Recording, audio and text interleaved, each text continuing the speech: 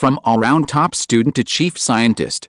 This video is purely for entertainment and does not infringe on copyrights or laws. The rights to the novel and image belong to the original author. We do not claim ownership. Don't like waiting and want to listen to this fanfic in full now? Subscribe to our Patreon, where you'll find the best fanfics. Chapter 326 High-Temperature Superconductivity Mechanism Model. The president felt uneasy, but that was secondary. He quickly recovered, glaring, and said, "Don't change the subject. Whether or not Lin Xiao can develop a high-temperature superconductor isn't the main issue. The failure of your Plan C is the real problem. Even if he can develop a superconductor suitable for large-scale use in a short period of time, what if we give him time? Will he be able to do it in the future?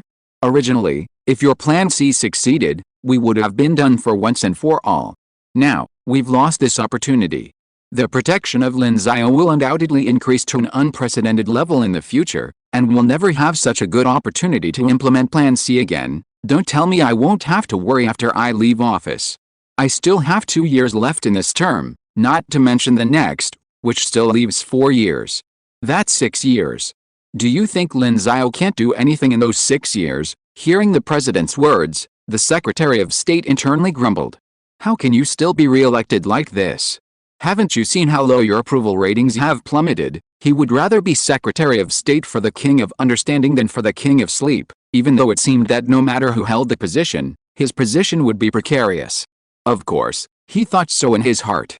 In response to the president's questions, he could only bow his head, appearing to accept defeat, and endure the beatings and scolding. Seeing him like this, the president became even more furious and began to scold him again.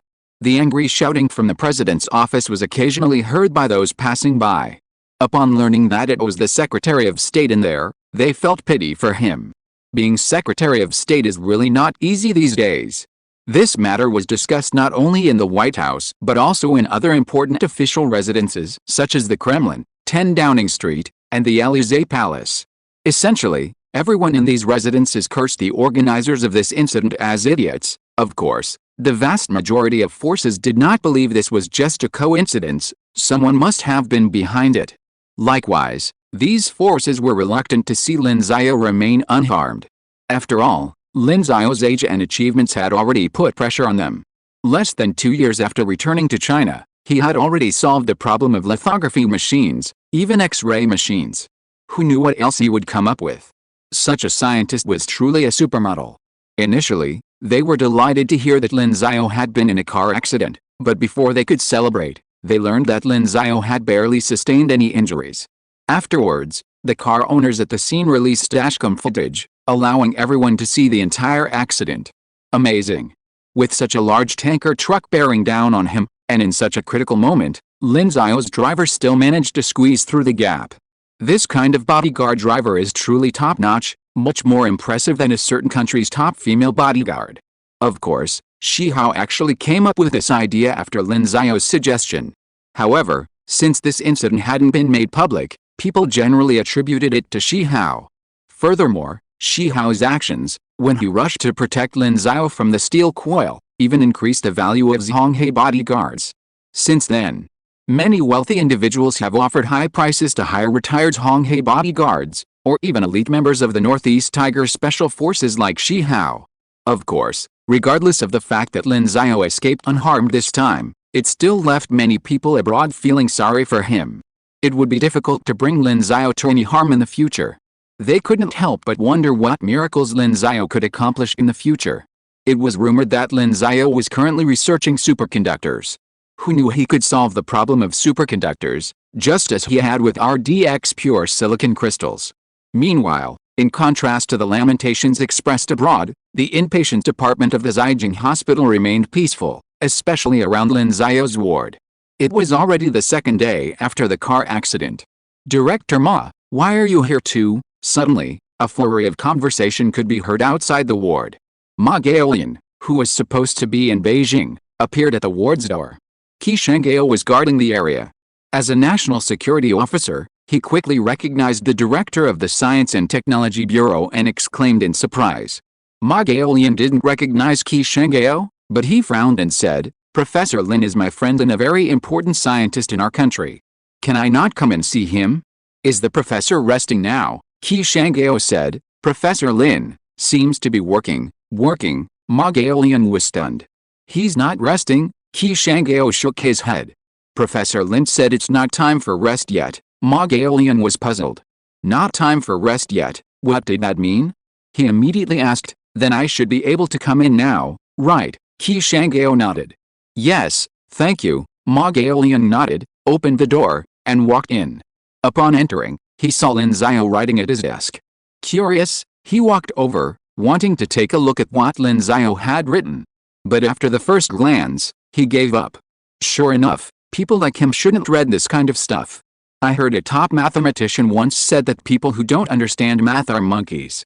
He wondered what Lin Xiao meant by those who didn't understand what he wrote. Ma Gaolian shook his head. Forget it, he shouldn't think about it anymore. If he kept thinking about it, he wouldn't be a real person anymore, but a subhuman. At that moment, Lin Xiao probably noticed someone else beside him and turned to look. To his surprise, Ma Gaolian, who was supposed to be in Shangjing, appeared next to him. Director Ma, when did you get here? I was planning to come when I heard you were in trouble, but thankfully I heard you weren't seriously injured, so I only came this morning.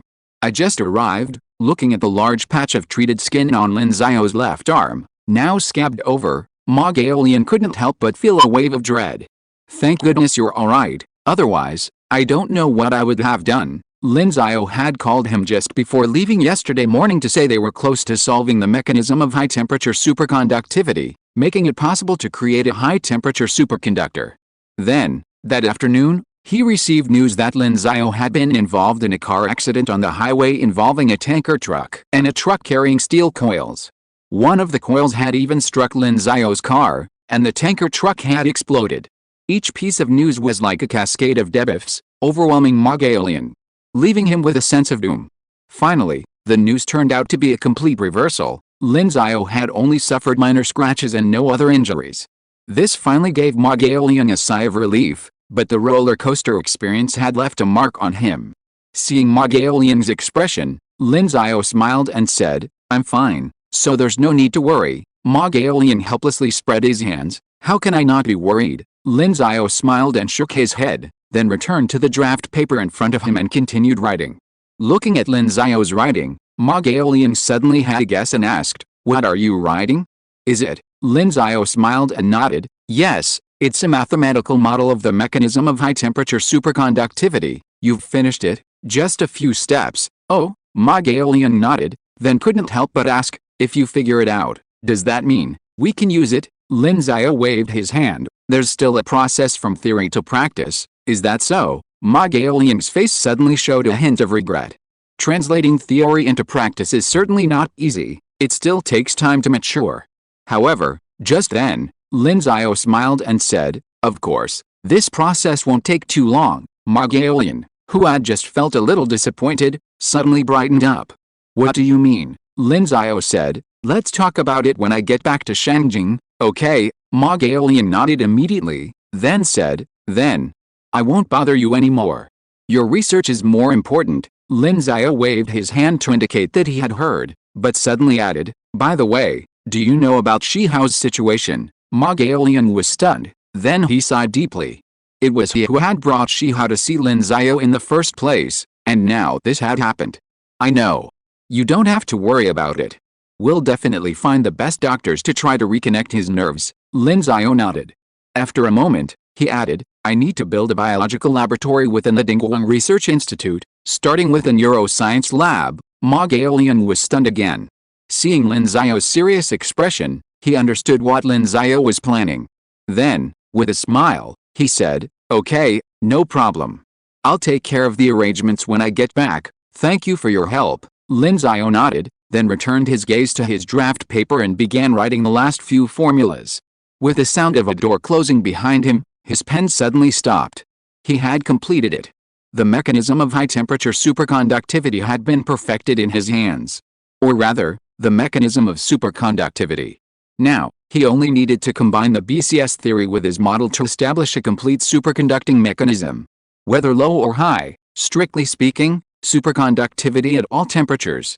The once high and low temperature classification of superconductors at 77 K would become a thing of the past. Congratulations, host, for successfully discovering the mechanism of superconductivity. You've mastered a knowledge essential to the development of cosmic civilization, and you've moved one step closer to the truth.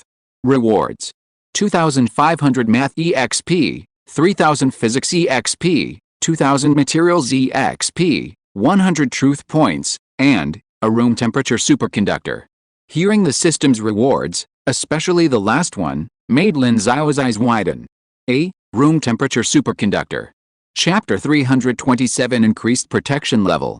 When the system's voice sounded, Lin Xiao's face lit up with surprise. Quite a lot of experience rewards. Of course, it was a superconducting mechanism after all. Even the system had said it was essential for the development of cosmic civilization, and he deeply believed that. After all, electricity was clearly the easiest energy source to discover. Simple friction generates static electricity. Any civilization, according to his multidimensional field theory, a three-dimensional civilization, would inevitably discover electricity during its development. It's impossible for the technology tree to go astray and skip over electricity to exploit nuclear energy, dark energy, or even zero-point energy, right? Lin Xiao wasn't convinced yet. Of course, after reviewing the previous basic rewards, Lin Xiao set his sights on the final reward. According to the system's nature, rewards with brackets like usually indicate good stuff. However, when he saw this particular prize, he was stunned. What are you talking about? A room temperature superconductor? System, did I hear you wrong, or is there a bug? System, are you sure you want to claim this reward? Lin Xiao's mind suddenly fluttered. So, did he hear correctly, and the system wasn't buggy? He immediately looked around. There were no surveillance cameras in the ward, and he was alone. It was a safe environment. So, he immediately said to himself, call it. Then, he saw something suddenly appear on the desk in front of him. It was a rectangular, transparent box, and inside it was a black, rectangular object. Lin Xiao could easily tell it was about 10 centimeters long, with a cross-sectional area of 0.25 square centimeters, or about 25 square millimeters. Looking at the black object, Lin Xiao's heart began to pound. This thing must be what the system had mentioned, a room temperature superconductor. He hadn't expected the system to give it to him directly. When he'd originally tried to redeem it, it had cost him 500 truth points. Even though he had now figured out the mechanism of high-temperature superconductivity, as he'd told Gaokao, there was still a long way to go from theory to practice. Now, who could have imagined that the system would directly give him a physical object, a room temperature superconductor at that? Of course, Lin Xiao quickly realized that even though he now had the physical object, reverse engineering would still require considerable effort, and who knows how complex its internal structure might be. Take, for example, the recent explosion in superconductivity, magic angle graphene superconductors. While achieving superconductivity at 1.1 degrees Celsius is truly remarkable, the very fact that it requires 1.1 degrees Celsius makes its production very difficult. Furthermore, it still requires an ultra-low temperature of 1.7 K. Therefore, not all scientists believe that this object is the key to room temperature superconductivity. Scientists are primarily interested in understanding its underlying principles. So, if Lin Xiao's object is incredibly difficult to produce, the time required will also be considerable. Furthermore, if its production cost is also very high, that would also be a significant issue. He felt a little regretful. It would have been much better if the system had rewarded him with knowledge, but unfortunately, there are no ifs. Of course, he quickly composed himself. No matter what, something is better than nothing. Even if this thing can't be mass-produced, it can at least bring me some help. Lin Xiao felt a slight comfort in his heart at this thought, and then he returned his gaze to the black conductor before him. After a brief moment of excitement, a sense of wonder surged within him. If he wasn't mistaken, this thing had suddenly appeared before him again, as if something had been found from thin air. He remembered the last time the system rewarded him with a health capsule. It had also suddenly appeared before him. Regardless, it was an incredible event. For an ordinary person, something suddenly appearing before one's eyes would be nothing short of a ghost. It was only because Lin Xiao had a system in his head, otherwise, he would have been terrified. Thinking back to when he'd taken the health capsule, he'd been quite bold. swallowing something of unknown origin. If you were in his current situation, he'd definitely research its ingredients to see if it was harmful. Of course, it was also thanks to the health capsule that he was able to focus his energy on studying every day. Thinking of this, he felt like he'd lost out. Such amazing effects. If he could study them more, then those quack doctor's charades wouldn't be as impressive. He immediately covered his head, feeling a pang of heartache. Just kidding. Who doesn't know that selling medicine can make money? With this thought, he suddenly raised his head, looked at the ceiling, pointed, and said, "Those behind the system, you're looking at me, right?" After 2 seconds, he withdrew his hand and said, "I've seen you. I urge you to give me another health capsule right now, or I'll come after you." He squinted his eyes and waited for a moment, then shook his head and restrained his movements. Well, if there was some unknown entity behind the system, his actions probably wouldn't scare it. It might even be laughing at him for it. Of course, he didn't care about these things anymore. He checked the time and decided his injury was mostly minor. It wasn't a big deal. A fall while running around outside as a kid might have been worse. It's time to go home. He didn't need to be hospitalized in the first place. He had a full body checkup and there was nothing wrong. But Qi Shanggao and his people insisted that he stay in the hospital for a day for observation, so he stayed for a day. Thinking of his home, which he hadn't been home for 2 years, he missed it again. He should have been there yesterday, but he was late because of what happened. This made him think of the possible culprit behind this incident again. He snorted in his heart, then stood up, put the transparent box containing the room temperature superconductor in his arms, and then left. He went outside and told Qi Shanggao that he was going to be discharged. Although Qi Shanggao persuaded Lin Xiao a few more times, it would be better to stay in the hospital for a week for observation, Lin Xiao insisted, so he had no choice but to agree. Of course, before leaving, Lin Xiao did not forget to take another look at Shi Hao. When I visited Shi Hao this time, he was awake and lying quietly in bed. Of course, a patient with a comminuted spinal fracture like his would need to remain in bed for at least a month, with frequent checkups.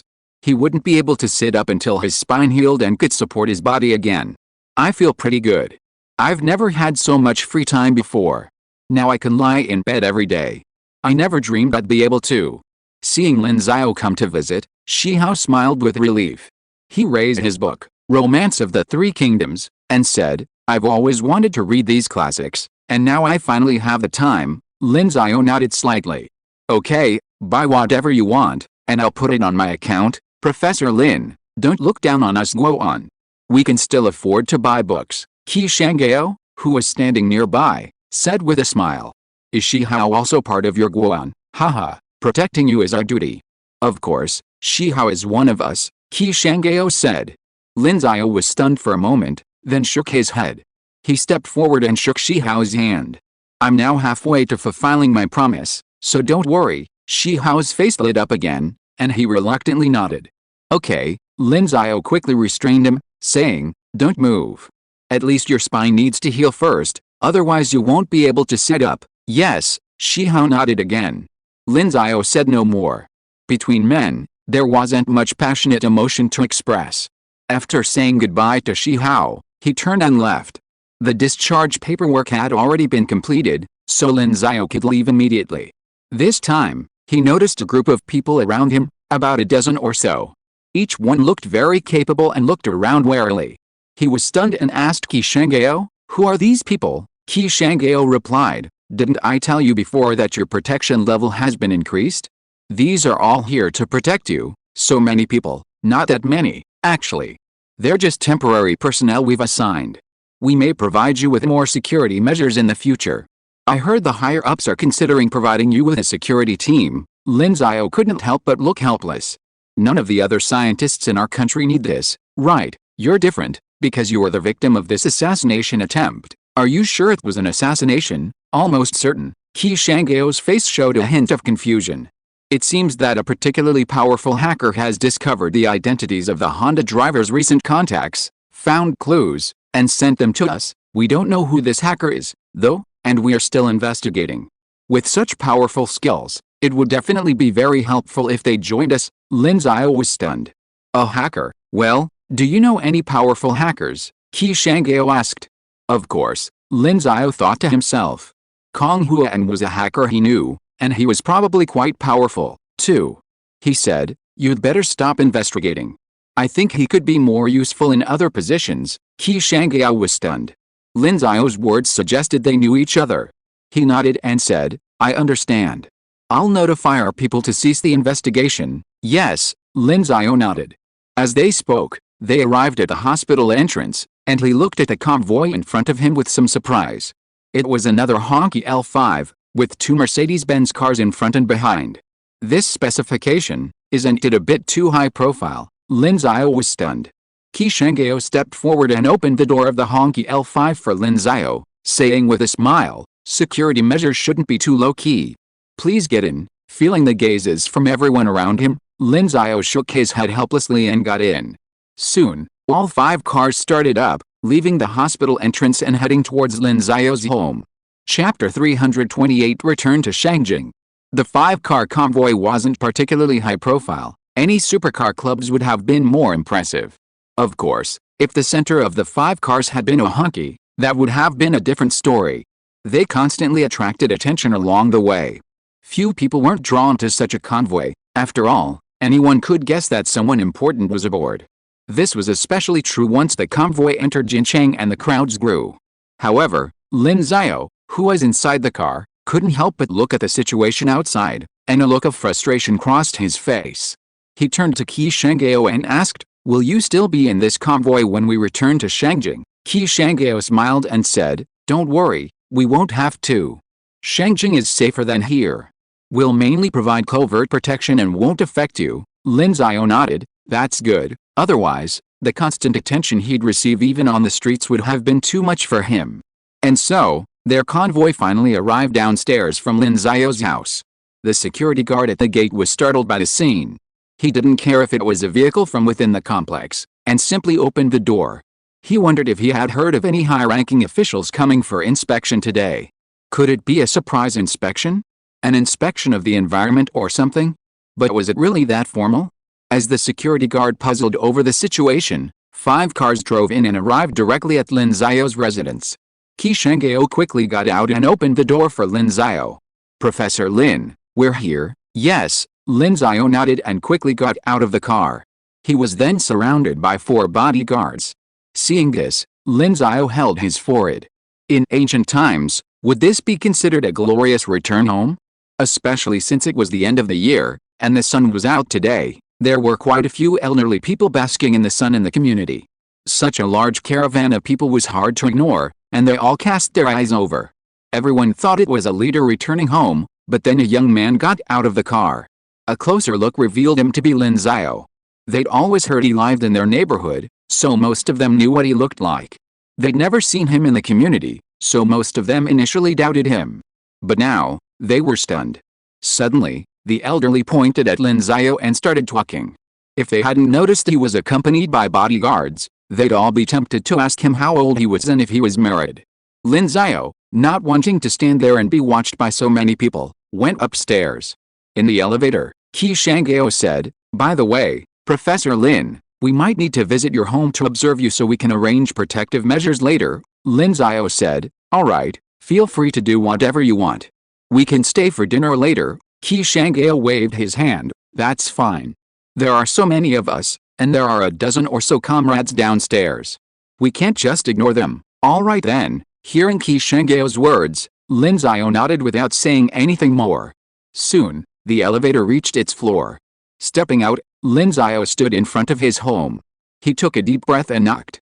"I'm coming," a voice came from inside the room, and the door quickly opened, revealing Yang Rong. Yang Rong was stunned to see Lin Xiao standing outside. "Mom," Lin Xiao said.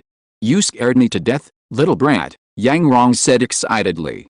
Then opened her arms and embraced her son, whom she hadn't seen for 2 years. At the same time, Lin Guowen heard the noise at the door and hurried out of the bedroom. Seeing Lin Xiao at the door, he rushed over as well. "Where were you injured yesterday?" Clearly, upon hearing about Lin Xiao's car accident, Lin's parents were the most worried. They had been about to rush to Zhaijing to see Lin Xiao immediately.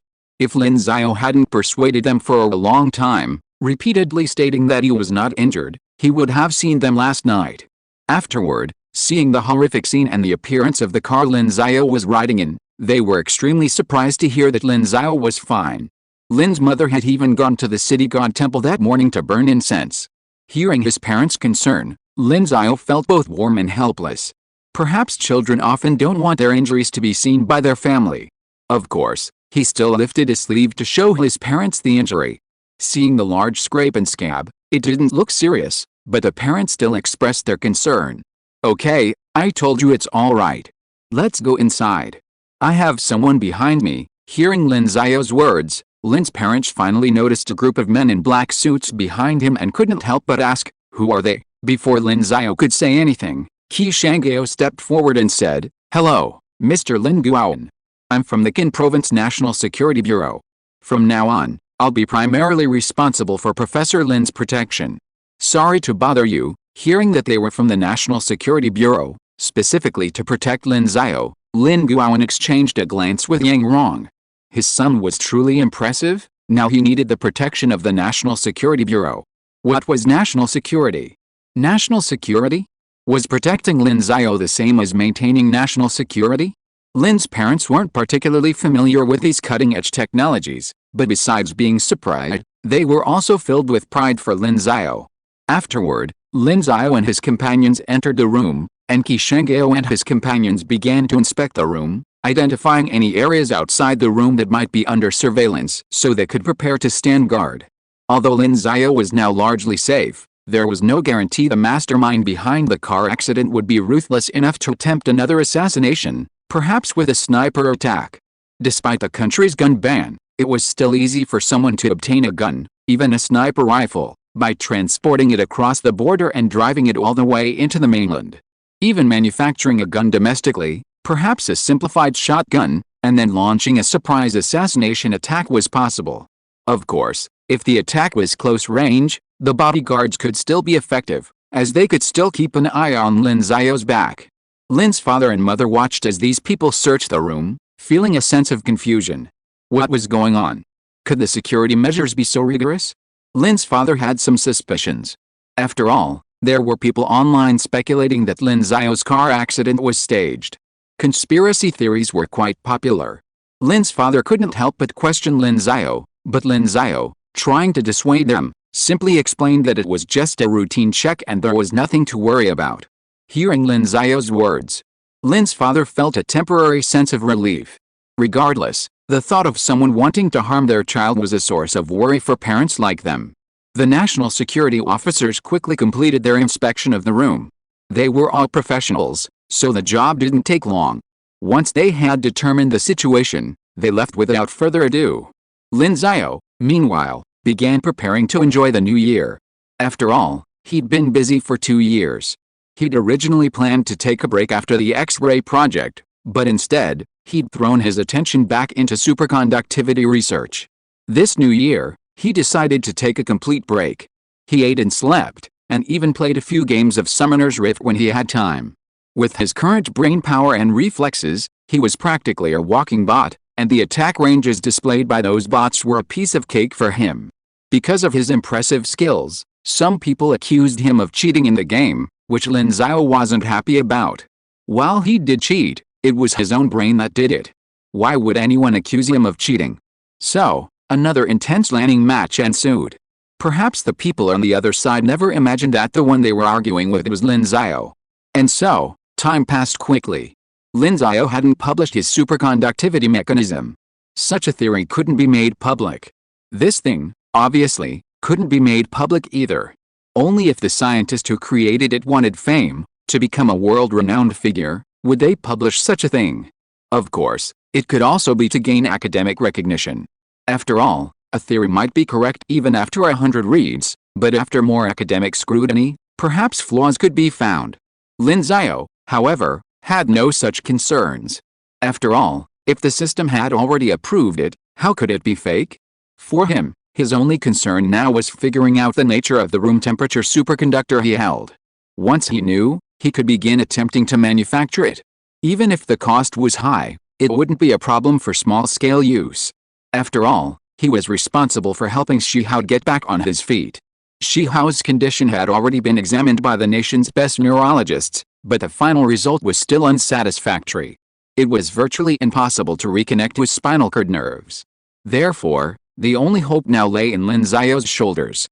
Lin Xiao would not forget this incident, so he stayed at home for only 10 days. On the 8th day of the Lunar New Year, he boarded a plane back to Shangjing and headed directly to the Dingguang Research Institute. The superconducting laboratory at the Dingguang Research Institute had already been constructed. Here, Lin Xiao would begin his work on developing room temperature superconductors.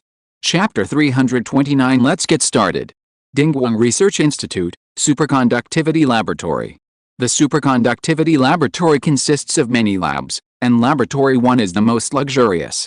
It houses not only the Apri electron structure microscope, but also various other microscopes, such as a scanning tunneling microscope, as well as numerous other specialized analytical instruments. In total, the cost of Laboratory 1 alone reached hundreds of millions of yuan. Laboratory 1 can also support a team of at least 20 people working simultaneously.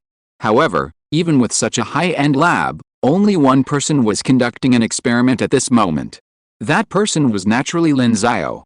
Of course, he had free access to everything in the Dingguang Research Institute.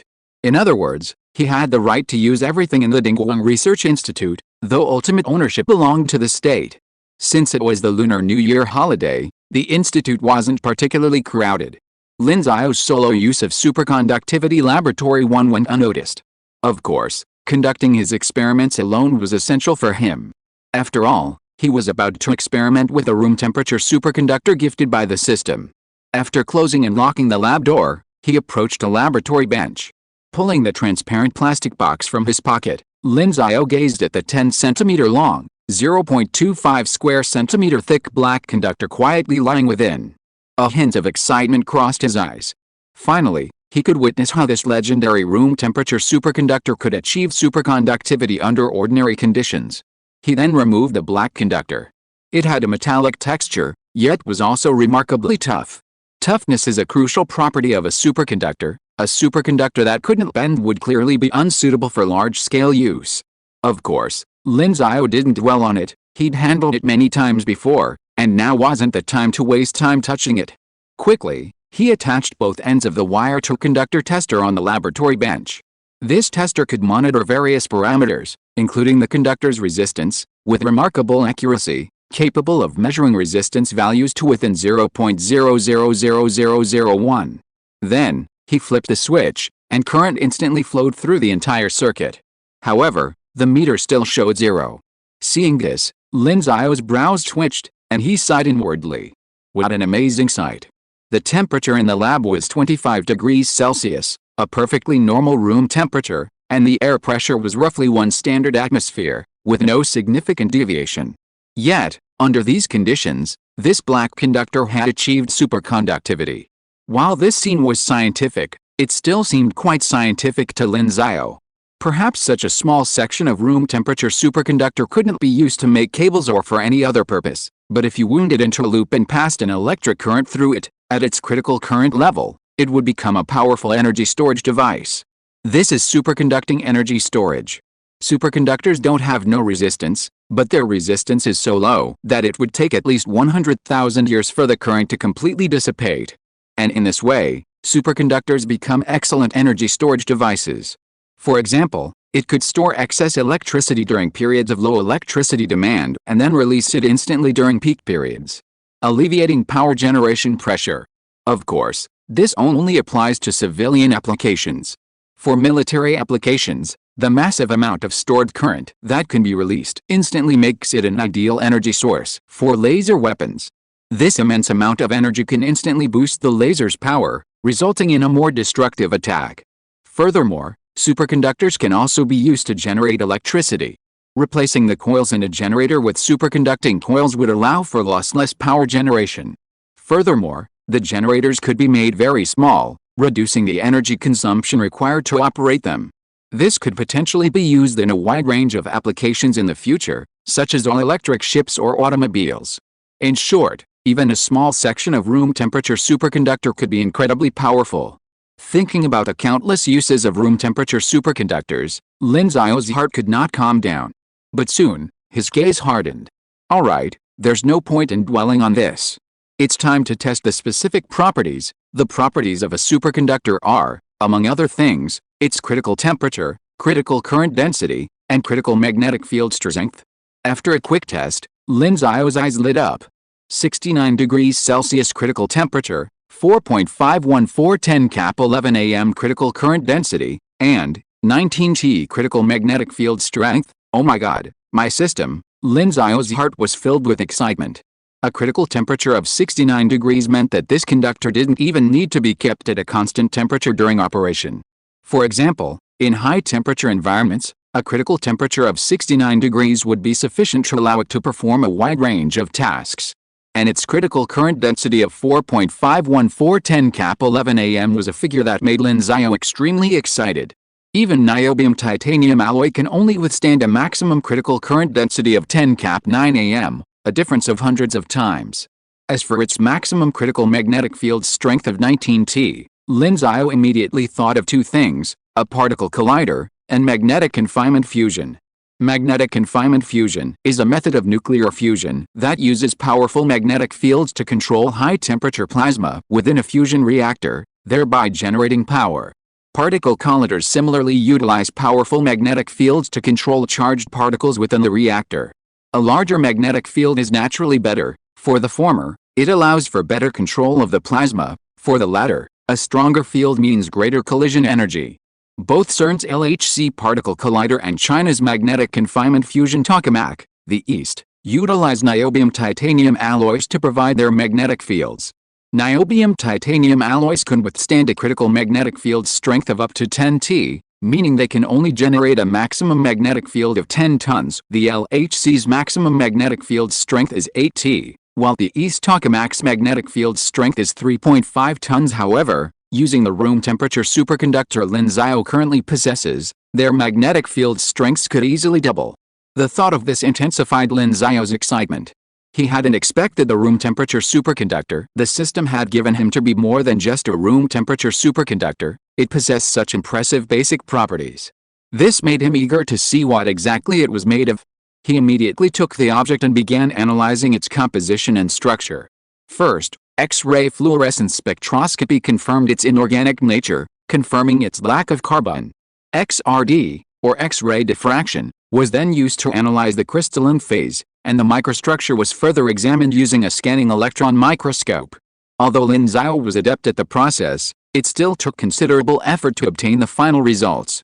Upon seeing the final results, Lin Xiao exclaimed, "This is actually a compound formed by an iron-based substance and a cupriate." He was filled with astonishment. How could these two things combine? This was a compound, categorized as a pure substance, not a mixture like an alloy. Lin Xiao found this absurd, but of course, considering it was a room temperature superconductor with such an incredible structure, it made sense. Lin Xiao even felt a bit relieved. After all, this meant that the raw materials for this room temperature superconductor were relatively cheap. Of course, the production process was another matter. Cheap raw materials didn't always guarantee a low final cost, as silicon wafers undoubtedly demonstrate. Looks like I need to figure out how this thing is produced again. Lin Xiao's head was spinning again. Therefore, reverse engineering was a very complex research project. Never mind, let's get on with it. Of course, at this point, he didn't need to work alone. He just needed to figure out a microstructure and molecular formula, then work with others to figure it out. After all, even if others saw this thing, they wouldn't know its specific function for now. So, Lin Xiao picked and chose Zhao Sheng, his former collaborator. They had previously worked together on RDX crystals. A phone call brought Zhao Sheng over, even though it was still Chinese New Year. "Hey Director Lin, I was just teasing my granddaughter, and you called me over. I'm not done unless it's something important," Zhao Sheng said with a smile upon arriving at the lab. Lin Xiao chuckled and handed him the relevant information about iron-based cupriate. "This is the thing. I came to you just to make it." Seeing Lin Xiao's somewhat malicious look, Zhao Sheng took the information with some doubts. After just one look, he immediately complained, "Wow, iron and cupriate, what the hell is this? It wasn't enough that I studied an RDX pure silicon crystal with you last time, and now you want to trouble me again, right? No, I won't do it." Seeing Zhao Sheng's expression, Lin Xiao guessed that he needed to explain briefly, so he said, "This is a high-temperature superconductor." Zhao Sheng was stunned for a moment, and thinking that Lin Xiao had indeed been studying superconductors recently, he immediately restrained his previous expression, and then asked curiously, "What kind of high-temperature superconductor? Yours is iron-based and cuprate. It can't be. It solves the shortcoming of cuprate superconductors that cannot be bent." Hearing Zhao Sheng's words, Lin Xiao said with a smile, "Yes, according to my calculations, this thing can indeed solve that problem. Just tell me whether you will try it or not. Go, go, go." Zhao Sheng immediately forgot what he had just said. Just kidding. If a high-temperature superconductor that can be bent can really be produced, it will definitely be a more practical superconductor. Of course, he would not miss such a thing. Lin Xiao's expression was as if he saw a fish being hooked. He smiled and took out a confidentiality agreement. "Then let's sign this thing first, and then get ready, and then we will start researching." Zhao Sheng nodded, "No problem." Chapter 330, Bent. Really bent. Research on the synthesis of this iron-based cuprate quickly began. Combining the two elements was undoubtedly challenging. After all, this wasn't an alloy. Simply melting copper and iron together would be considered a success. Forming a chemical bond between the two elements and connecting them together was incredibly challenging. Almost a month had passed, from the Spring Festival holiday to the end of February. Well, according to electronic topological bonding theory, the substitution of oxygen atoms and the introduction of other impurities will cause lattice distortion. This change is primarily reflected in the lattice edge lengths, with minimal changes in the interplanar angles. Therefore, we can assume that A, Greek letter beta, and V remain at 90 degrees. Well, based on partial wave density of states analysis, the oxygen atoms are highly localized, and hybridization with surrounding atoms primarily occurs at an energy of approximately -8 eV. In the lab, two people in white coats were conversing, surrounded by a number of others in similar white coats. This was the research team Lin Xiao had assembled, dedicated to developing this superconductor. The two people conversing were Lin Xiao and Zhao Sheng. The others were assistant researchers. For these ordinary researchers, being able to join Lin Xiao's team was obviously a great opportunity. They could benefit from any success, so it was considered one of the perks of working at the Dingguang Research Institute. With a bit of luck, they might even get to work on a project with Director Lin. For example, according to Lin Xiao, the material they were researching was a high-temperature superconductor that could be bent, and the other critical parameters seemed quite promising. If they could pull it off, it would be of immense significance. The only problem was that it was a bit too difficult to work with. The ordinary researchers sat there, either scratching their heads, wondering what to do next, or looking at Lin Xiao and Zhao Sheng, hoping they could point the way forward. Meanwhile, Lin Xiao and Zhao Sheng stared at the calculations on their computers, both rubbing their chins, lost in thought. Both had expertise in computational materials science, and therefore preferred to use computational materials science methods to support their synthesis methods. Just like that, after thinking for a long time, Zhao Sheng suddenly said, "No matter how I look at it, I don't think this thing can exist. By the way, Professor Lin, the structural model of your thing is all calculated and simulated." He was still a little confused about how Lin Xiao came up with such a thing, especially the model in front of him. Lin Xiao didn't answer, simply saying, "Actually, I think the key lies in this oxygen atom. The model of how the oxygen atom loses and gains electrons needs further refinement. But if you think about it that way, the way these two combine is really strange. It feels like." Lin Xiao paused for a moment, then his eyes suddenly lit up. "Like being pressed hard."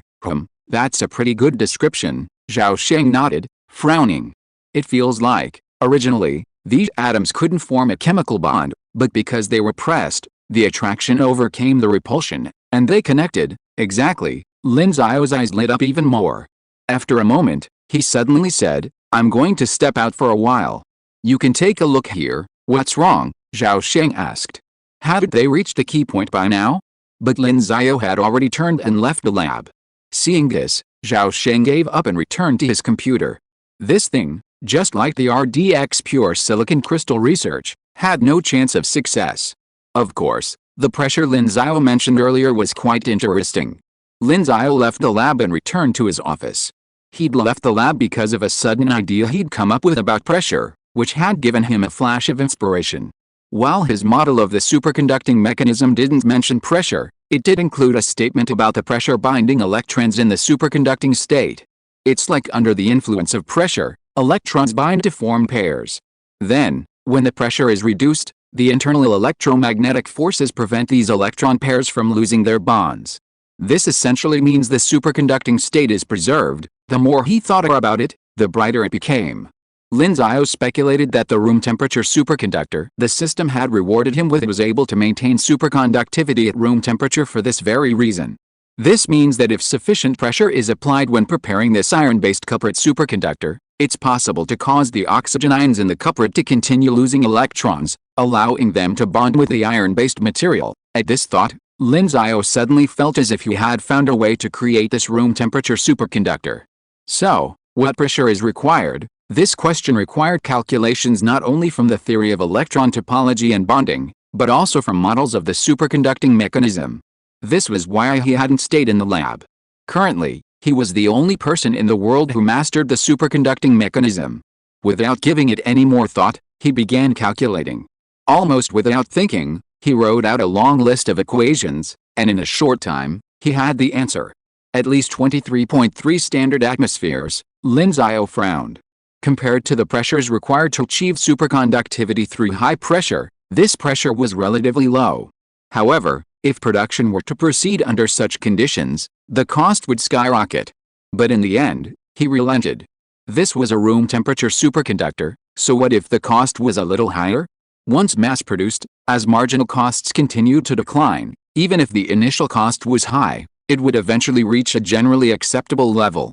Thinking of this, he immediately stood up and returned to the lab, saying to Zhao Sheng, "To build this thing, we need pressurized production, pressure production. Well, under a certain pressure, I think these two things that didn't react before should now react." Hearing Lin Xiao's words, Zhao Sheng recalled their earlier speculation and finally nodded. "I think it's indeed possible." Yet, having made a decision, the next step was naturally to begin building the high-pressure reactor. This wasn't a difficult task, especially for science and engineering guys like them, who were very good at hands-on work. So, it took about 10 days to order the necessary materials and electronic components, and another 7 days to complete the somewhat rudimentary high-pressure reactor. The reactor could withstand up to 100 standard atmospheres of pressure. It was pressurized by filling it with inert gas and depressurized by releasing the internal gas. It was intelligently controlled, and once set on the computer, it would basically maintain the set pressure. Soon, everything was ready, and they began preparing for the synthesis. "Start adding reactants," Lin Xiao commanded, facing the rather complex reactor in the lab. The interns and assistant researchers nearby immediately sprang into action, adding the pre-processed iron-based and cuprate reactants. These reactants were extremely pure, with negligible impurities, though not to the level of silicon wafers. All added. "Start the reactor," Lin Xiao said again. "Set the temperature to 1200 degrees Celsius, the reactor is on." Heating. Meanwhile, Zhao Sheng, sitting at his computer, asked, "Director Lin, how many atmospheres should we set?" Lin Xiao replied directly, 24. "Okay." Zhao Sheng nodded. Although he was puzzled by Lin Xiao's direct response, he didn't dwell on it and simply completed the settings on his computer. With the sound of gas filling up, the pressure sensor's gauge displayed the current pressure. 24.2. The reaction had begun. Everyone in the lab, anticipating the final product, wore an expression of anticipation.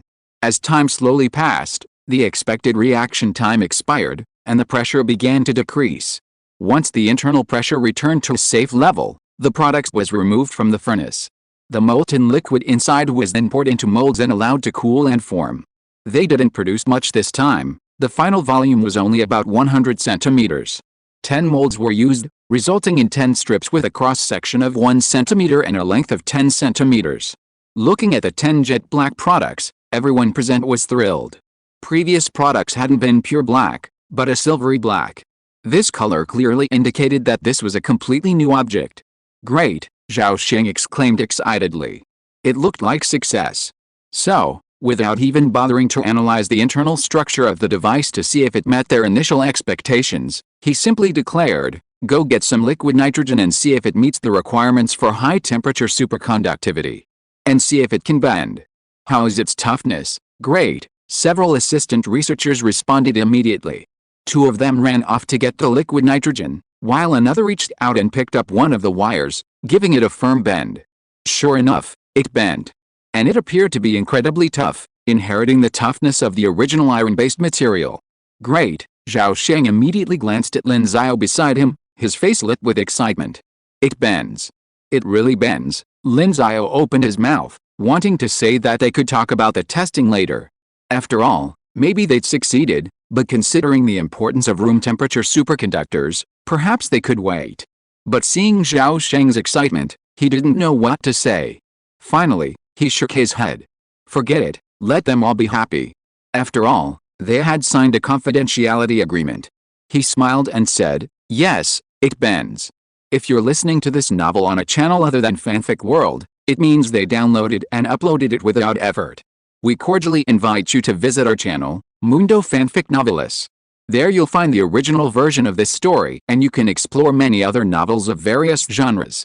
We're waiting for you to immerse yourself in a world of incredible novels. Chapter 331 All technology will be eclipsed. Bendable, it meant this thing could be used as a conductor. Watching the once straight black cylindrical object bend with a single twitch, Zhao Sheng would be lying if he didn't feel excited. After all, he'd been tricked into coming here by Lin Xiao just to create this bendable high-temperature superconductor.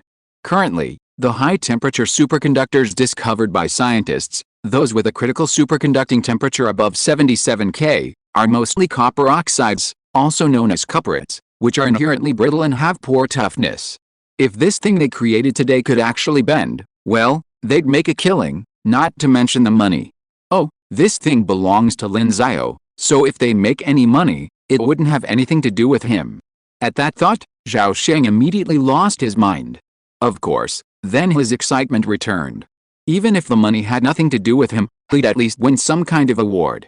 He'd definitely win first prize in the National Natural Science Award alone.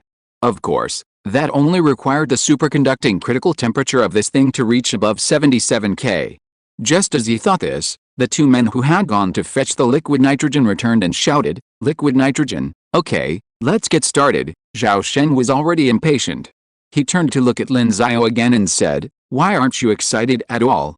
Lin Xiao forced a faint expression of excitement. But it was a little too forced, and Zhao Sheng couldn't help but roll his eyes. "Forget it, I won't ask you anymore. I guess you don't care about these high-temperature superconductors anymore. Only room temperature superconductors can get you excited, right?" Lin Xiao touched his nose. Perhaps? After all, after witnessing this room temperature superconductor, he'd already been excited enough.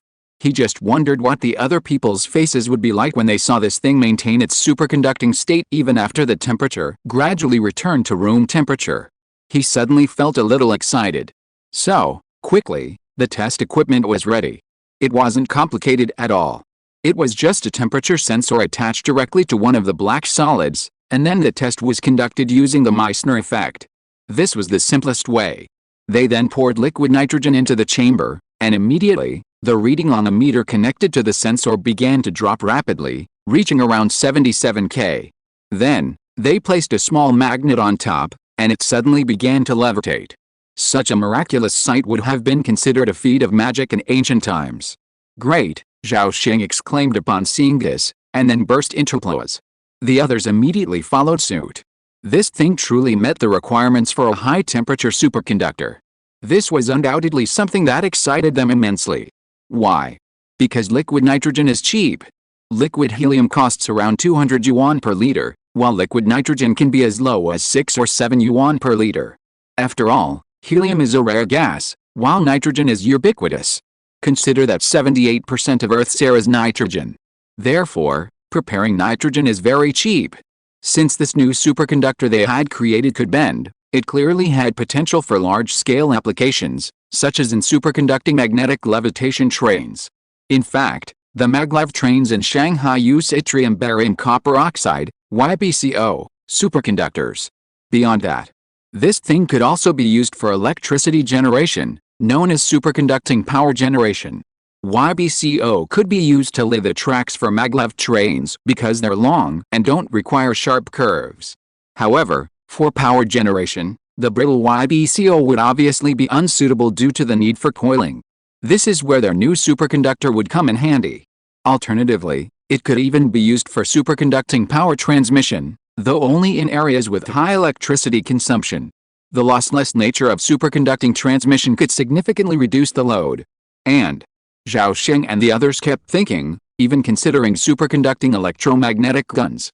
Lin Xiao, observing their lost-in-the-moment expressions, knew what they were thinking. He shook his head. "You're still too young," and so it went on. After a while, the liquid nitrogen evaporated, and the temperature of the new superconductor began to rise 77 K, 80 K, 85 K. Suddenly, someone noticed the rising temperature and exclaimed, 90 K. Everyone looked over, their faces aghast. The temperature had reached 90 K. And yet the Meissner effect persisted, the small magnet was still floating and tumbling. Holy crap! How is this possible? Zhao Sheng's mouth dropped open at this sight. It's already 90 K, and it's still superconducting? He couldn't help but glance at Lin Xiao and exclaim, Director Lin, you've made history again. Lin Xiao shrugged, his expression nonchalant. Seeing this, Zhao Sheng became even more puzzled. Why wasn't Lin Xiao excited at all? Just then, someone nearby exclaimed, 100 K. Zhao Sheng's eyes widened, and he immediately turned to check the display. It had indeed reached 100 K, but the Meissner effect persisted. This meant that the long, black object was still superconducting. He turned to look at Lin Xiao again, unable to resist exclaiming again, Lin Xiao, what's going on? Lin Xiao spread his hands. Don't ask me, just keep watching. Zhao Sheng hurriedly looked over. The temperature was still rising, 110 K, 120 K. Zhao Sheng was even more shocked. He instantly turned to look at Lin Xiao again. This time, I want to say, you've created a miracle. Lin Xiao shrugged and spread his hands 140 K. Okay, you've created another miracle. Lin Xiao waved his hand 150 K. You've created a legend. Lin Xiao moved his wrist 160 K. Isn't this a little unreasonable? Lin Xiao moved his fingers 200 K. What the hell? Why? Lin Xiao remained unmoved, 273.15 K0. Zhao Sheng, and everyone present, stared at what was before them, stunned. The small magnet still floated above the black bar, spinning quietly, as if mocking them. Why are you adding liquid nitrogen to me? I can superconduct without liquid nitrogen. Impossible, impossible, impossible. Zhao Sheng began to mutter, until he finally rubbed his eyes and took another closer look at the object, confirming that he was seeing things. Then, he immediately turned to Lin Xiao, grabbed his shoulders, and began to shake him. Tell me this isn't real. This is crazy. How is this possible? This is a room temperature superconductor. Zhao Sheng no longer looked like a 50-year-old professor. Of course, the others in the room reacted similarly, their faces filled with disbelief. This is a high-temperature superconductor? This isn't scientific at all. Why the hell? Ahem, calm down, calm down. Looking at Zhao Sheng's expression, Lin Xiao felt relieved. Hey, he'd been almost as surprised at first. Now, seeing others share his astonishment, he was naturally pleased. Then he patted Zhao Sheng's shoulder, took his hand off his shoulder, and said with a smile, It's come to this, why can't it be a room temperature superconductor? Then he took a hot air blower from the side and blew hot air at the object. Under the hot air, the temperature on the display quickly rose from 273.15 K to 300 K, nearly 27 degrees Celsius. And the Meissner effect still existed. Seeing this scene, Zhao Sheng was stunned again. He felt that his scientific view was shattered, and shattered all over the floor. Room temperature superconductors, just like that? Thinking back to just now, he seemed to be still celebrating that this was a high-temperature superconductor, but now, it was a fucking room temperature superconductor? Suddenly, he realized what was happening and immediately asked Lin Xiao excitedly, Did you know this a long time ago? No wonder you didn't react at all just now. Come on, how did you know? Didn't you say it was a high-temperature superconductor? Calm down, calm down. Lin Xiao patted Zhao Sheng on the shoulder and said with a smile, Room temperature superconductors are also high-temperature superconductors. I'm not wrong, Zhao Sheng was speechless.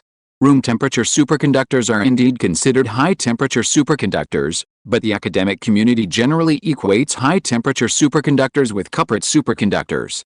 Who would have thought that a room temperature superconductor would suddenly appear? However, Lin Xiao didn't give Zhao Sheng a chance to continue.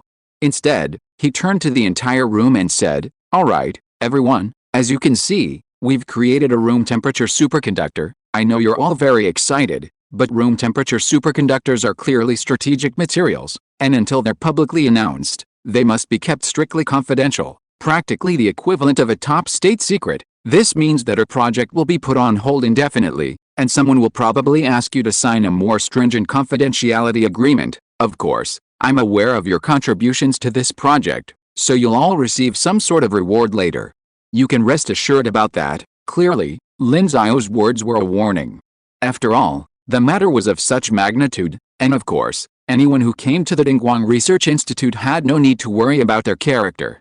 Zhao Sheng, not to mention the interns and assistant researchers, all nodded with serious expressions, wondering if that meant they were also privy to state secrets.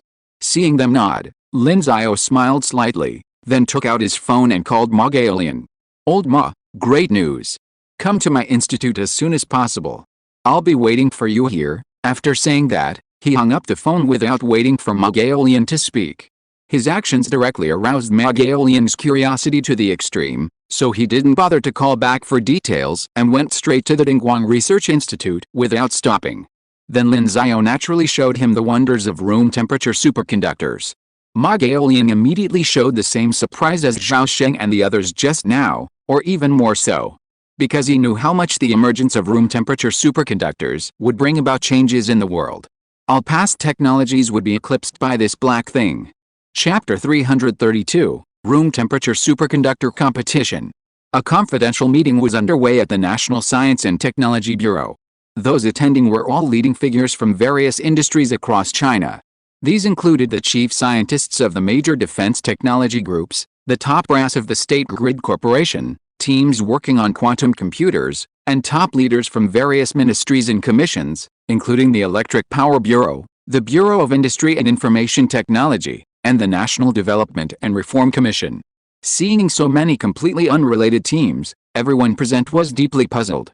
The director of the Bureau of Industry and Information Technology, looking at the crowd, couldn't help but wonder, why did Ma Gaolian summon so many of us here? Is there something important he's doing? The director of the National Development and Reform Commission, sitting next to the director of the Bureau of Industry and Information Technology, couldn't help but exclaim, "Who knows?" Meanwhile, academician Pang Wei of Huazhong University of Science and Technology was even more perplexed. Looking at the crowd, he didn't see anyone involved in their quantum computing efforts. Wasn't this the Science and Technology Bureau? Were there no tech professionals here? He then asked his student, Lu Zhao, who was standing nearby, "Did you see what Director Ma said we were here for?" Lu Zhao shook his head. "No, he just said there was an important meeting." Pang Wei was even more perplexed. Judging from the context, it didn't seem like an important meeting. He might as well go back to researching Zhu Changzi number 2. To him, their weekly group meetings were more important than this one. Besides them, everyone else was also deeply puzzled. For example, there were groups related to defense technology companies, as well as people from the power system. What kind of hodgepodge was this? Just then, two people entered the doorway. Everyone saw who was here, Ma Gaolian. However, the young man beside Ma Gaolian wasn't that Lin Xiao? Suddenly, the chatter among the crowd intensified. Lin Xiao was here too? Could it be something about the lithography machines? People from the companies and ministries wondered, while Pang Wei felt a sense of relief. Finally, someone with whom he had something to talk about had arrived. After all, the topics he usually discussed were probably only understood by Lin Xiao, besides Lu Zhao. Meanwhile, Ma Gaolian and Lin Xiao entered and took their seats at the front row. Ma Gaolian then said with a smile, "Greetings, everyone. Thank you for taking the time out of your busy schedules to attend this meeting. This is a confidential meeting, so before we begin, please sign a confidentiality agreement." Ma Gaolian waved his hand, and his secretary quickly distributed a stack of confidentiality agreements to everyone present. Everyone took one look at the confidentiality agreement and was startled to see it was a top-secret state secret. Top secret. This was a secret of the highest order. Everyone present had a serious expression. A top-secret matter was bound to concern the nation's most fundamental interests, even its very existence. Leakage would undoubtedly be considered treason. Of course, no one hesitated and quickly signed the agreement. After all the agreements were submitted, Ma Gaolian smiled. He then said, "Okay, since everyone has signed, Let's not waste any more time on this. Let's officially begin our reminiscing. First, let me reveal to you that this top-secret information concerns a crucial piece of technology, and this technology will be of immense significance to our nation's rise. The conference room erupted in an uproar. Could a single piece of technology be so crucial to a nation's rise? They couldn't help but glance at Lin Xiao. What else could it be besides the lithography machine? They all believed that the lithography machine was crucial to China's rise. But the X-ray lithography machine wasn't a secret, it was all public knowledge. Could it be another new technology? A time machine? A telephone booth? A portal?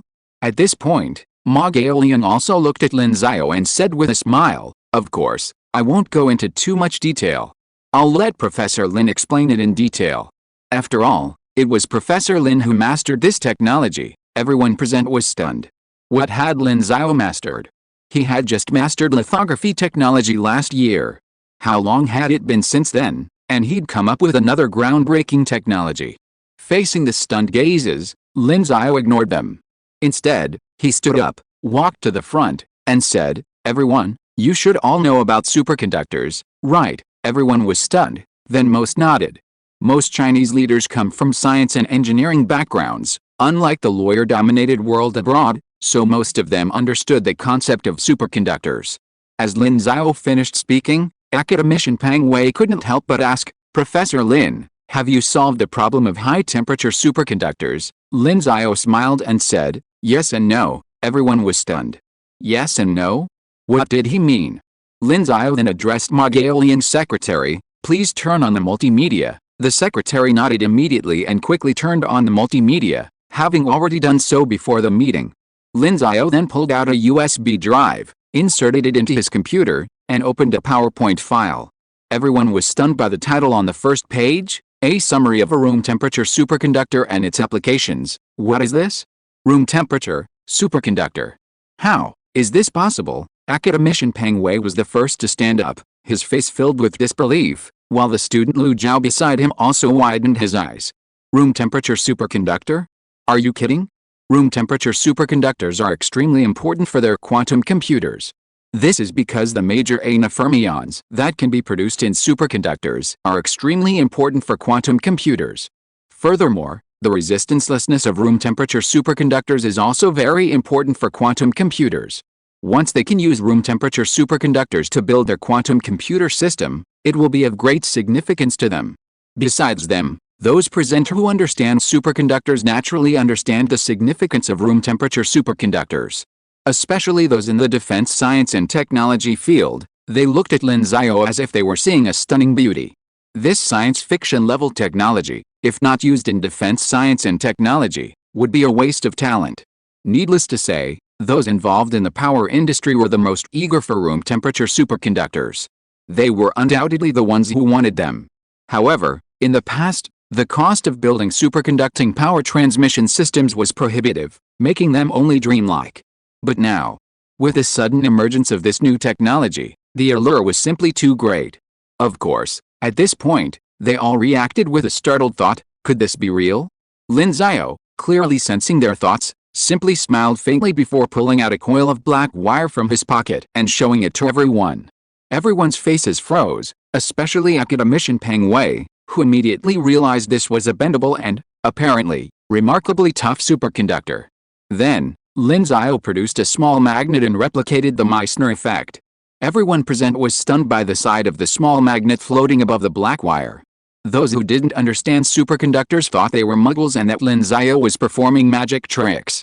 But those who did understand saw that Lin Xiao's demonstration proved beyond a doubt that this thing was a room temperature superconductor.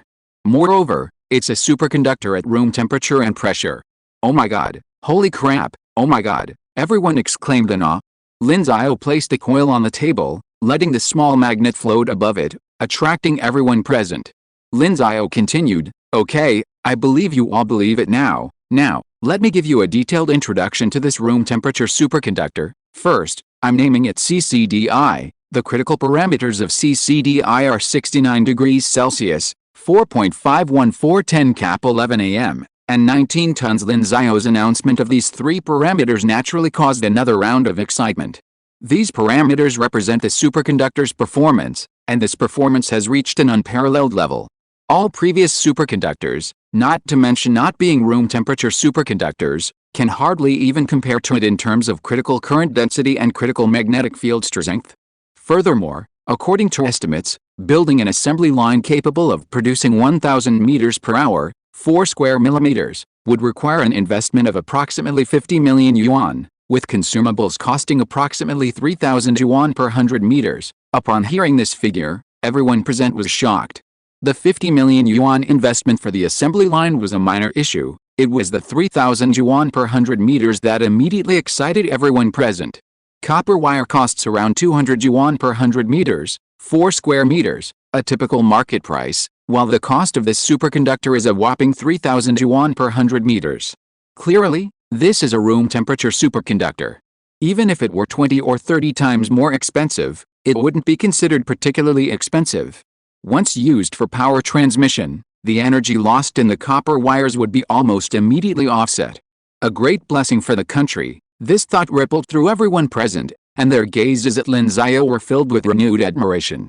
No wonder this meeting was classified as top secret. This room temperature superconductor is undoubtedly a revolutionary technology that could lead to a significant national advancement. By this time, Lin Xiao had finished explaining everything, from performance to price, each one exciting everyone present. Then, Lin Xiao said, "Okay, we've covered everything. I believe everyone has a basic understanding of CCDI. Next, let's discuss how to use it. Initial production is limited, so the lengths we can allocate to you will also be limited. It's up to you all to compete." Upon hearing this, everyone present expressed interest. Thus, a heated debate ensued. Those in the defense science and technology field explained that giving them the technology was for national security.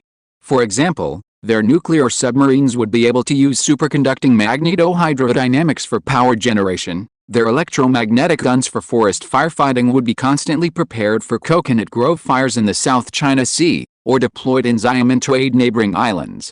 And their lasers. Those in the power industry unanimously stated that with the Dongfang 41, there was no need to worry about national security. Giving them the technology was for the people's livelihood, which was more important. Similarly, electricity prices would drop significantly in the future, which would then benefit the industry, a perfect solution. Academician Pang Wei bluntly stated that giving them the technology was an investment in the future, an investment in technology. If someone working on nuclear fusion or particle colliders were here, they might be able to offer some advice. But clearly, no one could convince anyone else, and everyone was arguing fiercely. The scene had become a battleground for the CCDI. Watching this scene, Lin Xiao and Ma Gaolian exchanged a glance and smiled. They both saw the moment when national strength would be dramatically boosted. CCDI, what potential? Chapter 333 ITER Software Sanctions. The competition lasted a long time. For everyone present, the value of room temperature superconductors was simply too great. As for the Bureau of Industry and Information Technology and the National Development and Reform Commission, their priority was to prepare for this matter in advance, especially the Bureau, which needed to make comprehensive arrangements. For the time being, their possession of room temperature superconductors remained top secret. Of course, this information could be made public at an appropriate time in the future. At that time, they could use it to exchange for other technologies with foreign countries. Although room temperature superconductors were valuable, they were ultimately commodities. As commodities, they could be exchanged. The rarity of room temperature superconductors could also potentially allow China to gain additional political and economic resources in the future, such as in the pricing of certain commodities and in other areas that were previously under pressure. At the very least, once room temperature superconductors were revealed, any foreign attempt at manipulation would have to consider the consequences. Room temperature superconductors possess this capability. Of course, given the rarity of this technology, even the production process would be strictly guarded and treated as a strategic national defense resource. There was no need to worry about that. After all, it was all top secret, and with the National Security Bureau's confidentiality measures, there was no need to worry at all. The meeting drew to a close. Seeing that the time was almost up, Ma Gaolian was about to announce the end of the meeting when there was a knock on the conference room door. Ma Gaolian frowned and asked his secretary to go out and check. Soon, his secretary went out and returned with a look of surprise on his face. He approached Ma Gaolian and whispered, The man has arrived and wants to see Professor Lin. Gaokao was startled and surprised. Without saying anything concluding, he hurriedly said to everyone present, "Our meeting ends here. Let's adjourn." He then took Lin Xiao out and explained the matter to him. Lin Xiao was also stunned. The old man had come? And wanted to see him in person? Soon, Lin Xiao was dragged to the reception room. The old man was already sitting there. Seeing Lin Xiao enter, the old man smiled and stood up. He stepped forward, shook Lin Xiao's hand, and said, "Professor Lin, nice to see you again." Lin Xiao was flattered and quickly said, "Please sit down, let's sit together." Sit together. The old man took Lin Xiao's arm, and the two of them sat down together. Then the old man said to Gaokao next to him, "Gaokao, let me have a word with Professor Lin." Gaokao immediately came to his senses and said, "Okay," and then left the reception room. Seeing this, Lin Xiao became even more curious about what the old man wanted to discuss. The old man's secretary was still in the room, preparing tea. Soon, 2 cups of tea were placed in front of them. "Have a sip of tea first," the old man said, pointing to the cups. Lin Xiao nodded, and they both picked up their cups and took a sip. After setting down the cups, the old man smiled and said, "It's quite good tea. Bitter at first, then sweet, with a long aftertaste." Lin Xiao didn't notice this, but he felt that the old man's words were meaningful. So he didn't say anything, but waited for the old man's next words. Seeing that Lin Xiao didn't say anything, the old man smiled slightly, and then said, "It's like our country. It suffered hardships in the past. Its science and technology have always lagged behind, and it was bullied everywhere.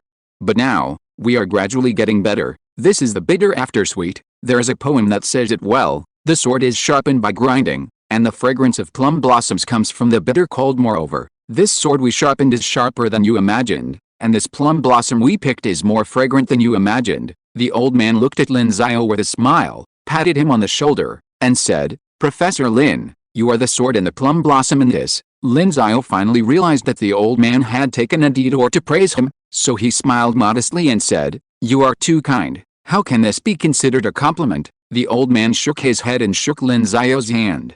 "Professor Lin, after the success of the lithography machine, I haven't had time to say thank you.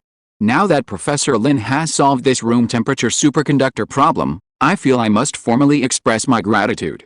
Our country is truly fortunate to have you, Professor Lin." Lin Xiao quickly waved his hand. "You don't need to thank me. I'm simply doing what a Chinese citizen should do." The old man smiled and said, "That's what you should do, and thanking you is what I should do." Then, he sighed and said, "However, I must also apologize. Although we have investigated the perpetrators of the 117 incident, I'm sorry that we can't retaliate in kind." Lin Xiao was slightly startled, then shook his head. "I know, and I understand, there was nothing much to say about this matter. Of the 5 permanent members of the UN Security Council, they were the only ones who had never provoked a war. In a sense, internationally, they were like the heirs of the culturally inherited virtue of a gentleman, and a gentleman can be deceived by his own methods. Although it was frustrating, there was nothing they could do about it. This was also the image China had always cultivated. If they retaliated the way they had treated Lin Xiao, they would ultimately destroy the image they had spent years cultivating. Of course, this was assuming nothing happened to Lin Xiao. If something did happen to him, it would surely be a disaster." Hearing Lin Xiao's words, the old man's face lit up with relief. He then smiled, patted Lin Xiao's hand, and said, "You understand, so that's all for the best. Besides, as the saying goes, after the bitterness is over, the sweetness will come." Professor Lin, this room temperature superconductor you've researched is the sweetness we're about to experience. I've read the reports on this technology, and I'm very much looking forward to the day when it will truly demonstrate its prowess," the old man said with a smile. "I used to not believe any technology could be the catalyst for our rapid growth, but now I'm forced to believe it." But when he read the reports on room temperature superconductors, he was already astonished. But that was understandable. Each industrial revolution has been a revolution in energy technology. The steam engine of the first industrial revolution enabled humanity to master thermal energy, while the electrical age ushered in by the second industrial revolution gave humanity a universal energy source. Room temperature superconductors are the equivalent of the second industrial revolution 2.0. They address all the shortcomings of electricity, allowing us to receive the same amount of energy as we transmit. It's a true what you transmit is what you get. Lin Xiao smiled and said, if there are 3 core technologies that humanity must master in the future, I think the first one is room temperature superconductors. So, we already have a core technology for the future, and our rapid development is inevitable. Hearing Lin Xiao's words, the old man piqued his interest. Oh? What about the other 2 core technologies? Lin Xiao replied, the first is nuclear fusion, and the second is space travel technology. Nuclear fusion will completely solve humanity's energy problems and increasingly severe environmental issues, while space travel technology will give us the ability to truly look forward 1,000 years into the future. At this point, Lin Xiao couldn't help but imagine what the world would be like 1,000 years from now. Would it be a wasteland, an interstellar world, or perhaps even a cyberpunk one? The old man's face lit up with fascination, and he asked, so, Professor Lin, what problem are you planning to tackle next? Nuclear fusion. Lin Xiao shook his head. Nuclear fusion's material requirements are perhaps even higher than those for room temperature superconductors, so I won't be researching that technology for now. Fusion materials would have to withstand the chaotic bombardment of neutrons at temperatures exceeding 100 million degrees Celsius. He couldn't yet imagine how materials based on electromagnetic interaction could withstand such energy. Is that so? The old man nodded, then smiled and asked, what technology are you planning to research next? Lin Xiao said, artificial nerves. The old man was startled, then nodded slightly, not asking why. He was, of course, aware of what Lin Xiao and Qi Shenggao had said. Lin Xiao's sentimental nature was exactly what a country needed. He then stood up and said with a smile, well, I've said everything I had to say today. As for my apologies, we'll use our room temperature superconductors to avenge this loss. We won't keep swallowing this loss. Lin Xiao nodded, I know. Yes, the old man smiled, then suddenly turned and asked, by the way, Professor Lin, do you want to become an academician? Lin Xiao was stunned. You ask? I don't want to because there's no need, but if I could, that would definitely be great. Then he smiled and said, if you can, then I want to. If you can't, then I don't. The old man laughed heartily. That's quite interesting. Okay, then, let's do that. By the way, have you had dinner? Let's go together. Lin Xiao was stunned, then laughed and said, obedience is worse than respect. Haha, let's go together. So, Lin Xiao and the old man went out for dinner. The restaurant they had dinner at had official backgrounds, so it didn't attract much attention. Throughout the meal, the old man occasionally offered Lin Xiao a dish or something. It was like this until the end, when his secretary suddenly approached and said something to him. The old man's brow furrowed. Although Lin Xiao was puzzled, he didn't ask. Instead, the old man took the initiative and said, Professor Lin, our EDA software has also been used by the government. Hearing this, Lin Xiao was stunned. EDA software? EDA software is specifically used for chip design. The domestic EDA software market has always been dominated by the government. And now, they're actually targeting it again? But why not semiconductor raw materials? Lin Xiao wondered. Compared to EDA software, semiconductor raw materials are obviously more vulnerable. The old man said, perhaps they think you can research the technology for those raw materials. Lin Xiao was stunned, then couldn't help but laugh. So, they think I'm not a programmer, so I can't make any waves with EDA software, but he wasn't a programmer. He had a good friend who was a top programmer. Moreover, his good friend who is a top programmer happened to be working on EDA software recently. Chapter 334 Differentiated Functions.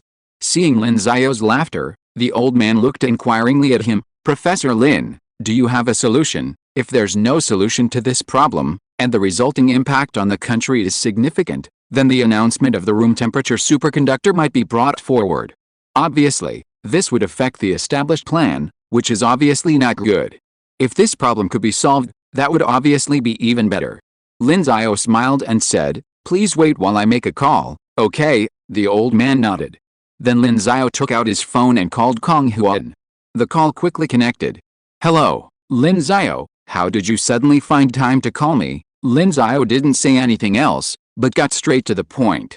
Old Kong, how far along is your EDA software development? Kong Huan, on the other side, was taken aback before replying, it's in the final stages now.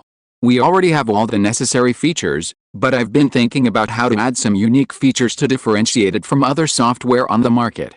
This will be very important for future market dominance, differentiation." Lin Xiao pondered for a moment, then said, "Okay, I got it. I might come to you this afternoon." "Come to me?" "Okay, I got it." Without further ado, Lin Xiao hung up. The old man smiled and asked, "Who is it?" "Kong Huan. He made a very significant contribution to the X-ray project. The dot matrix light source model he proposed solved a key software problem for us," Lin Xiao said. "Oh, I remember this young man. He's the same age as you, right?" "Yes, he's an excellent young man, too," the old man praised, then asked, "He's developing EDA software?" "Yes, and he's already in the final stages." The old man immediately smiled with relief. "Great. It seems with talented young people like you here, I don't have to worry anymore." He then checked the time and said to Lin Xiao, "That's all for today. Now that we've had enough, let's get back to work." Lin Xiao nodded and said with a smile, "You've worked hard. You've worked hard too." The old man patted Lin Xiao on the shoulder and waved. "See you next time, goodbye." Lin Xiao nodded, and then, as the old man, his secretary, and other entourage departed, Lin Xiao's meeting ended. He felt a sense of emotion, but he didn't think much of it. Recalling the restrictions on their EDA software, Lin Xiao's lips curled into a scornful smile. To him, this act was nothing more than a last-ditch effort. As for why they hadn't previously imposed sanctions, but suddenly did so now, Lin Xiao could easily figure out the reason. It was simply that, seeing that he hadn't been harmed in the previous incident, they'd revealed their true colors. Perhaps they were still worried that he had truly developed other semiconductor raw materials, so they were targeting the software. His guess turned out to be correct. The other party had indeed thought so. Lin Xiao had demonstrated his genius in the research and development of new materials, so they targeted software, an area where Lin Xiao had never been able to demonstrate his abilities. Furthermore, EDA software is a crucial component of the downstream semiconductor market.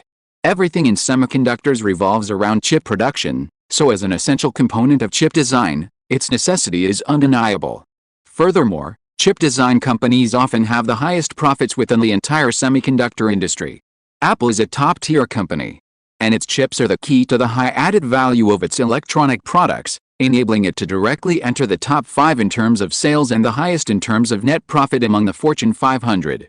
Next up are Intel, Nvidia, and the massage parlor, the 3 giants that dominate the PC chip market. Following them are Qualcomm, Huawei before 2020 and now, and the more recently emerging MediaTek. The multi-billion-dollar chip market is essentially supported by these companies. Among chip foundries, only TSMC, with a 50% market share, has achieved parity with these chip design companies, but that's all. Samsung, the second-ranked chip foundry, is lagging far behind. In short, EDA software is crucial. Thinking of this, Lin Xiao left without further delay and went to find Kong Huan. After the X-ray project concluded, Kong Huan, without profiting from it, returned directly to his Anhui Network Technology Company, Limited. It was the same Huan Hotel, and the same people. While Anhui Network Technology Company, Limited could easily undergo a shareholding restructuring and go public directly after becoming a joint stock company, the talented programmers there generally didn't bother to deal with the prospect of an IPO. When Lin Xiao arrived at the company, they welcomed him. "Master Lin is here. Master Lin, long time no see. Why call me Master Lin? Call me Chief Engineer Lin." Looking at these people, Lin Xiao smiled and nodded. "Long time no see." Lin Xiao's response once again stirred the programmers' excitement. To them, Lin Xiao, the man who had invented the lithography machine, was a true god on their eyes. Programmers all knew computers. After all, studying computer science required memorizing some information related to chips. Moreover, they were all electronics enthusiasts to some extent, and naturally understood the frustration of China's previous lack of lithography machines and inability to manufacture chips. However, Lin Xiao had invented a lithography machine for China, so naturally, they admired him greatly. A wave of praise followed. "Master Lin, you are the eternal god. Master Lin, teach us how to build a lithography machine. Machine of what?" There were also some significant remarks, such as, "Wow, Master Lin smiled at me. He has me in his heart." Upon hearing this, everyone turned their gazes to this heavyweight, their eyes filled with surprise. Lin Xiao's lips twitched, and he quickly waved his hand and ran off. He soon entered the chairman's office. Unlike other chairman's offices, this one wasn't lavishly furnished with sofas, large wooden desks, and bookcases overflowing with books. Instead, it was quite simple. One of the desks held 5 monitors, flanked by several computer systems, giving it the feel of a sci-fi base. Kong Huan sat at the desk, his fingers dancing across the keyboard like a piano. Programmers are hardly slow typists, and Kong Huan, a top programmer and a leading hacker, was incredibly fast. Lin Xiao didn't interrupt him, but quietly watched from the side. After a while, Kong Huan pressed the enter key. After a while, a bug popped up on one of the monitors, causing him to scratch his head. It was then that he finally noticed Lin Xiao beside him. Huh? You're here, I'm here, finally, Lin Xiao smiled.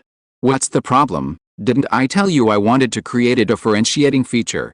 It's called intelligent analysis. The main thing is that this intelligent analysis feature can constantly analyze whether the circuit is operating properly, and can also optimize the circuit designed by the chip design engineer. But this step is a bit too difficult. Lin Xiao raised his eyebrows. Intelligent analysis? And also optimize the entire integrated circuit? That's really quite difficult. You think it's difficult? Kong Huan's face suddenly showed regret. Then it seems I shouldn't have worked on this, Lin Xiao. If I think it's difficult, then I shouldn't have worked on it. Kong Huan remained silent, as if returning to his usual taciturn self. Lin Xiao stood up, rubbed his chin, and fell into thought. Implementing this feature requires a complete set of logical processes, and making this logic work as the underlying algorithm, which ultimately comes down to mathematics. But the question is how to summarize this problem into a mathematical problem. This is something worth considering. Obviously, this required a combination of mathematics and computer science, but Lin Xiao's current computer science skills were only at a rather meager level 1. Despite his strong math skills, it was like trying to pair Threadripper with an HD 4350 GPU to run a AAA game. The pressure was on the graphics card, not the CPU. Lin Xiao frowned slightly and mentally thought, open my dashboard. A dashboard suddenly appeared before him. Host, Lin Xiao, truth points. 815, Universe Truth Branch Level, Mathematics, Level 6, 9100/30000, Chemistry, Level 4, 1200, 5000, Physics, Level 5, 9000/10000, Biology, Level 1, 2/50, Materials Science, Level 4, 4500, 5000, Informatics, Level 1, 25/50. Looking at the seemingly incompatible biology and informatics, Lin Xiao mentally made the expression of a subway driver checking his phone. Then, he remembered that truth points could be exchanged for experience points, 1 truth point equaling 10 experience points. He hadn't used truth points to level up before because there was no need, but this time, there was no need to worry so much, so he said to himself, exchange for 25 points of informatics experience, system, exchange successful. Total cost of 2.5 truth points. Then, Lin Xiao felt a slight warmth in his head. This was due to his computer science upgrade to level 2, which had increased his brain development by 0.2%. This meant that his brain development had reached 9.55%. Furthermore, his understanding of computer science had also improved.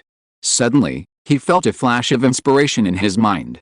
Then, he smiled slightly and said, I have an idea. Chapter 335 Birthday Paradox and Faint Attack. You have a solution. Kong Huan was stunned upon hearing Lin Xiao's words. He'd been thinking for so long, still hadn't figured out how to proceed, and yet Lin Xiao had a solution so quickly? Lin Xiao smiled and said, are you familiar with the birthday paradox? Yes, of course Kong Huan knew. When studying cryptography, they usually learned about it. As a hacker, he spent a lot of time working with codes, so naturally he had some knowledge of cryptography. Strictly speaking, the birthday paradox isn't a paradox, just counterintuitive. With at least 23 people, the probability that at least 2 have the same birthday is greater than 50%.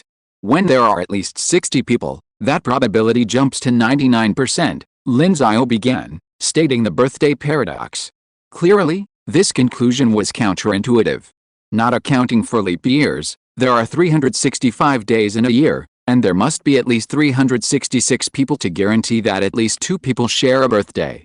So, Changing the probability from 1 to 0.5 meant the number of people went from 366 to 23. But if calculated using mathematical statistics, it was completely correct. Kong Huan nodded. The birthday paradox was indeed strange, but for mathematical geniuses like them, it wasn't a problem. But don't forget, Kong Huan had once won the CMO gold medal, and his mathematical talent was still considered genius level by ordinary people.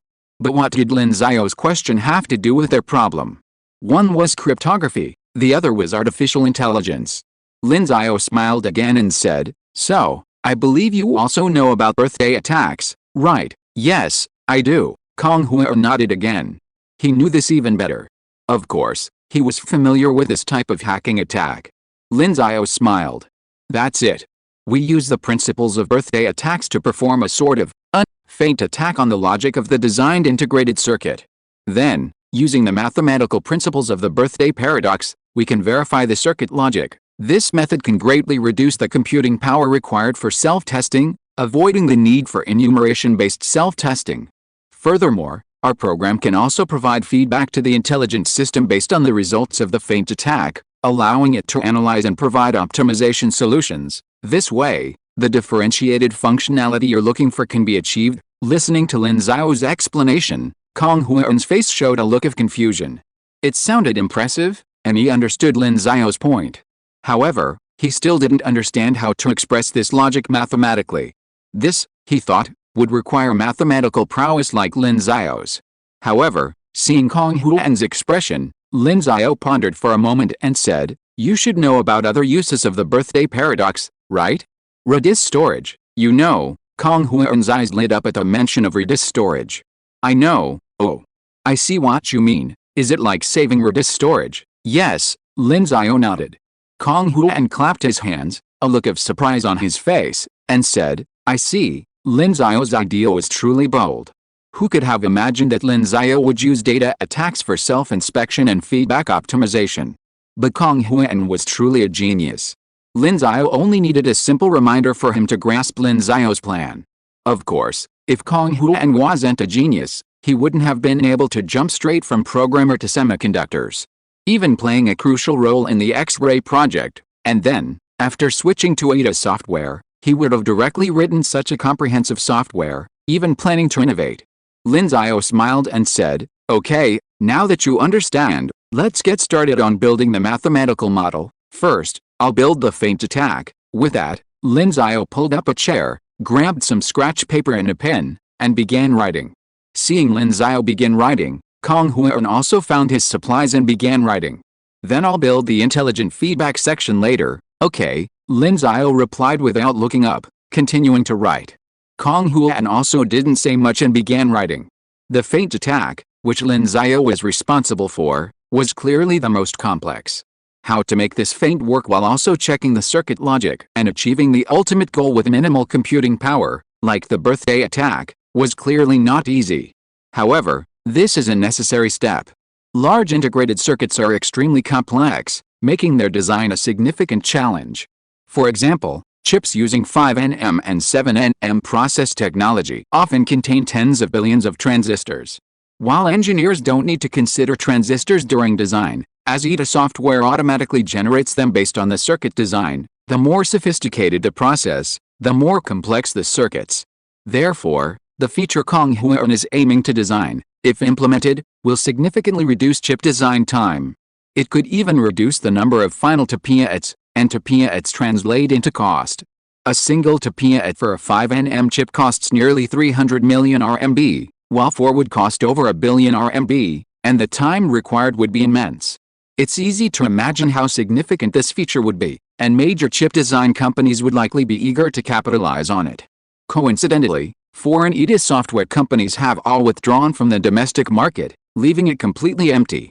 While there is still Ada software available in China, if these software can meet demand, there's no need to worry about foreign Ada software being banned. Once their software with this functionality was released, the consequences were predictable. They would dominate the domestic market first, and everything else would be a non-issue. So, the two of them each went about their duties, each entering a state of mind. Time passed slowly. News of the Ada software restrictions spread quickly. Lin Xiao and the old man had first-hand knowledge, and then America also announced the news. Naturally, the news quickly spread across China. Suddenly, the country was filled with condemnation. This bald eagle, who had supposedly been quiet for 6 months, had revealed his true, ugly side. Truly despicable. Shameless.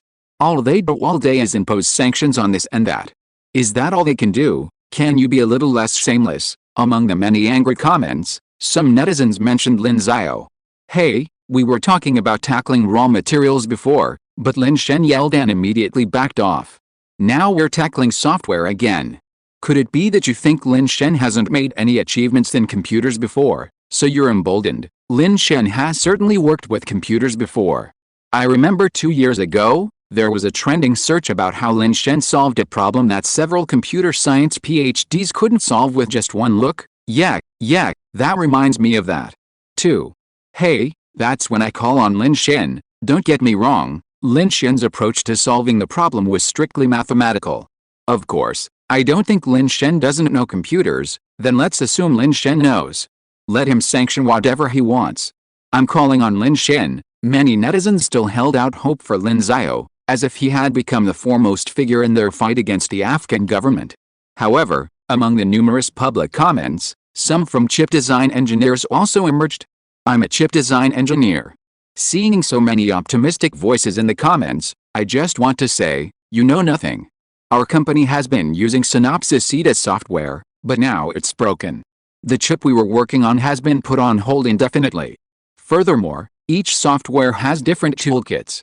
While foreign software is compatible, domestic software compatibility is so poor that it's completely impossible to achieve compatibility. Now we're all facing the risk of losing our jobs. I work in this field too. I really can't imagine what to do. I've been in this field for a long time, and now I'm over 35. It's too late to change careers. I have a mortgage and car loan, and my son is about to start high school. I'm so stressed. Sigh, me too. Now I have to either go abroad or go back home to farm, but foreign companies don't want people like me. What should I do? I heard our chief chip engineer got an offer from Samsung, but chief chip engineers are considered big names in the industry. Please help us, government. These comments gradually attracted people's attention. Only then did people realize the magnitude of this incident. But even though they sympathized with the people, no one could find a solution.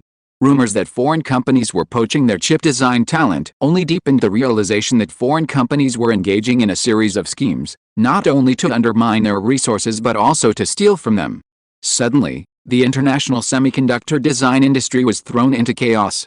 Huawei HiSilicon Semiconductor. As the company that designed many of Huawei's chips, HiSilicon Semiconductor could easily be considered one of the world's top chip design companies. Especially in recent years, HiSilicon has been on a roller coaster ride.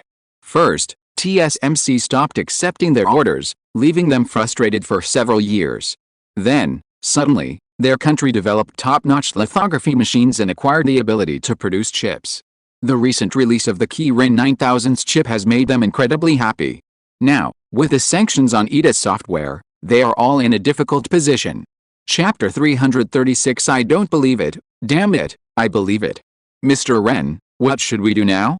Our EDA software isn't working. We don't know what to do, unless we pirate it. But even if we do, the foundry won't produce it for us. In HiSilicon's office, President Sujun was on the phone with their founder, Ren Zhengfei. With the EDA software out of service, Sujun, as the president, was undoubtedly facing the greatest pressure. After all, he was responsible for so many people in the company, and now the entire company was practically shut down. Naturally, he was feeling incredibly overwhelmed. He even received word that a large portion of their chip designers had already received offers from foreign companies like Apple and Intel, and he felt completely helpless about this. Ren Zhengfei, on the other side, had already known the situation, but he remained calm and said directly, "Let's continue designing with the pirated software for now. I'll figure out the rest." EDA software, as software, was naturally susceptible to piracy. However, EDA software manufacturers obviously can't sit idly by and watch their software being pirated. Therefore, EDA software updates are frequent.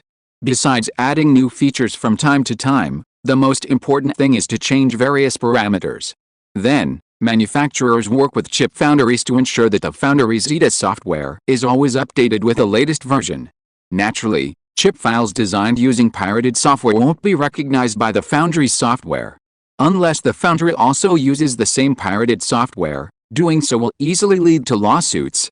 In any case, once the evidence of using pirated software is established, they will definitely lose the case in court.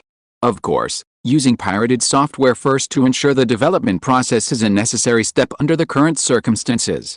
Upon hearing Ren Hengfei's instructions, Sujin immediately responded, "Okay, I'll have them use the pirated software first. Well, don't worry. There will always be a way out, and there will always be a way out," Ren Hengfei said with a soothing smile. "Thank you, President Ren. I understand," Sujin quickly responded, also feeling deeply moved. President Ren truly lived up to his name, maintaining such composure even in such a moment. After hanging up, Sujin immediately shared the news with his chip designers, citing President Ren's reputation to temporarily reassure them. From then on, they could only hope that their President Ren would find a solution. Meanwhile, Ren Hengfei, sitting in his office, also put down the phone. His expression wasn't calm, but one of deep distress. This matter was incredibly difficult to resolve. There were only two possible solutions. One was to open a company abroad, where the software could be used. However, if these companies truly moved abroad, their fortunes would be in the hands of others, which was undoubtedly what the other party wanted.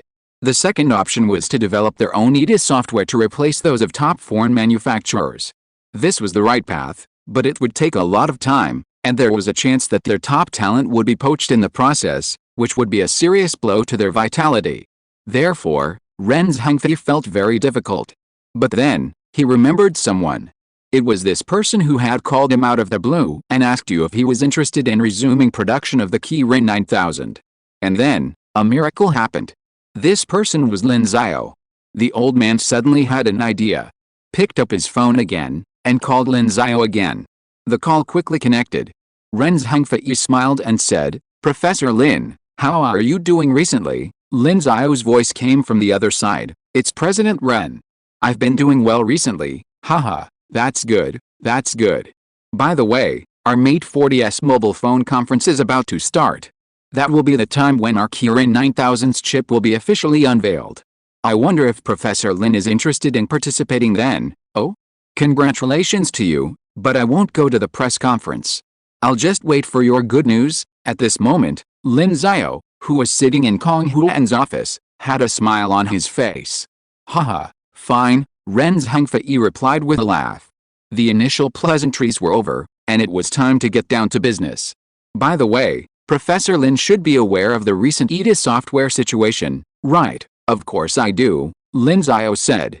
"It seems you, Mr. Ren, are also facing a problem." Ren Hengfei sighed.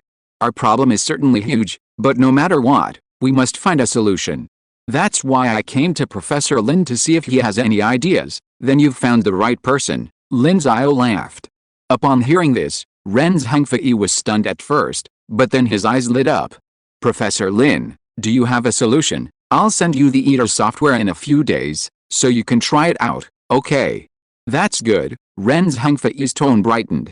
In fact, after making the call, he regretted it a little, because he suddenly felt that there was no need to bother Lin Xiao with such a matter. Lin Xiao wasn't Riemann, who could have whatever he wanted. However, the surprise arrived as quickly as a tornado. He hadn't held out hope, yet unexpectedly, he heard such good news from Lin Xiao. "Well, that's it," Lin Xiao said, and then he said goodbye and hung up. Then, he returned his gaze to the present. In front of him was a computer, and he was currently writing a program. Meanwhile, Kong Huan was sitting next to him, also writing a program on another computer. And these programs were the differentiating features they had created. Although Lin Xiao wasn't a programmer, his programming speed was no slouch, and his creations were incredibly impressive, practically requiring little optimization. Even Kong Huan, who was standing by, couldn't help but be amazed. He had originally thought that Lin Xiao would handle the math, while he would handle the computer stuff. But Lin Xiao's current display of ability had once again given him a sense of invincibility. Of course, he quickly recovered. Lin Xiao was indeed very strong, but there was no need to lose confidence. He had once dreamed of being a hacker, but now he was a top hacker, so his ideal had changed, to become another Turing. If he lost that confidence now, then there was no point in even dreaming. So he put his thoughts aside and continued writing the program. Time passed quickly. 2 days later, Kong Huan hit the enter key, and lines of data flashed across the screen before them, along with a progress bar. As time slowly passed, the bar finally reached 100%, a comforting green check mark appeared, and a pop-up interface appeared. Looking at the data displayed on the page, the two men, who had been so serious, smiled. The Fate Attack program had passed all tests. The pop-up interface displayed the optimization suggestions and the problematic circuits. At this point, they could already call this function flawless. Beautiful, Kong Huan couldn't help but exclaim in admiration. Such a beautiful program was worthy of such admiration. Lin Xiao nodded. Next, we'll continue running deep learning on this intelligent program. This functionality will undoubtedly become increasingly powerful. Yes, Kong Huan nodded. Deep learning allows intelligence to acquire the ability to learn, a crucial capability for artificial intelligence. Their program, of course, also belongs to this category of artificial intelligence, so through continuous learning, its ability to analyze integrated circuits will only grow stronger in the future. Alright, that's it, Lin Xiao smiled faintly. It's time to save our domestic chip design industry, Kong Huan nodded. Indeed, it was time to put an end to the recent EDA software controversy. I'll contact Warwick and let them try it out first. You can prepare for the software's release. Yes, Kong Huan nodded. Okay, without further ado, Lin Xiao called Ren Hengfei. Mr. Ren, the software you requested will be here soon. Please check your email. Sorry for the wait, Ren Hengfei was delighted and said with a smile, soon. Lin Xiao then sent the EDA software to Ren Hengfei's email address, and Ren Hengfei quickly passed it on to Sujun. When Sujun received Ren Hengfei's message, he was quite puzzled. Why would Ren Hengfei send him an EDA software? And it looked like it was made in China. He hadn't even heard of the name. What kind of Anho EDA? But since it was sent by Ren Hengfei, he naturally opened this domestic EDA software with a trial mindset. The purely Chinese interface was refreshing and rare. These days, not only foreign software, but even domestic EDA software still uses English interfaces, requiring separate downloads for Chinese translations. This software even had a boot screen. He glanced around and was amazed. These features, they're quite impressive. Finally, he saw another one, Fate Attack Intelligent Detection? What is that? Puzzled, he read through the introduction, finally realizing just how powerful it was. Are you kidding me? This kind of feature is even possible? Using intelligence to rapidly test all circuits, Sujun was incredulous. As an EDA software designer himself, he knew how incredible this feature was. If it were truly feasible, it would be a tremendous help to their work. I don't believe it. If he didn't believe it, he'd have to give it a try. But after trying it, he was stunned. Holy crap! I believe it. This so-called Fate Attack Intelligent Detection feature actually worked. And not only did it work, but it was incredibly fast and incredibly accurate. Chapter 337 Excited Chip Designers. Sujun, stunned, quickly recovered. Such a powerful feature. Even if this EDA software lacked the other capabilities of the 3 top foreign EDA programs, this feature alone was enough to elevate it to a top-tier position. He couldn't help but wonder, where had President Ren gotten his software? Or was it part of their secret research? If it was, then it made sense for him not to know about it, since it was related to chip design. After much thought, he couldn't come up with an answer, and ultimately, he stopped dwelling on it. More important than such a trivial matter was distributing the software to his company's staff to reassure them. Otherwise, those who had received offers from major foreign companies might actually leave. He immediately convened a meeting, gathering all the company's chip designers, and introduced the software. When they heard about the Fate Attack Intelligent Detection feature, the silicon chip designers were all stunned. Of course, like Sujun at first, they all doubted this feature. But after seeing Sujun's demonstration, they, like him, were deeply astonished. This feature could even revolutionize their semiconductor design industry. Mr. Su, where did you get this software? Someone couldn't help but ask. Mr. Ren gave it to me. I don't know anything else about it, so don't worry about it. I'll send you the software later and plan to migrate all our previous projects to it. which will also allow us to perform circuit testing, Su Jun said. Hearing that it was related to Ren's Hengfei, these people immediately stopped asking questions. Mr. Ren was their spiritual leader, and since he had brought it to them, they naturally had no doubts. In their opinion, Mr. Ren could always be trusted. However, if they knew that Ren's Hengfei now regarded Lin Xiao as omnipotent, they wondered how they would react. Of course, they would certainly regard Lin Xiao as omnipotent as well. However, a few days later, they no longer needed to hear from Ren Hengfei about Lin Xiao's omnipotence, because with the spread of a piece of news, they realized that Lin Xiao was truly omnipotent. Anhui Network Technology Company, in a week, we will release a brand new EDA software. This software will include basic EDA software functions, as well as a key feature, intelligent feint attack detection. This feature will detect integrated circuits, identify circuit problems, and assist in IC optimization. This feature was co-developed by Lin Xiao, a professor at Shengjing University, chief architect of the X-ray project, and a world-renowned mathematician and physicist. It is trustworthy. This announcement from Anhui Network Technology Company instantly sent shockwaves through the industry. Many people in the industry were familiar with Anhui Network Technology. As an outsourcing company, it was well known in the computer field. Its outsourcing projects included not only major domestic companies but also major international ones, demonstrating its strength. Because of this, the backgrounds of the company's members have been thoroughly investigated by industry insiders. Everyone knows that the company's members are essentially computer geniuses, especially their boss, a young man named Kong Huan, who is a prominent figure. He is the son of a real estate tycoon in Beijing and even participated in the X-ray project, making significant contributions to the control software for X-ray lithography machines. Furthermore, Kong Huan is said to have a close relationship with the top scientist Lin Xiao, who is a shareholder in the company. All of this has garnered significant attention. And now, the company has suddenly announced the development of an EDA software program. It seems they are aiming to capitalize on the market exit of leading international EDA software companies. The so-called feint attack intelligent detection feature has also been a source of surprise. The name of this feature is rather puzzling. What exactly is a feint attack? Of course, aside from these considerations, the feature sounds impressive, and Lin Xiao was involved in its development. However, despite Lin Xiao's reputation, industry insiders remain cautious. Lin Xiao was indeed impressive, having even developed an X-ray lithography machine. But this involved computers. Was Lin Xiao truly proficient? Just as foreigners thought Lin Xiao wasn't good at computers, so they focused on EDA software, even those in China didn't think he was good at it. However, at this very moment, Huawei's founder, Ren Hengfei, launched a high-profile campaign to promote the software. The chip designers at Hayes have already tried this software, and based on their feedback, it's fully comparable to the software from the 3 top foreign manufacturers. Ren Hengfei's endorsement was completely unsolicited.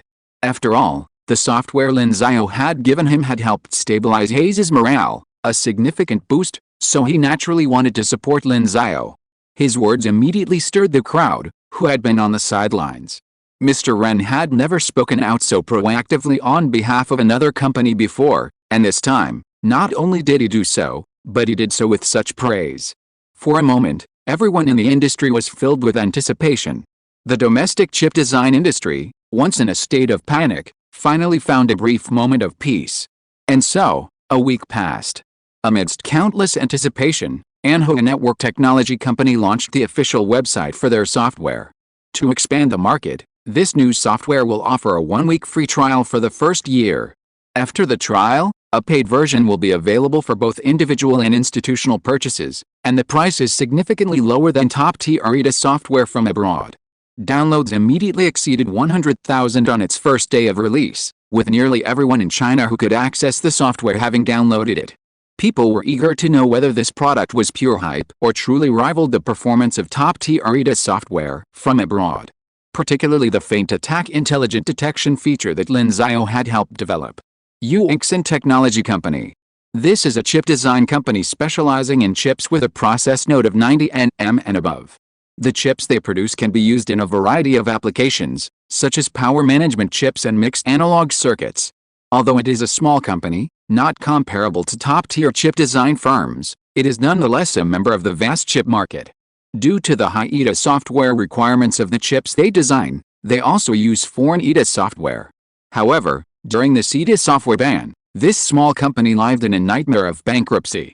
They had recently poured considerable energy and money into the development of a new chip, and this incident had reduced all their investment to sunk costs, leaving bankruptcy imminent. Fortunately, they had heard about a new EDA software released by Anhua, boasting exceptional performance and Lin Xiao's involvement. So, they temporarily held out hope and decided to give it a try. In the company's R&D department. Have you downloaded it yet? Yes, everything's downloaded. Try it out. Yes, the company's R&D staff gathered around their computers, opening their newly downloaded software. After opening the software, they entered the tutorial. One person followed the instructions, learning how to use it, sighing, "Thank goodness this software has a free trial. Otherwise, I don't know what we'd do if I spent money and it didn't work. Yeah, now I can only hope it works. I have a mortgage, and if I can't pay it back, it's over. Oh, I still have to prepare for my wedding. Ugh." And so, they chatted and finally finished learning the software. Suddenly, someone exclaimed, "Holy crap, this function seems to work. It meets our needs perfectly. Yeah. Holy crap, it's saved.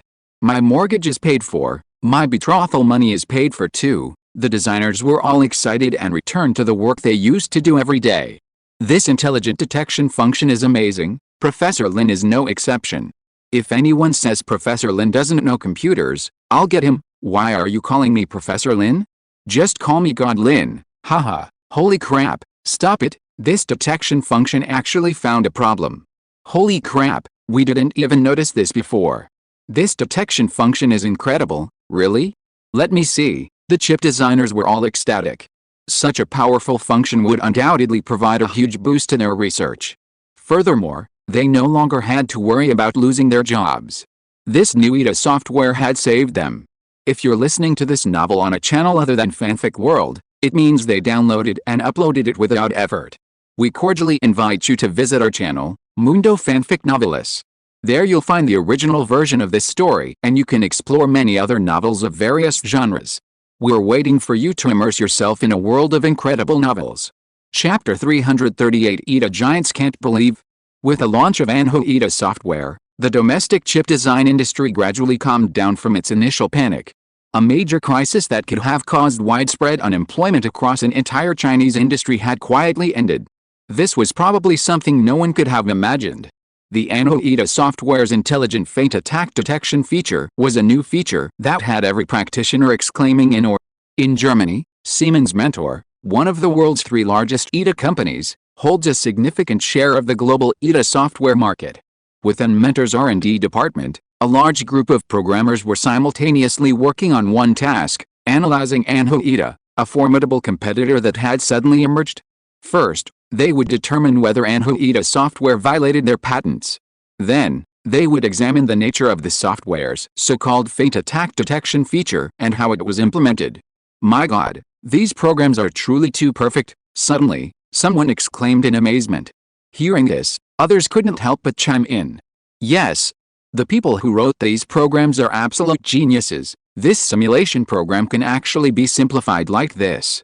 It's incredible. These were considered top programmers in the EDA software industry, and yet, they were astonished by the programs within this software. Their supervisor, upon hearing these words, couldn't help but wonder, "What are you talking about?" "Oh, Hartman, take a look at this code and you'll see." Someone immediately waved to their supervisor. Hartman walked over and examined the programs.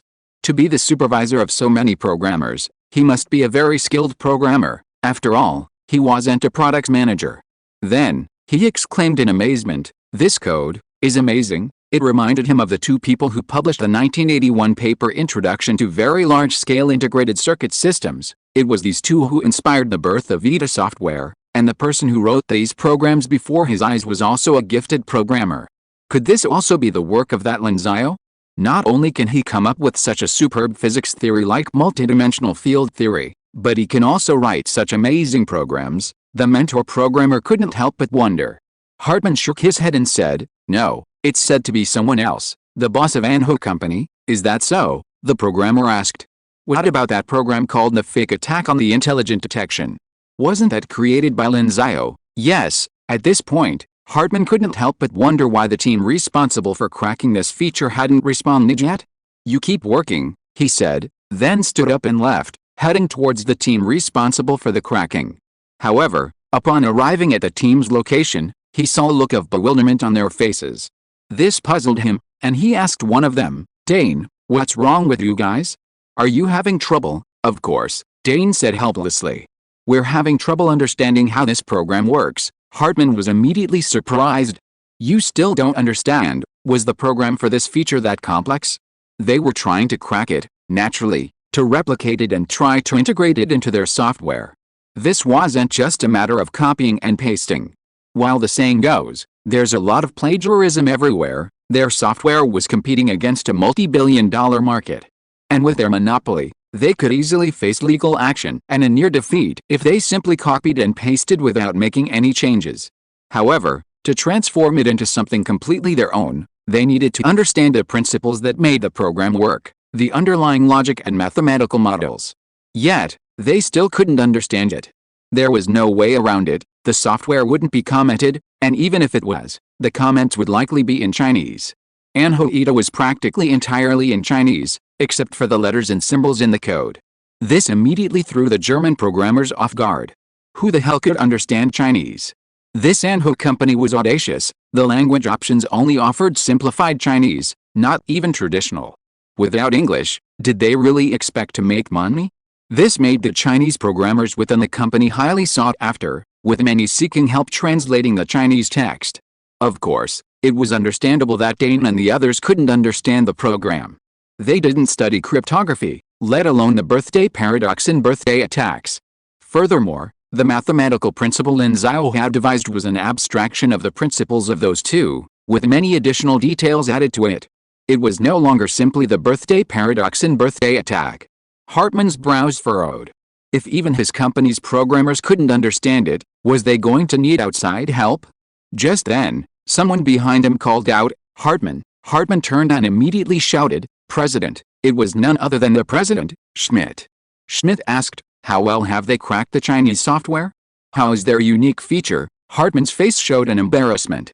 "Dane and the others are having a problem." "A problem?" Schmidt was stunned. "What problem? They can't understand the program." Hartman's words suddenly lit up. He remembered that Schmidt was a programmer himself, a very capable one at that. Perhaps he could figure something out. He immediately said, "President, why don't you take a look?" Schmidt nodded. He was curious to know how complex this program was that even their programmers couldn't understand it.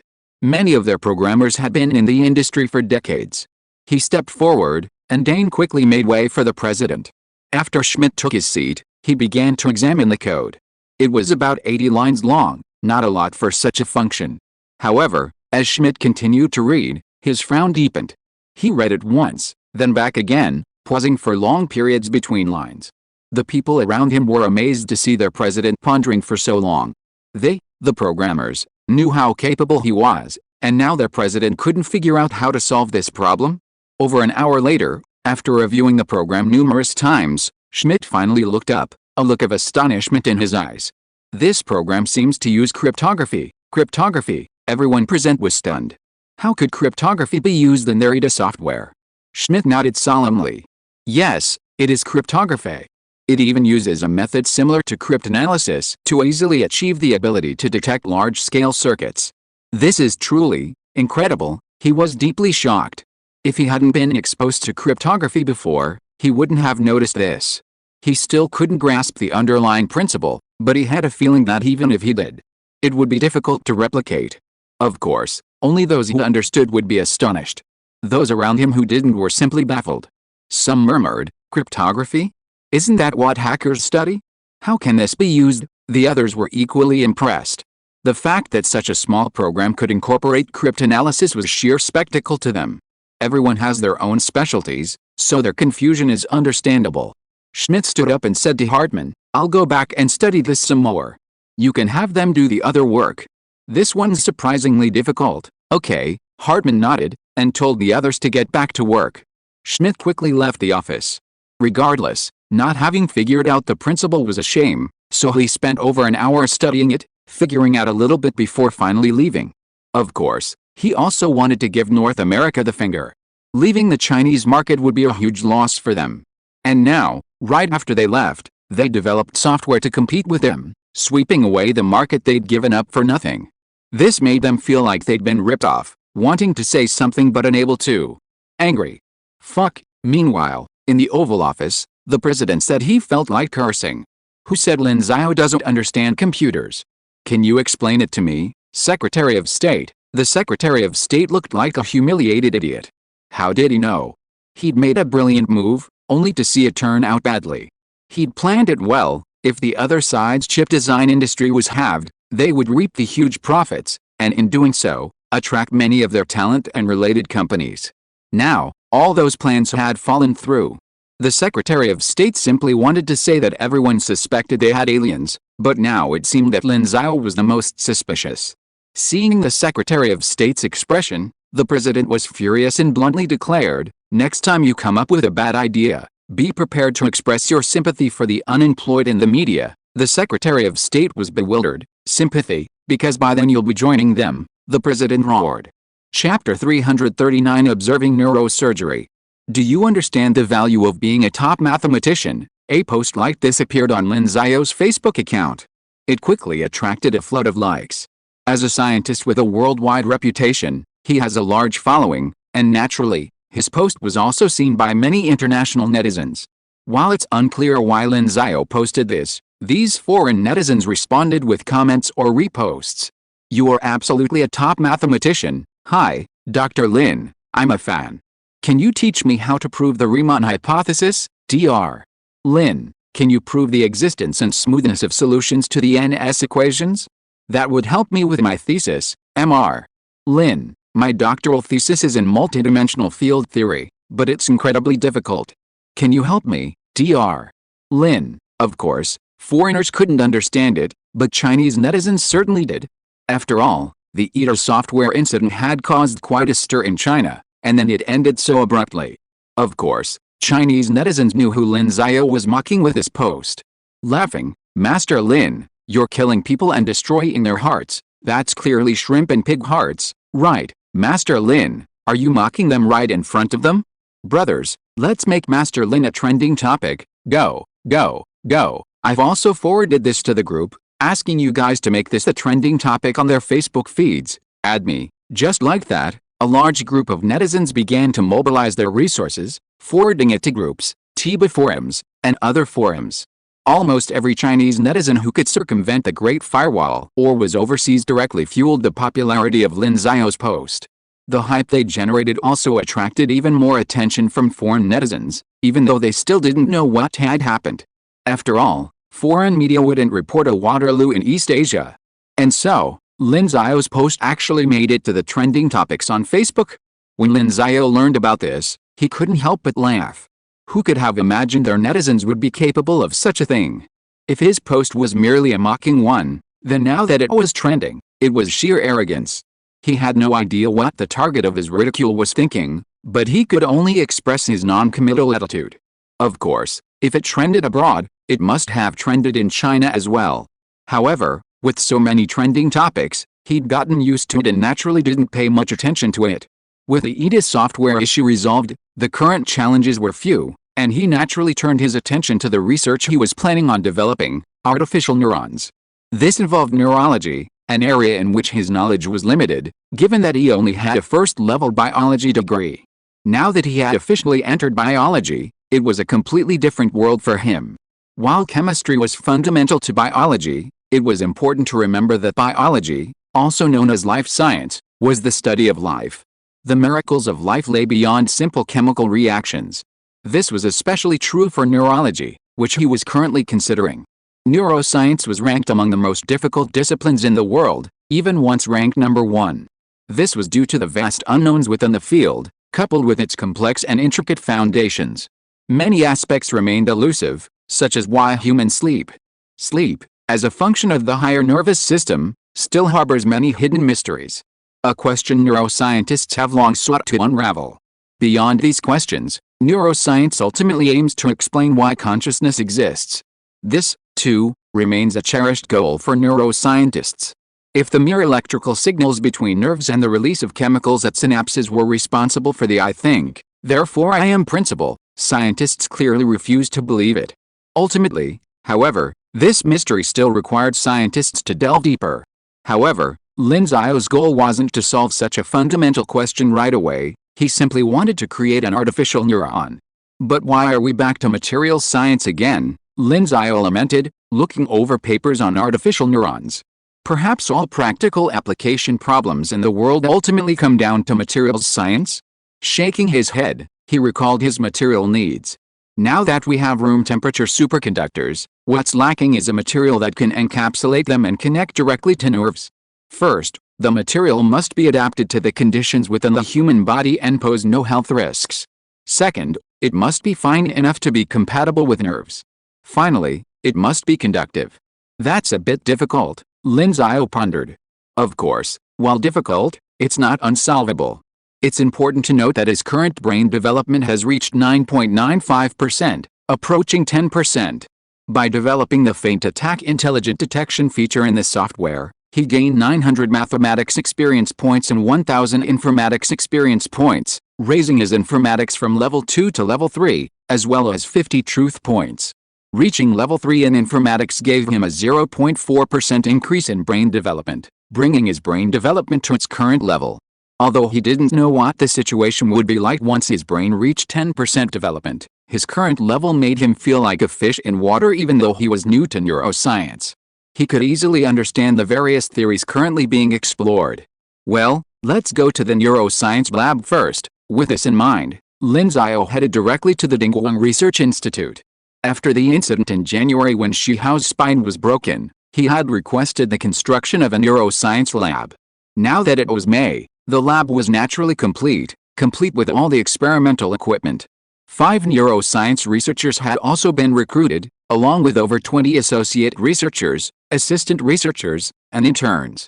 When Lin Xiao arrived, he met a researcher. Professor Chen, Lin Xiao said, looking at the professor and smiling. Professor Chen's name was Chen Zhuan, and he specialized in neurology. Neurology isn't the study of mental illness, but rather a clinical medical discipline that studies the central nervous system. In other words, those who study this are generally doctors. So, this Chen Zhuan is also a doctor, and he's the chief physician in the neurology department at Union Hospital. A chief physician is a senior doctor, equivalent to a professor. Of course, in addition to being the chief physician at Union Hospital, Chen Zhuan is also a professor at Union Medical College. He has extensive research in neurology, having published 4 papers in Cell and The Lancet, 2 top journals in biology and medicine. He's a top-tier figure in China, and even in the world. As for why Lin Xiao was able to recruit such a prominent figure, it was largely due to luck. His laboratory equipment is state-of-the-art, and he also has the most advanced neurological clinical laboratory in the country. For someone like Chen Zhuan, who primarily specializes in clinical surgery, this luxurious laboratory is very helpful for his research. Upon seeing Lin Xiao, Chen Zhuan smiled and nodded, saying, "Director Lin." Lin Xiao looked in the direction Chen Zhuan was heading and asked, "Is it urgent?" "Yes, it is," Chen Zhuan said. "There's an operation at 2 o'clock this afternoon. The patient had a broken spine and nerve damage in a car accident. The hospital asked me to see if he can recover." Although Chen Zhuan had become a researcher at the Dingguang Research Institute, he was still the attending neurologist at Union Hospital. It wasn't easy for a doctor of his rank to resign. When Lin Xiao heard Chen Zhuan's words, his eyes flashed. "Car accident, spine? Isn't this the same as Shihao's?" He immediately said, "Professor Chen, I have a humble request. Can I observe this operation?" Chen Zhuan was stunned for a moment, then thought for a moment before smiling and saying, "Of course. I'll just tell the hospital. Your reputation makes it very convenient," but then he added, "But you have to understand, our surgeries are quite bloody. People who see them for the first time might find it difficult to accept. Can you handle it?" Lin Xiao said, "Of course." Ultimately, the inability to tolerate gore was just a nervous reaction, and his brain was more than capable of suppressing the discomfort. Seeing Lin Xiao's words, Chen Zhuan nodded and said, "Okay, then let's have lunch and get ready to go to the hospital." After all, Lin Xiao was only observing the operation, not performing it himself, so it wasn't a big deal. The two of them stopped talking and went to eat. For Chen Zhuan, surgery was a draining endeavor, so naturally, he needed to eat first. Soon, it was 2 o'clock in the afternoon. Lin Xiao wanted to observe the operation, and the Union Hospital staff quickly agreed. Then Lin Xiao appeared in the operating room. Of course, he also put on special operating room clothes, a mask and a hat, and even wore slippers on his feet. His appearance did not attract the attention of other people in the operating room. Except for Chen Zhuan, who was about to undergo the operation, no one else knew that he was Lin Xiao. This was because the hospital did not want him to distract other doctors and nurses, so they did not inform others. They just said that Lin Xiao was here to observe the operation, which is very common in hospitals. So, Lin Xiao stood by and watched the operation begin. He hoped that through this operation, he would have a more intuitive understanding of the spinal nerves. Chapter 340, So Close to the Artificial Nerve? The operation began. The anesthesiologist administered anesthesia. After waiting for it to take effect, Chen Zhuan took the scalpel from the nearby tray and began operating on the patient's spine. Blood immediately flowed out, but Chen Zhuan had naturally prepared methods to stop the bleeding and immediately worked on the wound.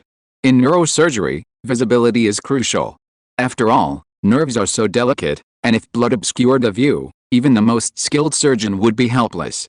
Of course, skilled surgeons are naturally adept at stopping the bleeding, otherwise, they wouldn't be considered skilled. And Chen Zhuan was clearly one of them. Soon, the blood was drained away, revealing the crimson flesh and the radiant white of the spine. Lin Xiao, a first-time operator, felt a wave of discomfort at the sight. However, he quickly used his powerful brain to shift his focus from the discomfort and focus on the patient's surgical wound. He could already see the damaged spine, broken in two. Numerous fine threads connected the two broken vertebrae. Among them were blood vessels and nerves. Lin Xiao narrowed his eyes, focusing his vision more closely. His brain now allowed him to easily see these infinitesimal objects. Furthermore, his computer-like mind allowed him to quickly determine which two severed nerves or blood vessels were the same. Meanwhile, Chen Zhuan said, "Magnifying glass." A nearby nurse placed a head-mounted magnifying glass on Chen Zhuan's head, a surgical magnifying glass ideal for this type of surgery. After downing it, Chen Zhuan, with a serious expression, began the neurosurgery. However, Lin Xiao gave him a strange look. So, did he have the potential to become a top-notch neurologist? After all, his eyes could now discern objects as small as 10 microns, and his hands could achieve positioning accuracy of even less than 10 microns.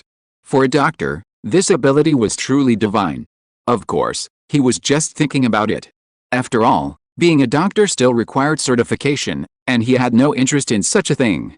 Without giving it any more thought, he began to consider, based on his past knowledge of neuroscience and the real nerve before him, what kind of artificial nerve would need to be. Perhaps fiber materials would be a good approach? After all, they're nerve fibers? He stroked his chin in thought. And so, time passed quickly. For the first 2 hours of the surgery, no one chatted. Of course, this was mainly because Chen Zhuan didn't chat, so naturally, no one else dared to chat either. But after 2 hours, Chen Zhuan took the initiative and spoke. "Xiao Liu, how did your last calf nerve surgery go?" A doctor next to him was stunned for a moment, then smiled and said, "Not bad. The patient is recovering well and I heard they can walk now. That's good. Watch carefully while I'm operating. I'm looking forward to you helping us share some of the burden in the future," Dr. Liu said. "Haha, I'll try my best to achieve it." "Yes," Chen Zhuan nodded. As Chen Zhuan spoke, the previously somewhat subdued atmosphere in the operating room suddenly lightened. As the saying goes, if silence continues in the operating room, it means the surgery is in trouble and difficult to conduct, especially when the surgeon is silent. On the other hand, if the surgeon is chatting idly, it means everything is under control. If the surgery is under local anesthesia and the patient is still somewhat conscious, the surgeon might even tell a few funny jokes to calm the patient down. A nurse next to Lin Xiao also said to Lin Xiao, "Director Chen is really amazing. He got it done so quickly." Lin Xiao snapped out of his thoughts and said with a smile, "Yes." He looked at Chen Zhuan's movements and saw that he was almost done, reconnecting the last severed nerve. His technique was very skilled, worthy of being the chief physician of Union Hospital. Nerves are tree-like structures, with a central nervous system serving as the main trunk, branching out into many branches. Chen Zhuan's task was to locate and reconnect all of these disconnected nerves. Even a single missed connection could cause complications, and these nerves were also extremely tiny, making the procedure even more challenging. However, the problem was largely resolved. At this point, the nurse glanced at Lin Xiao's eyes beneath his mask and surgical cap. She felt a sense of familiarity. She hadn't told them the identity or name of the person observing the procedure beforehand, so she asked, "By the way, which hospital are you from? Are you a doctor from 301 Hospital?" She had been there before, so she assumed she'd seen Lin Xiao there. Lin Xiao was startled, then shook her head. No. The nurse was even more puzzled. Why did she feel so familiar with Lin Xiao? But then Chen Zhuan called out again. It turned out the last nerve had been reconnected, and they were ready to begin the finishing work. He asked the nurse to prepare. The nurse immediately responded and went back to her work. Lin Xiao had also gained a lot from this surgery. He knew how to choose the right materials. A faint smile graced his face, a confident expression returning. Meanwhile, finishing touches began, primarily stabilizing the spine and then suturing it. Whether the patient could successfully regain mobility would depend on whether their nerve cells could recover, and medication would be required during this period. Lin Xiao assumed that his observation of the surgery would be over for today. This experience was a first for him. However, as he returned his gaze to the patient's wound, he was startled. He could clearly see that, deep within the gap, less than 0.1 micrometers, between the fractured vertebrae, a severed nerve hadn't been reconnected during the fixation of the spine. Watching Chen Zhuan and the others about to fix the spine, he suddenly shouted, "Wait!" Everyone present was stunned, and then they all looked at Lin Xiao. What was this person trying to do who had come to observe the surgery? He actually dared to call a halt just as Director Chen was about to finish? Wasn't he afraid of getting a lecture from Director Chen? Although Chen Zhuan usually had a cheerful and affable manner, he was known to be relentless when it came to scolding people, even those from other hospitals. What surprised them even more was that Chen Zhuan didn't get angry at all. Instead, he asked, "Professor Lin, what's wrong?" They were stunned. This guy was a professor? Looking at the eyes peeking through his mask, he looked quite young. Lin Xiao said nothing. He stepped forward, shone the surgical light on the gap in the spine, and said bluntly, "There's still a nerve here that hasn't been reconnected." Everyone present was stunned. What could be seen in such a small gap? Chen Zhuan's expression turned serious. He had the nurse put the magnifying glasses back on him, then took a closer look. After a moment, he was moved and said, "Yes, there's indeed another nerve. This nerve was hidden too deeply, and it was a very delicate nerve, making it difficult to detect. If it hadn't been for Lin Xiao's warning, it would have been impossible to reconnect it. Although its location didn't make it a critical nerve, its failure to reconnect would undoubtedly have had some impact on the patient." Chen Zhuan immediately stopped the spinal fixation, reopened the surgical field, and began attempting to reconnect the nerve. Because the nerve was so deep, near the fractured spine, even Chen Zhuan struggled mightily to finally connect it.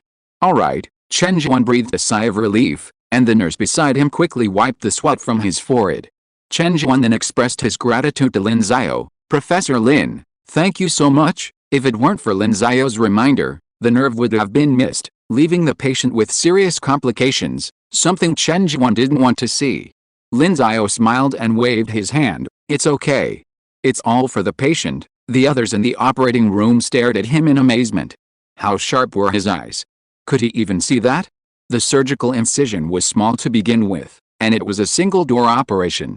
Even after the bleeding stopped, a few streaks of blood would still ooze out. Seeing under those circumstances was practically impossible. With just these eyes, he had the potential to become a top-tier doctor. The other doctors present were filled with envy, but this was a gift beyond envy. And so, the operation officially concluded. The spine was quickly refixed, the surgical incisions sutured, and the patient was laid back on the bed. The entire process, over 3 hours and extremely complex, was finally over. Everyone breathed a sigh of relief. The Dr. Chen Zhuan had previously called Xiao Liu approached Lin Xiao, removed his mask, and extended his hand. "Hello, Professor Lin, I'm Liu Diqiang. How did you develop those eyes? I'm very curious." Lin Xiao smiled, removed his own mask, and extended his hand. "I don't know, probably born with it," he said. Then he shook Liu Diqiang's hand. However, when he removed his mask, everyone in the operating room was stunned. Lin, are you Professor Lin Xiao?" Seeing the young face, Liu Diqiang stuttered for a long time before finally calling out. The same was true for the others, including the nurse who had just spoken to Lin Xiao. She had never imagined that the person who came over to observe was not a doctor from another hospital, but a genius scientist known to almost everyone in the country. Lin Xiao smiled and said, "Not really, not really. Don't be like this." Chen Zhuan, who was standing next to him, walked over with a smile and said, "Professor Lin, your name is well known throughout the country. They were all excited to see you, so before the operation, I suggested not to disclose your identity, so as not to distract them during the operation." Lin Xiao smiled helplessly. So sometimes being too famous is not a good thing. "Did you gain anything from watching this surgery?" Chen Zhuan said at this time. "Come to think of it, I still don't know what you're here to do," Lin Xiao said. "Artificial nerves." Chen Zhuan was stunned for a moment, then extremely surprised. "You're actually going to research this thing?" Lin Xiao nodded. "Yes." Chen Zhuan was even more excited. As a neuroscientist, he knew the significance of artificial nerves very well. He quickly asked, "Are you sure now?" Lin Xiao shook his head. "It depends on luck." Chen Zhuan nodded. "Okay, if you have any questions during your research, just come to me. Although I don't know much about material science, if it's anything related to nerves, I can definitely answer you." Lin Xiao smiled and nodded. "Thank you very much. There's nothing to thank me for." Chen Zhuan shook his head. "If you can research this, I have to thank you first on behalf of the countless patients in the world who have nerve problems. How many paraplegic patients will benefit from this?" He knew it all too well. The other doctors and nurses nearby, overhearing their conversation, couldn't help but be inwardly surprised. Lin Xiao was actually researching artificial nerves? Once this thing was developed, it would save the neurology department so much trouble. Problems like nerve rupture caused by car accidents, falls, and other accidents could be solved with an artificial nerve. They immediately looked at Lin Xiao as if he were a sage, silently hoping that he could truly master this technology. Meanwhile, Lin Xiao checked the time and said, "Well, it's time for me to go. Whether it succeeds depends on my future research. Well, I'll be waiting for your good news." Chen Zhuan nodded, watching Lin Xiao leave. Turning around, he saw the doctors and nurses also staring at Lin Xiao's back and jokingly scolded, "All right, stop staring and get back to work. Once Professor Lin truly develops an artificial nerve, our jobs will be much easier." The others nodded in agreement. Lin Xiao returned to the Dingguang Research Institute and continued his research. Fiber material is the most suitable. It is thin enough and very suitable for wrapping superconductors, but thinking of this, Lin Xiao suddenly slapped his head. "Damn, why didn't I think of superconducting fibers? In the past, superconductor fibers were made of niobium titanium alloy. And now, he can find a way to make CCDI into fibers, and then connect it directly to the nerves. This is much more perfect than his previous plan. Because his previous plan still had some unpredictable resistance, which caused unpredictable changes in nerve signals. Now that the nerves will be directly connected to the superconductor, the nerve signals will not change at all." Thinking of this, Lin Xiao couldn't help but laugh and cry, "So, I am actually so close to artificial nerves." Chapter 341 Shi Hao, you are ready to stand up. Lin Xiao was suddenly so close to the artificial nerve that he felt both amused and embarrassed. Of course, since the CCDI still couldn't come into direct contact with a human body's fluid environment, it still needed to be encased in something. However, this time, the outer covering didn't need to be conductive, but rather similar in resistance to the nerve itself. It only needed to be insulating. Lin Xiao quickly came up with something, PEEK, or polyethylthercodone. Simply put, it's a plastic, more advanced, it's a specialized polymer. This material has excellent stability and has applications in aerospace and medicine. Crucially, it perfectly met Lin Xiao's requirements, especially in orthopedics. So, the problem was easily solved. So, the only remaining problem is how to make the CCDI into fibers, Lin Xiao pondered. This wasn't a difficult problem. Drawing, spinning, cutting, and so on were all possible. He quickly determined that cutting was the most convenient and cost-effective method. It's like scraping the fiber with a knife, creating thin strands, like shredding potatoes. The method was quite simple. Of course, the cutting method was limited to shorter fiber filaments and wouldn't be suitable for longer ones. However, since they were artificial nerves, they didn't need to be very tall.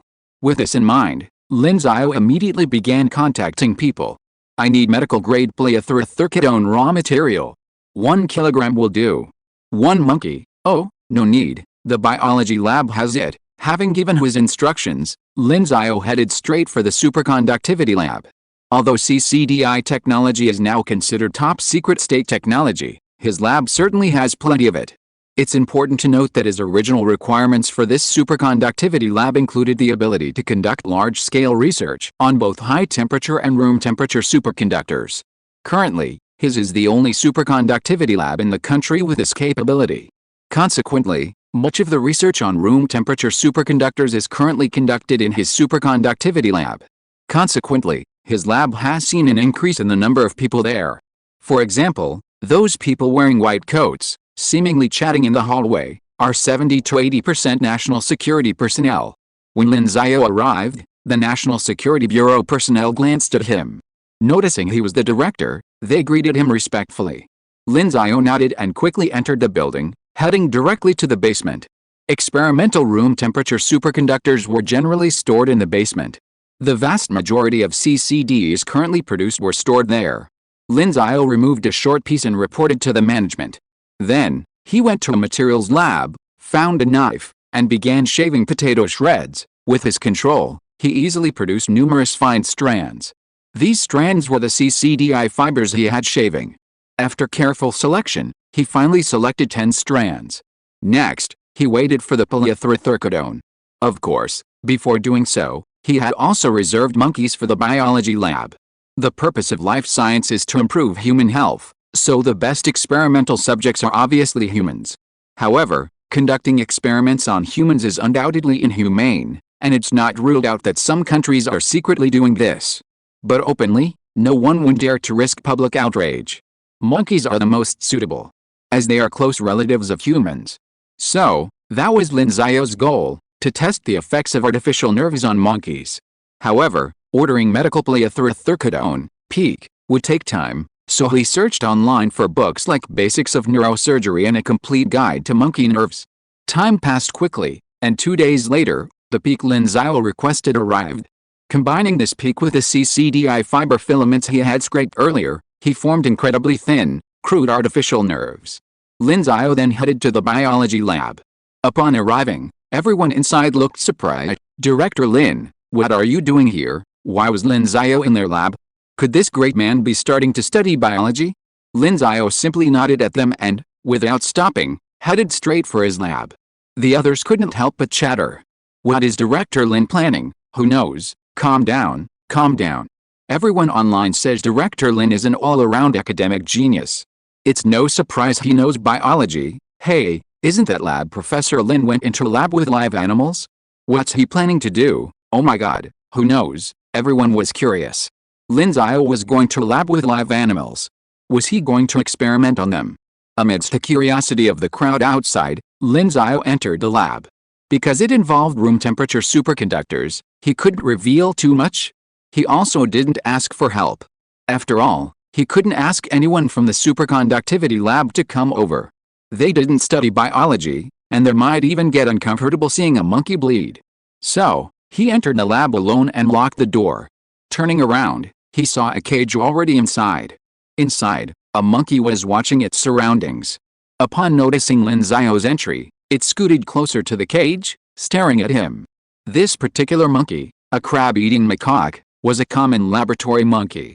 Its docile disposition made it well-suited for experiments. Well, that sounds a bit like a monkey being bullied. However, this was scientific research, and it was a necessary evil. Lin Xiao didn't think much of it.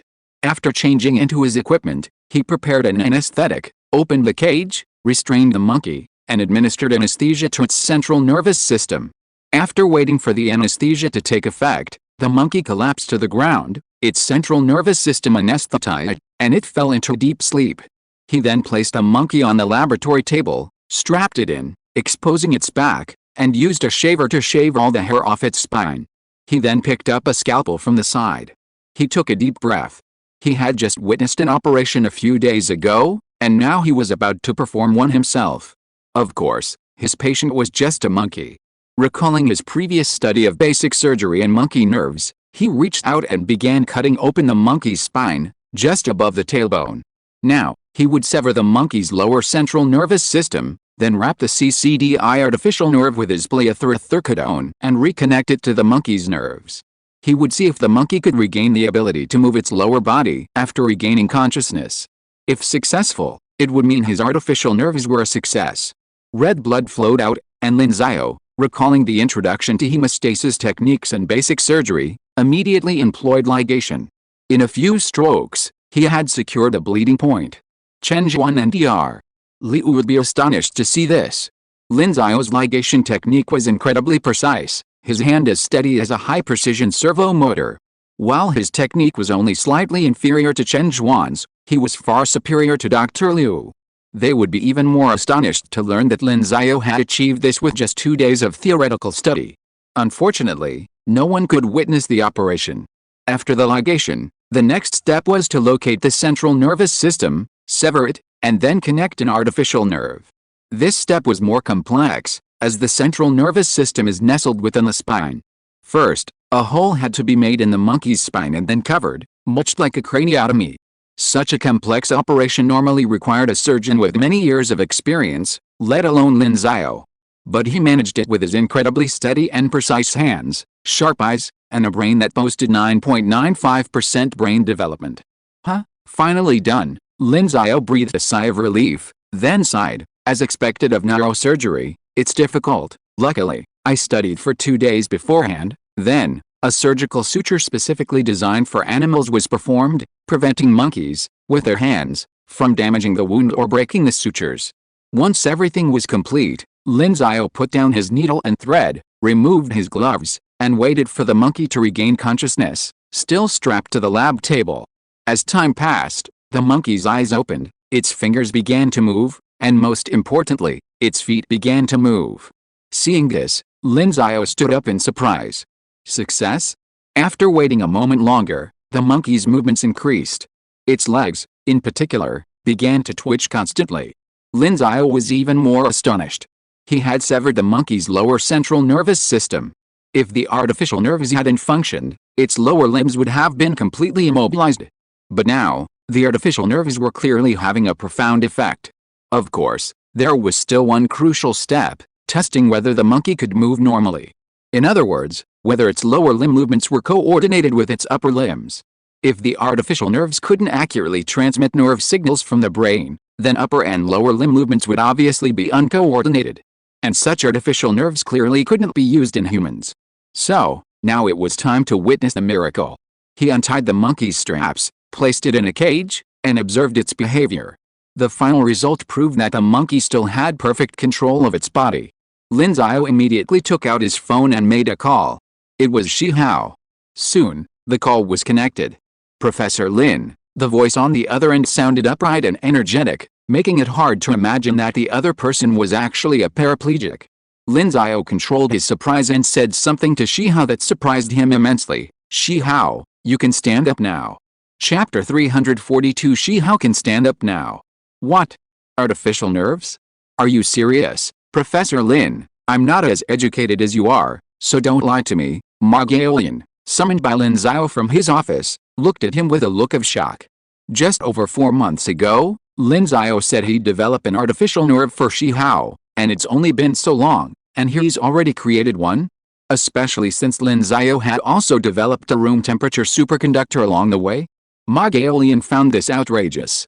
Faced with Ma Gaolian's astonishment, Lin Xiao didn't waste any words. He simply picked up an artificial nerve and shook it in front of him. Ma Gaolian's eyes followed Lin Xiao's movements, swaying with him.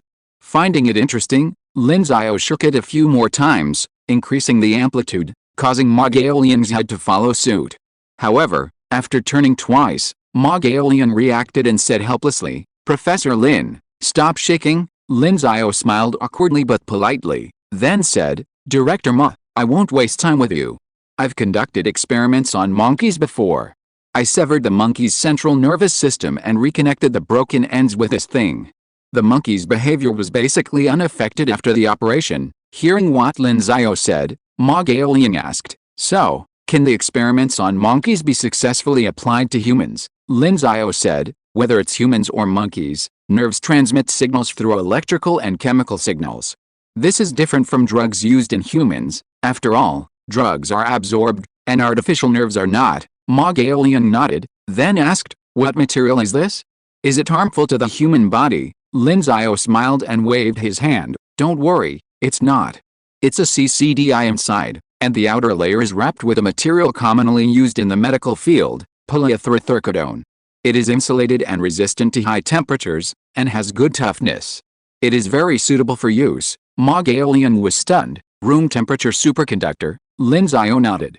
Ma Gaolian immediately asked, did the people who performed the experiment on the monkeys know that this was a room temperature superconductor?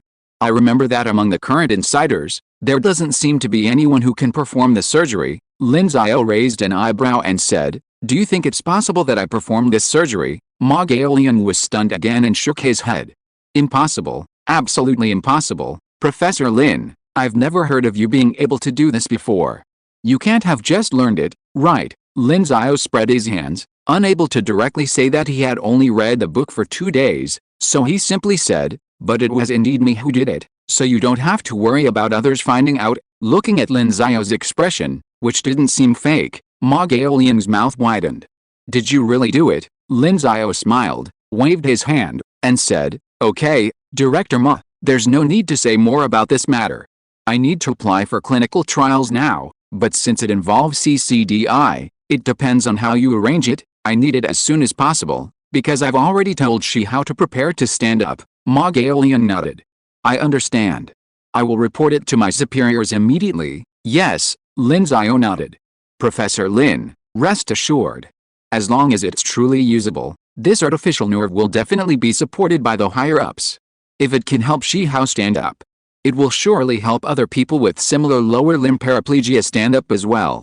This will be quite meaningful for many people around the world, Lin Xiao said. Yes, I know, Ma Gaolian nodded, but suddenly asked, by the way, if it's someone with a missing limb, can we also connect them with an artificial nerve, and then connect that artificial nerve to a metal prosthetic limb powered by a motor? And then, he glanced at Lin Xiao and didn't say anything else, but gave him a look that showed any man that he understood. Are you kidding? A mechanical prosthetic limb, a man's dream, okay? Lin Xiao was stunned. After a moment's reflection, he nodded and said, it's possible, but it requires interpreting the neural signals.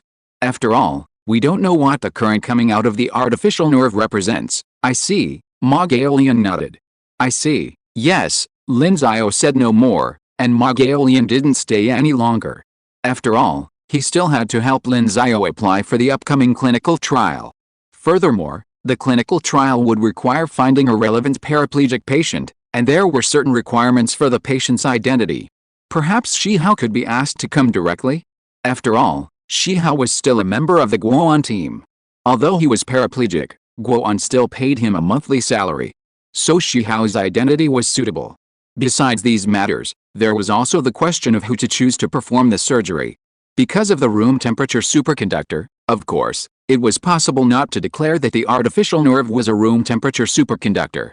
With so many things on his mind, Ma Gaolian naturally left without stopping. As Lin Xiao watched Ma Gaolian leave, he recalled his previous proposal and had other thoughts. If mechanical prosthetic limbs were feasible, wouldn't mechanical prosthetic eyes also be possible? For those who are blind, wouldn't it be possible to restore vision by connecting an artificial eye to an artificial nerve? There are many other applications as well. But the problem remains, technically, it's impossible to determine which electrical signals correspond to which reactions. Therefore, this will still take a long time. Lin Xiao shook his head, not dwelling on it anymore. The next step was to wait for news from Ma Gaolian. A week passed quickly. Unlike the anticipated long wait for clinical trials, the trials were already underway in just a week. When the authorities learned that the test substance was a room temperature superconductor, they immediately expressed great concern. Just kidding. The mere fact that a paralyzed person could stand up again was enough to attract attention. A paralyzed person is a burden to any family. If the paralyzed person was once the family's breadwinner, it would be even more devastating. Furthermore, there are numerous cases of families of paralyzed individuals being torn apart. This clearly undermines social harmony and lowers moral standards. If these paralyzed individuals could be allowed to stand up again, these issues would obviously be avoided, significantly contributing to social harmony and stability. Therefore, The higher-ups naturally took this matter very seriously. The clinical laboratory was arranged, the surgery was scheduled, and the patient to be treated was also arranged. The patient was none other than Xiao. Xiao, believe me, you'll be able to stand up soon. Yes, Professor Lin. I've been ready since you called me the other day. Xiao, lying in bed, smiled and nodded at Lin Xiao. For Xiao, today was a day filled with anticipation. Once he got in, he'd be able to stand up again. How could he not be excited? He had been bedridden for over 2 months, unable to leave his bed. If it weren't for his body's remarkable resilience and the effective medication he took daily, he would only be able to move a little and sit up in the 3rd month. However, the inability to move his lower body still caused him immense discomfort. But finally, in the 4th month, Lin Xiao called him and told him to get ready to stand up.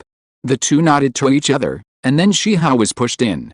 Ma Gaolian was also nearby and said to Lin Xiao with a smile, "It seems that protecting you is quite good.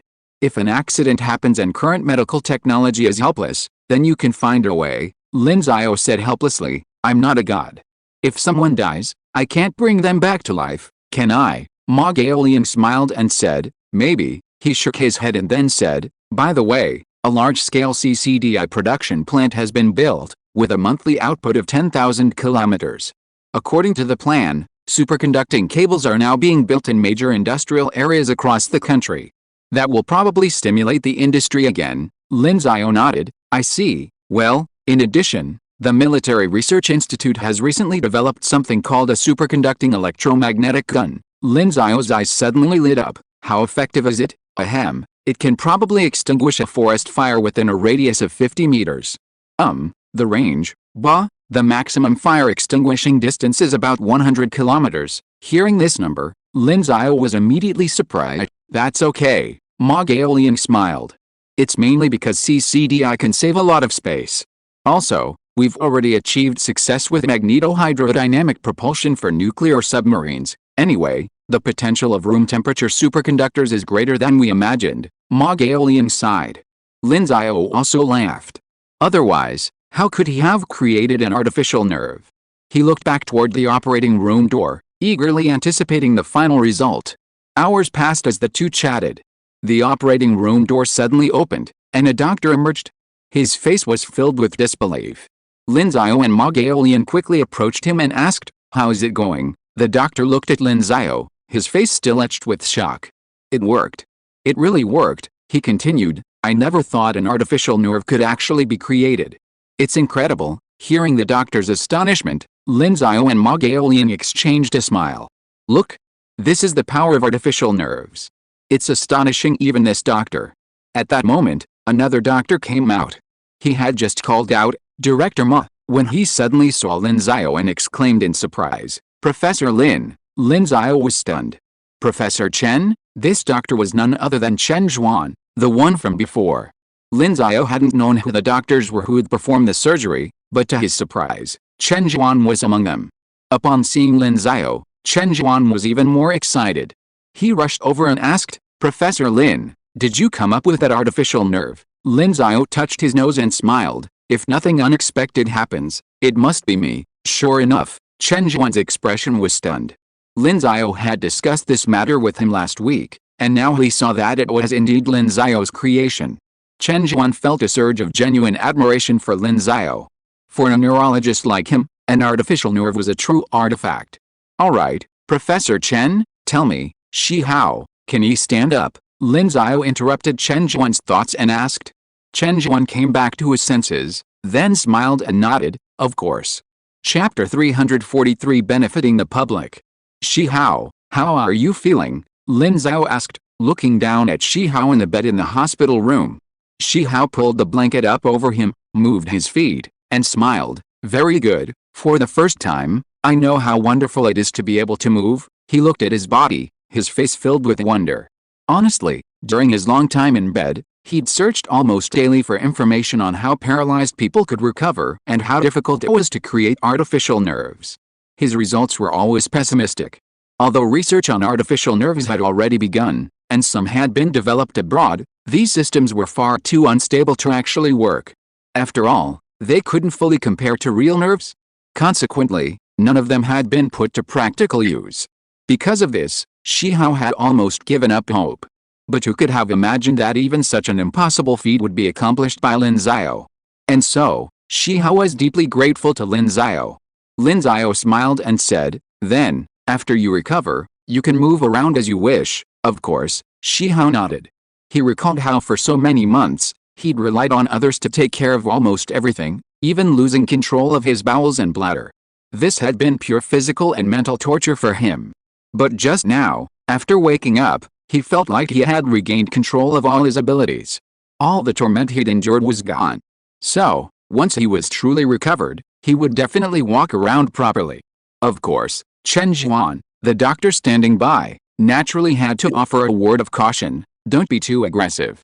Although your nerves have recovered, your spine is still recovering. It will take at least a year to fully recover. Even after recovery, you have to be careful.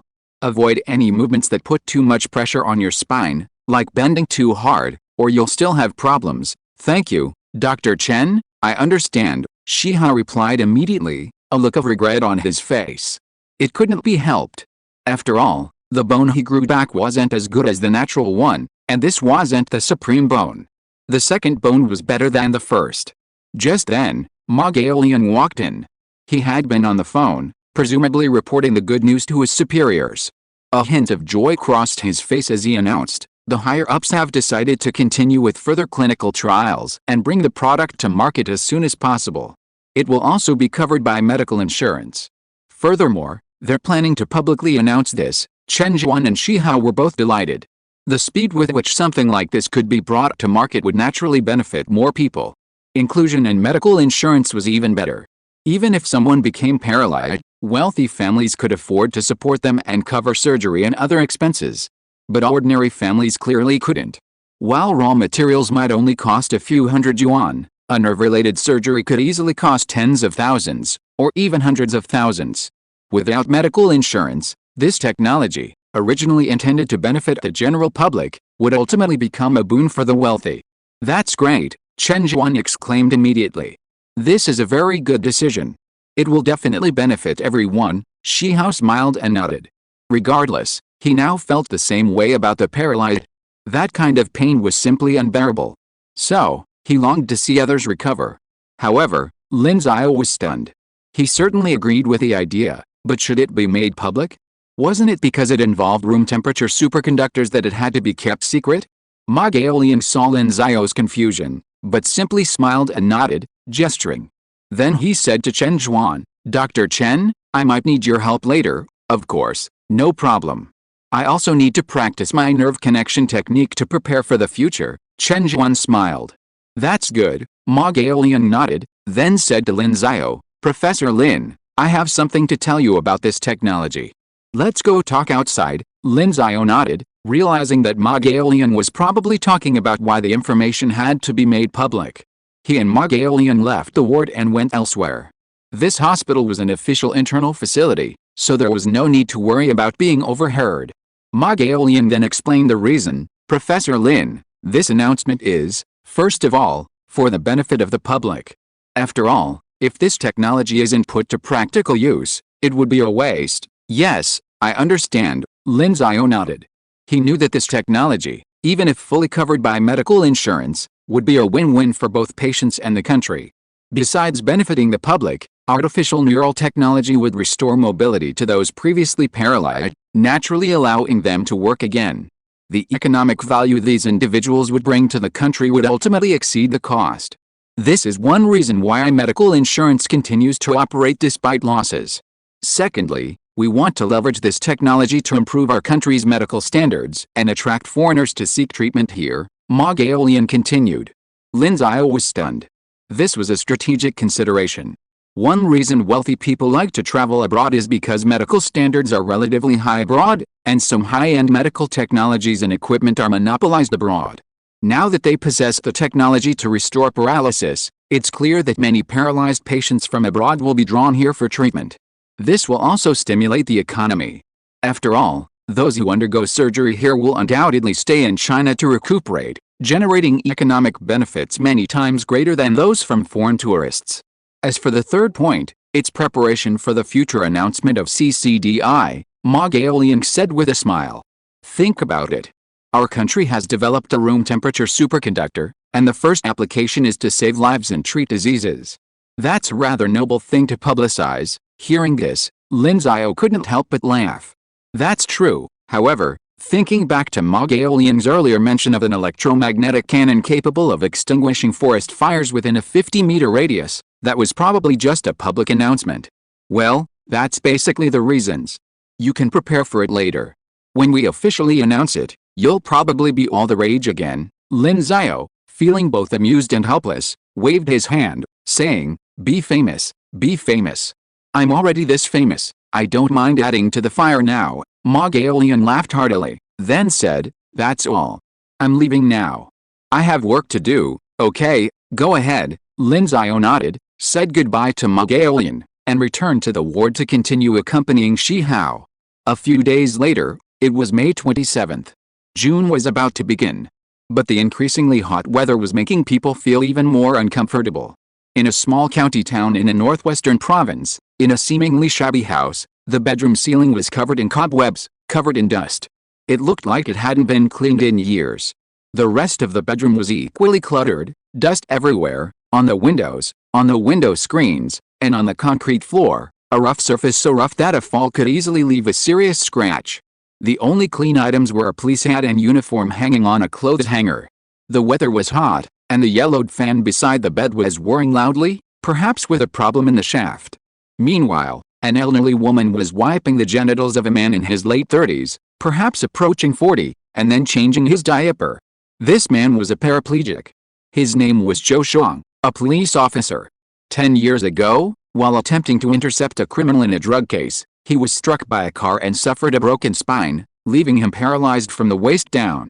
Disabled people are barred from the police, but officers who become disabled in the line of duty are not fired and receive subsidies.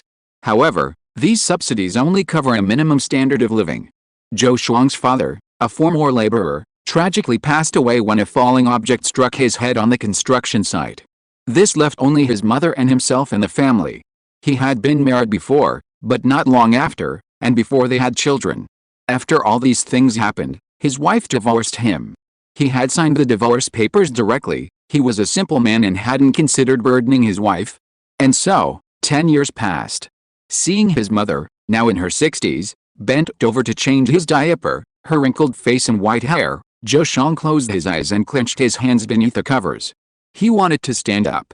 Even if he didn't do anything, it would still feel better than being waited on by his mother in his late 40s. His mother changed her son's diaper, then stood up and rubbed her back. She sighed, looked at her son, whose eyes were closed, and finally said nothing. Okay, I'll go wash your pants. It's probably 7 o'clock now, and the news broadcast should be starting. With that, she left and went to the public restroom on the same floor. Zhou Shuang opened his eyes reddened. He then propped himself up with his arms and sat in the wheelchair nearby. Then he turned on the TV and watched the news. He watched the news every day to learn about what was happening outside, so that he could at least keep up with the times. He had heard that people in prison had no idea what the outside world had become like after being incarcerated for a few years, and he didn't want to become like them, because he was a police officer. The first few news stories passed quickly, but the next one suddenly made Zhou Shuang's eyes widen. Renowned Chinese scientist Lin Xiao has successfully developed artificial nerves, and has achieved great success in clinical practice. It is reported that artificial nerves can replace the body's own nerves, allowing nerves that were originally disconnected due to accidents to be reconnected, achieving the function of nerve repair. For example, repairing the central nervous system can enable paralyzed people to stand up again. Chapter 344 The Paralyzed Man's Excitement. On the television news, renowned scientist Lin Xiao, known to nearly every Chinese, was describing a new technology he had developed that was thrilling the world. Our artificial nerves possess exceptional performance and can be implanted anywhere in the human body. Made of materials that are highly compatible with the human body, they can replace any of the 12 pairs of cranial nerves and 31 pairs of spinal nerves. This means we can now solve any nerve-related problem. For example, for patients with lower limb paraplegia or high paraplegia, simply by connecting our artificial nerves to the severed central nervous system, they can regain control of the previously immobilized limbs. They could step out of their wheelchairs, stand on solid ground, and regain their freedom, Lin Xiao, smiling, explained the artificial nerves in detail. The CCTV reporter interviewing the patient was surprised. So, will all those paralyzed people be able to stand up again? Yes, Lin Xiao smiled and nodded again. The reporter couldn't help but exclaim, that's truly something worth celebrating. So, Professor Lin, what are your thoughts on this technology you've developed? Thoughts? Lin Xiao pondered for a moment, then said, what's the purpose of technology? Obviously, it's for the benefit of humanity. This technology was created for the benefit of humanity, of course. I think this is a well-known fact. Technology is for the benefit of humanity. Our artificial nerve is also based on this premise. Hearing Lin Xiao's answer, the reporter's face lit up with admiration. How could one not admire such a scientist? The reporter nodded and said, okay, then, I look forward to you, Professor Lin, creating more technologies that will benefit humanity. The interview ended, and back in the live broadcast room, a host continued to introduce the technology, the expected launch date, and the subsequent clinical trial arrangements. Meanwhile, in the dilapidated house, Zhou Shuang's eyes were filled with excitement. He can stand up. He can stand up. Perhaps the heavens had heard his cries and sent him such good news. No, he had to trust science. It wasn't that the heavens had heard his cries, otherwise he wouldn't have waited so long. So, he should trust science. Trust that scientist named Lin Xiao. But at that moment, he froze, having forgotten something. Even if this device truly worked, how much would it cost? His family could barely afford more than 3,000 yuan, or they'd face starvation. And such a crucial technology, capable of restoring paralysis, would surely cost a fortune? Tens of thousands, even hundreds of thousands? And if he couldn't replace his artificial nerves and stand, how could he ever return to work and earn a living? The thought of this brought a wave of despair to his heart. The saying a penny can make a hero fall flat had come true in his case. However, at this moment, the news anchor on TV added, furthermore, according to the decision of the National Council's regular meeting, once artificial nerve technology passes clinical trials, it will be rapidly released to the market and included in medical insurance coverage. A unified 95% reimbursement rate will be implemented nationwide to ensure that every patient in need can access this technology. Furthermore, any active or retired military personnel or police officers who have needed artificial nerves due to combat or official duties will receive full reimbursement and priority for supply. Upon hearing this, Zhou Shuang, who had previously felt immense despair, froze. His eyes reddened again, and he finally rubbed them, raised his head, and muttered, the country hasn't forgotten me, hasn't forgotten me. Finally, he burst into laughter, it hasn't forgotten me. At that moment, the door opened, and his mother walked in. Seeing her son so excited, she couldn't help but feel puzzled. She hadn't seen her son look like this in years.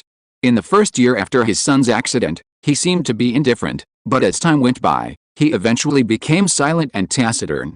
He had never been like this before. Of course, he looked happy at least, and that was enough. But she was already 64 or 65 years old. After she died, who would cook for Zhou Shuang, wash his clothes, and take care of his life? The sadness in her eyes grew stronger, but she hid it well with a smile. She asked, did you see any news? Is the world unified? Zhou Shuang shook his head. No, Mom, but this news is as good as the world being unified. Why? Because I can stand up. Zhou's mother was stunned.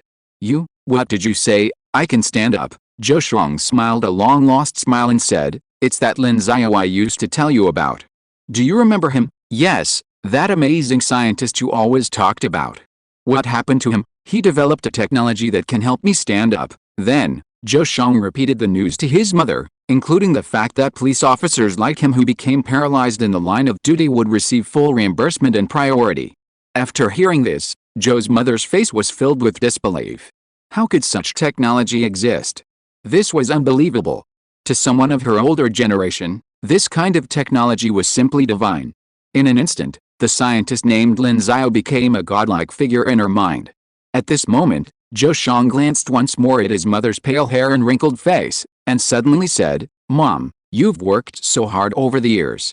When I'm on my feet, I won't let you toil like this again. After all these years, hearing her son speak such words, Zhou's mother's eyes instantly filled with tears. Without a word, she walked over and hugged her son. The mother and son, numb for years, now embraced and wept. The same thing happened in many other places. There are hundreds of thousands, perhaps even millions, of paralyzed people across the country, and countless of them have seen this news. Even those who haven't will likely see it later through other channels. Suddenly, the nation was in turmoil. Naturally, it was trending on all major platforms. Renowned scientist Lin Xiao develops artificial nerves that can help paralyzed people stand again. Artificial nerves, shock. Lin Xiao strikes again, this time with. When netizens read the news, their shock was even greater. Oh my god. What is this? Artificial nerves? Am I living in the future? Artificial nerves, and according to the news, this is a perfect artificial nerve. It's worthy of being the god Lin. He hasn't made any news in a few months, but when he does, it's a big news. God Lin is awesome. Damn, God Lin can do anything, right? Artificial nerves have been made, so nuclear fusion will be here in a few days. Hey. Maybe not in a few days, but it will definitely be in a dozen years. Just kidding. Once God Lin makes a move, it will take more than 10 years? I'm posting this again as a proof. Within 10 years, insert an I plus. Thank you, Master Lin. Thank you so much, Master Lin. Unlike most netizens who don't have paraplegics in their families, my father is a high-level paraplegic and has been bedridden for years. I know exactly how it feels. It's terribly difficult, and every day feels incredibly oppressive and uncomfortable. Now that Master Lin has developed this thing, I'll sell everything I have to help my father stand up. Hearing what you said, I can kind of relate. I heard that paraplegics can't even control their bowel movements, which is incredibly inconvenient. I hope your father can successfully stand up. Don't worry, there's no need to sell everything. The government has included artificial nerves in medical insurance, and the reimbursement rate is so high, it definitely won't be too much of a burden on your family. Thank you everyone. I just learned about medical insurance, and I'm relieved. I just hope this artificial nerve can be released to the market soon. Same hope. +1, everyone who heard about the artificial nerve was thrilled. After all, no one could guarantee they wouldn't suffer an accident in the future, and now with this artificial nerve, a situation that might once have made them despairing was undoubtedly less hopeless. Therefore, everyone was incredibly excited. Of course, the news spread beyond China as well, naturally causing a sensation there. Artificial nerves. A cure for paralysis. Technically, this was undoubtedly astonishing, and from a social perspective, it was a technology that could heal despair. Countless neurologists and paralyzed patients abroad were instantly thrilled. Many were even ready to buy tickets to China to receive treatment there. Chinese officials stated that the artificial nerve would only be used domestically for now and would not be sold internationally. However, some people abroad naturally began to argue on a moral level, arguing that this technology should be shared with the world, just as its reserves should be shared with the world. But China, evidently, ignored these voices. If you want us to share, please share first. If you're listening to this novel on a channel other than Fanfic World, it means they downloaded and uploaded it without effort. We cordially invite you to visit our channel, Mundo Fanfic Novelis. There you'll find the original version of this story and you can explore many other novels of various genres. We're waiting for you to immerse yourself in a world of incredible novels. Chapter 345 Superconducting Magnetohydrodynamic Thruster. Why is this Lin Xiao suddenly researching this artificial nerve? Inside the White House, the president was puzzled. The Secretary of State next to him said, maybe it's for his bodyguard. The president was stunned. Bodyguard? What bodyguard? The Secretary of State replied, the one who was paralyzed while protecting him in that car accident. The president immediately remembered the incident. He glared at the Secretary of State. If this guy's plan hadn't gone awry, would they still need to worry about a Chinese? Seeing the irritation in the president's gaze, the Secretary of State regretted even mentioning it. Of course, he could only lower his head, a look of it's my fault. Of course, the president didn't dwell on it, but simply found it a bit incredulous. So, this Lin Xiao just wanted to get his bodyguard to stand up, and then, in less than 5 months, he developed this groundbreaking technology. It's incredible, he couldn't help but exclaim, feeling even more pity. Why wasn't that Lin Xiao one of their own?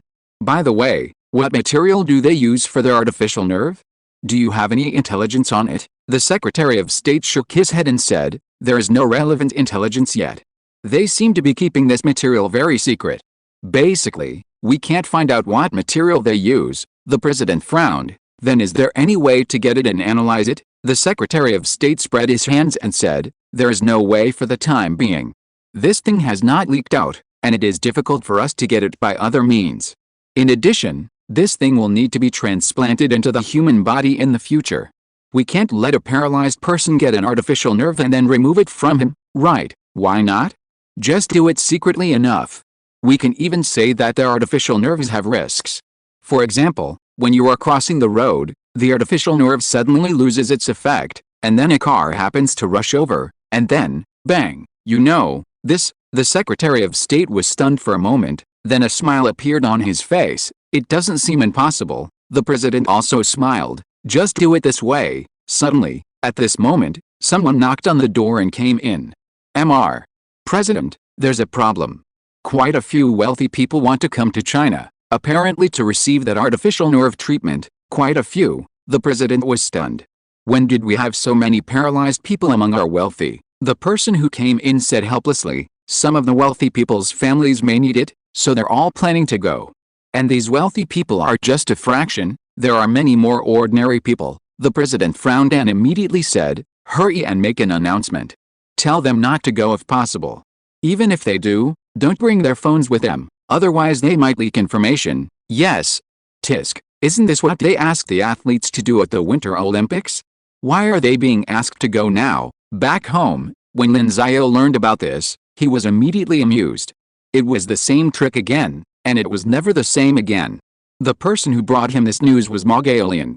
Ma Gaolian said with a chuckle, these foreigners are just full and have nothing to do. Indeed, Lin Xiao smiled and took another bite of his meal. At that moment, they were eating in the cafeteria of the Dingguang Research Institute. Ma Gaolian had come to report the good news to Lin Xiao.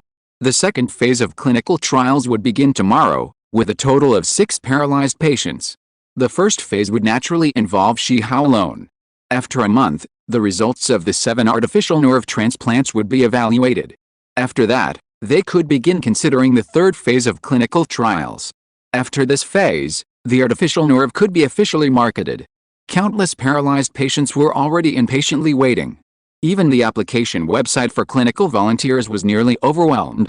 Many paralyzed patients couldn't wait for the device to be released, and they wanted to get the device now. Obviously, only a small number of people could participate in each clinical trial, not the majority. Therefore, some people were even trying to use connections to become volunteers. Such was the allure of artificial nerves that those with connections were so eager to participate. Just then, 2 people suddenly approached, carrying freshly ordered meals, and sat down next to them. Director Lin, Director Ma, one of them greeted with a smile.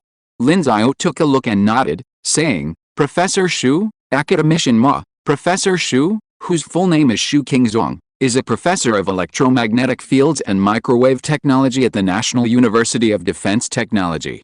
He is currently leading research on superconducting microwave weapons in the superconducting laboratory of the Dingguang Research Institute. Academician Ma, whose full name is Ma Weimin, is a member of the Chinese Academy of Engineering and a professor at the Naval University of Engineering. He is also a highly regarded national scientist, hailed as the eternal god by Chinese military enthusiasts. Academician Ma developed the electromagnetic catapult technology for Chinese aircraft carriers, and also the shaftless pump propulsion technology for nuclear submarines. It's no surprise that Academician Ma is so highly regarded by military enthusiasts. As for why Academician Ma is here, it's because he's researching a new technology in the superconducting laboratory called magnetohydrodynamic propulsion. Like shaftless pump propulsion, this technology is also a powertrain for nuclear submarines. For nuclear submarines, the primary issue is noise, and the primary source of noise comes from the propeller, the power unit. In the past, propellers used in nuclear submarines were essentially just rotating blades, unremarkable and therefore very noisy. However, shaftless pump propulsion technology, because it lacks a central shaft, reduces friction and, in turn, significantly reduces noise. However, shaftless pump propulsion still requires rotating blades, just without a shaft, and this rotation still generates noise.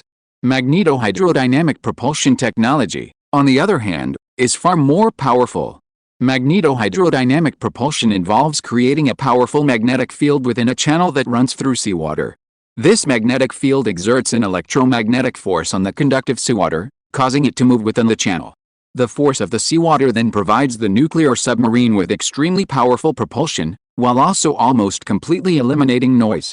However, to create such a powerful magnetic field, ordinary magnets are definitely not enough. Instead, an electromagnetic field is required. However, the increased current flowing through a conventional conductor generates enormous heat, making it even more ineffective.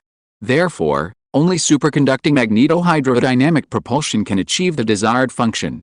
But in the past, superconductors required liquid helium to cool them down to achieve superconductivity, and carrying large amounts of liquid helium on a nuclear submarine was clearly impossible. Therefore, superconducting magnetic fluids remained a mere fantasy for submariners. However, the advent of room temperature superconductors now easily solves this problem, eliminating the need for liquid helium or nitrogen. They can simply be built directly. Therefore, Ma Weiman should have looked relaxed at this moment. However, what puzzled everyone present was that academician Ma now had a deeply troubled expression on his face. After sitting down, he began to eat, seemingly contemplating something else. "Hey, old Ma, not director Ma, but academician Ma, what are you thinking about?" At this point, Shu Qingzong, perhaps unable to bear it any longer, nudged Ma Weiman and shouted. Ma Weiman finally regained his composure, seemingly noticing Lin Xiao and Ma Gaolian, and called out, "Director Lin, Director Ma, haha, it seems academician Ma has run into a problem," Lin Xiao said with a smile. As researchers, they all understood. Ma Weiman knocked his head helplessly and said, "Isn't it? There are indeed some problems this time." Ma Gaolian then smiled and said, "Tell me, what is the problem? Let's see if I, who haven't read as much as you, can understand." Ma Weiman smiled and said, "It's actually a fluid mechanics problem, but the situation is a bit strange." "Strange? Yes," Ma Weiman said, "you should also know about the superconducting magnetohydrodynamic thruster I'm working on. It was originally just as planned. I just replaced the superconductors in the previous superconducting magnetohydrodynamic thrusters with CCDI and modified other structures. It seemed simple, but problems arose during actual use." "What's the problem?" "When the operation time exceeds about an hour, the water flow in the channel suddenly becomes turbulent, resulting in a significant decrease in propulsion force and a relatively high noise level. I'm very confused about this. We have clearly tested it many times using the DNS method, and there are basically no problems. But this happens." Hearing Ma Weiman's question, everyone present was puzzled. The water flow suddenly became turbulent? Why? Chapter 346 Strange Phenomenon. Why is that? Even Lin Xiao was surprised to hear this. The flow in the magnetohydrodynamic channel becomes turbulent after an hour of operation? Ma Weiman shook his head. "I don't know, so I'm really scratching my head over this. I never noticed this happening during DNS, direct numerical simulation, but it happened in real life." Shu Qingzong asked, "Does it always happen after an hour?" "Not always. Some are 1 hour, some are longer, and sometimes 2, 3, or even 6 hours. It usually happens after an hour," Ma Weiman said. "Hasn't it been seen before? I remember a team in China did a model study," Director Ma said. "His department also had a hand in funding these experiments, so he'd heard about it before. I remember that one ran for days, and there were no problems," Ma Weiman said. "They built their own tank, and it wasn't a submarine, just a ship. My model tests are mostly conducted in large test tanks, completely simulating the ocean environment. The water pressure and current conditions are fundamentally different." "Is that so?" Ma Gaolian nodded, indicating understanding. He then stopped talking. After all, in front of the 3 professors around him, although he did have a doctorate, he really hadn't read as many books as these 3. Ma Weiman rubbed his brow, sighed, and said, "I have a feeling that this can be considered a new discovery. Maybe it has something to do with something hidden in the NS equations." Shu Qingzong shook his head and said, "If you say so, maybe we can really solve the NS equations." Ma Gaolian also sighed. "Navier-Stokes equations, how difficult is it to solve this thing? Who can figure it out?" However, when Ma Gaolian said this, the 3 of them were stunned, and then they all looked at Lin Xiao, who was eating with his head down. Lin Xiao took a bite of rice, raised his head and said, "You know what? The dishes made by this chef are quite delicious. I recommend them to you." As a result, after raising his head, he was stunned, looking at the 3 pairs of eyes, recalling the topic they had just talked about, and suddenly said speechlessly, "Hey, don't look at me. That's the NS equation. I don't know how to solve it. Hey, Professor Lin, let's not talk about this. You have solved a Hodge conjecture. It's just an NS equation. Solve it. Ma Gaolian smiled and put his arm around Lin Xiao's shoulders and spoke. Lin Xiao rolled his eyes suddenly. What do you mean? It's just an NS equation? Are you kidding? This is one of the 7 great problems of the millennium, okay? I'll give you a pen, and you do it. Ma Gaolian laughed. Well, forget it. But Ma Weimin next to him said at this time, Professor Lin, no matter what, I still want to ask for your help. We are having trouble with direct numerical simulation. It is very likely because direct numerical simulation still cannot perfectly explain the movement of fluids. After all, direct numerical simulation still has certain limitations. If we can know the existence and smoothness of the solution to the NS equation, then it will not only be helpful for my research, but also for the research of other things. Then he also smiled. Of course, I am not forcing you. After all, it is the NS equation. If Professor Lin can give me some help, not to mention solving it, at least a little help will be fine. If you ask me, academician Ma, you can just invite Professor Lin to join your research group. Shu Qingzhuang next to him smiled. Ma Weimin's eyes lit up.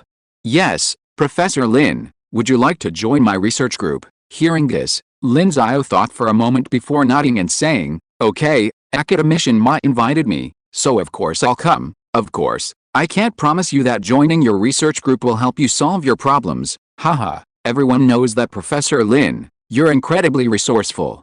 Any problem you throw at it won't take long. I'm really looking forward to it. Ma Weimin laughed heartily. Regardless, Lin Xiao's joining his research group would clearly be a huge boost. Who knows, perhaps this problem that has been bothering him for so long will be solved with Lin Xiao's presence. Ma Gaolian and Shu Qingzhuang, standing nearby, also laughed. Shu Qingzhuang, even more envious, said, Old Ma. I'm talking about academician Ma, you're so lucky. Just coming here for a meal and you get such a great help. I'm having a headache right now. Oh? What's your headache? It's that microwave weapon. Oh, forget it. They're both difficult to make. Let's eat. My food's getting cold. The other 3 smiled. Problems are common in scientific research, so they largely ignored it and continued eating. And just like that, the meal ended. Since Lin Xiao was joining Ma Weimin's project, the two naturally didn't waste any time. After dinner, Lin Xiao headed to Ma Weimin's laboratory. The superconducting lab was quite large, and it took into account many aspects, especially the application research of room temperature superconductors. Therefore, Ma Weimin's lab was also quite large. Upon entering, one could see about a dozen people working on their projects. In the center of the lab were numerous models, including a magneto-hydrodynamic thruster frame built using a CCDI device. Looking at this giant, Lin Xiao couldn't help but sigh with emotion. He hadn't realized how much trouble had been thrown here. At this moment, Ma Weimin clapped his hands, drawing everyone's gaze towards him. He smiled and said, I have some good news for you all. Director Lin has officially joined our research group.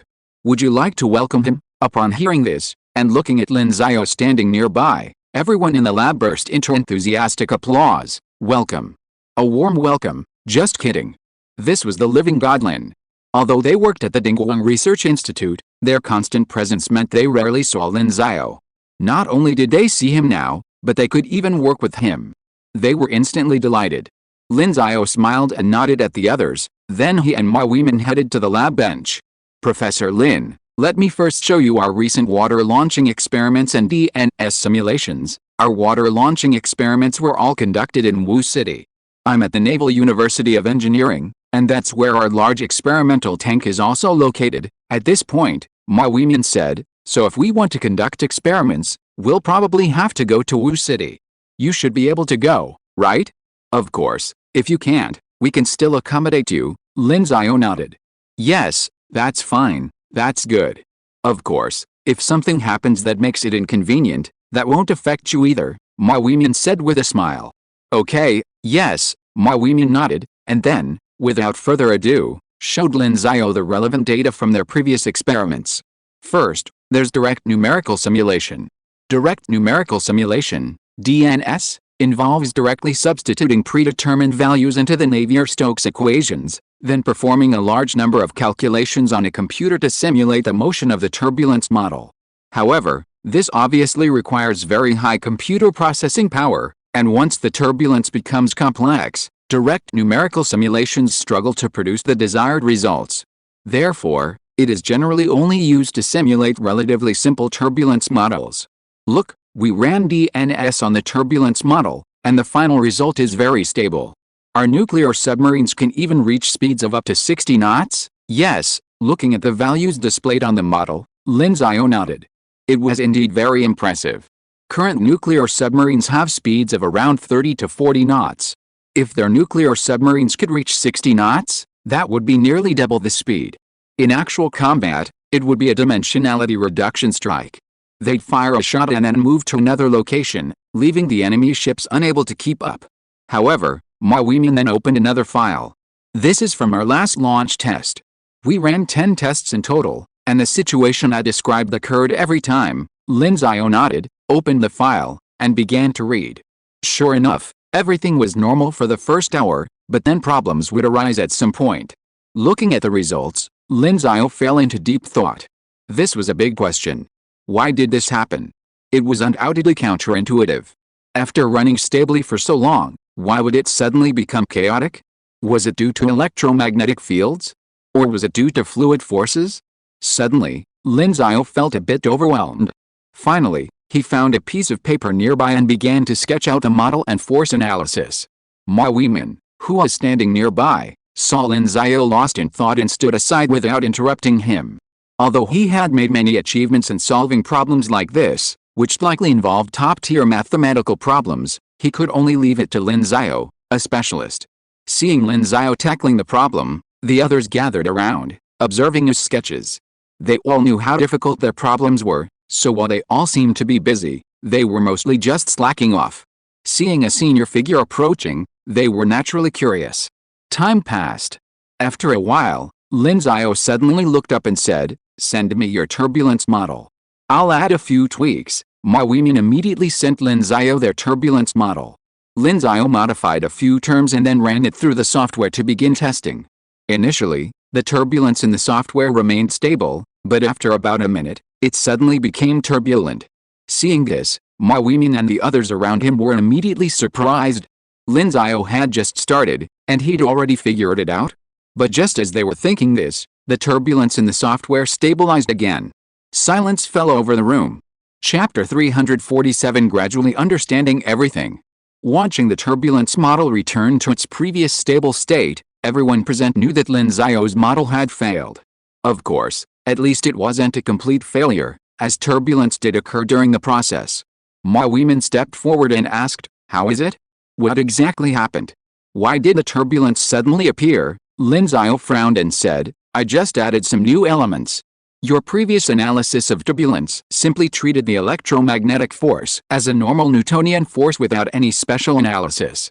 Then, when I took the magnetic field of the superconductor into account, this problem arose. So, the electromagnetic force is causing this." Ma Weimin frowned and began to think. From a macroscopic perspective, the magnetic field generated by the superconducting coils in the magnetohydrodynamic thruster exerts a force on the conductive seawater that can be directly considered a single, complete force. However, as we all know, according to quantum mechanics, the world is discontinuous and forces are componential. The electromagnetic force generated by the superconducting magnetic field is obviously different everywhere. If you think about it this way, it seems that this situation is indeed possible. But then Ma Weimin began to wonder, but this situation doesn't quite conform to Newtonian mechanics, does it? Even a slight degree of disorder is understandable, but something this chaotic, causing a significant drop in speed, is truly difficult to comprehend. Yes, I find it somewhat difficult to understand, too. Lin Xiao nodded, then stroked his chin, lost in thought. This question also puzzled him. He then wrote down a formula on his scratch paper, the Navier-Stokes equations. Looking at this complex, yet mathematically beautiful partial differential equation, Lin Xiao scratched his head. While the force of the superconducting magnetic field was currently suspected to be the cause, it was clearly also closely related to the interaction between the fluids. After all, the direct cause was still the fluid forces. The electromagnetic force was only indirectly driving the changes in the conductive seawater. Of course, this inexplicable, yet incredibly mysterious, effect gave Lin Xiao another thought. Perhaps this was a new, never-before-discovered physical effect, not simply a random mechanical problem, like the Hall effect. Perhaps, once they unraveled the underlying principle of this remarkable phenomenon and mastered it, they could apply it elsewhere? Thinking of this, Lin Xiao's attention grew slightly stronger, and he returned his gaze to the Navier-Stokes equations before him. A dilemma crossed his mind. Does it really need to be solved? However, he quickly made a decision. He'd study it first. If he found any preliminary results, perhaps they could solve the current problem. He then said to Ma Weimin, "Academician Ma, let's do this for now. I'll go back and think about it. You can also conduct an experimental study. Since this might be related to electromagnetic forces, perhaps you could modify the magnetic field, or perform some diversion or other treatments as the liquid enters the channel." "Okay, I understand," Ma Weimin nodded. "We'll conduct tests soon and send you the results then." "Okay," Lin Xiao nodded, then left the lab. For the next few days, Lin Xiao immersed himself in the study of the Navier-Stokes equations. Anyway, ever since he solved the artificial nerve and helped Qi Hao stand up, he'd fallen back into a state of rest. The next few days would be perfect for studying this mathematical problem. Of course, it wasn't simple. "Professor, are you studying the Navier-Stokes equations?" In Lin Xiao's office at Kyoto University, Chen Mingke looked at his professor's research, which seemed incredibly complex, and curiosity crossed his face. Lin Xiao nodded and said, "Yes, so what are you working on? Some kind of application?" No," Lin Xiao said. "Proving the existence and smoothness of its solutions." "Oh, that," Chen Mingke suddenly realized, but then he reacted, a look of shock on his face. "You mean, the Millennium Problem? Ahem, don't be so surprised. Calm down. It's not like I haven't proved the Millennium Problem before." Lin Xiao smiled, then said, "Besides, it's just proving one Millennium Problem, not solving its general solution." Chen Mingke rolled his eyes. "My teacher is great in every way, just too awesome." Of course, as Lin Xiao said, the Millennium Prize problem of proving the existence and smoothness of solutions to the Navier-Stokes equations is slightly easier than finding the general solution to the Navier-Stokes equation. The Navier-Stokes equation is a partial differential equation, and solving it is a common and challenging area for mathematicians in this field. Solving the Navier-Stokes equation is even more difficult, often considered impossible. Unlike the Euler equation, which is easy to find a general solution, the Navier-Stokes equation has an additional second-order derivative term, making it difficult to find a general solution except under certain conditions.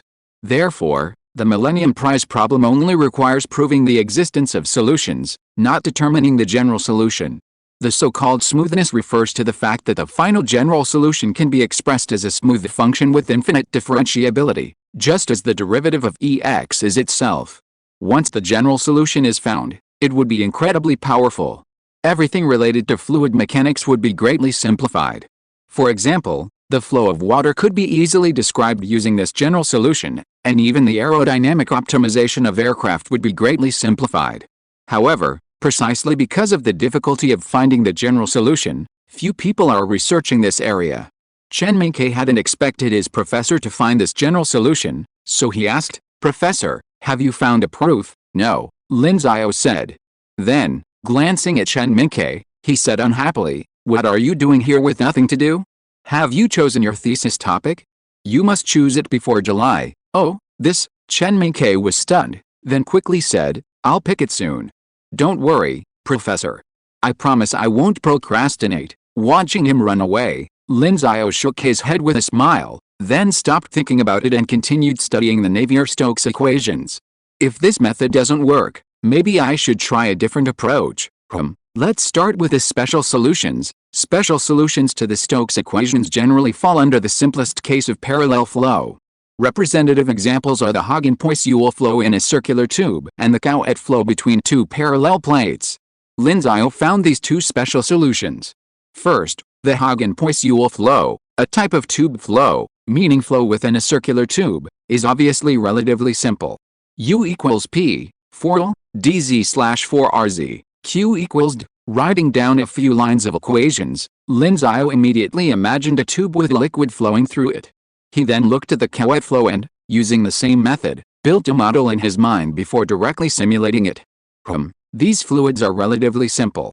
What if we try a more complex one? For example, the magnetohydrodynamic propulsion that Riemann and his team planned to study.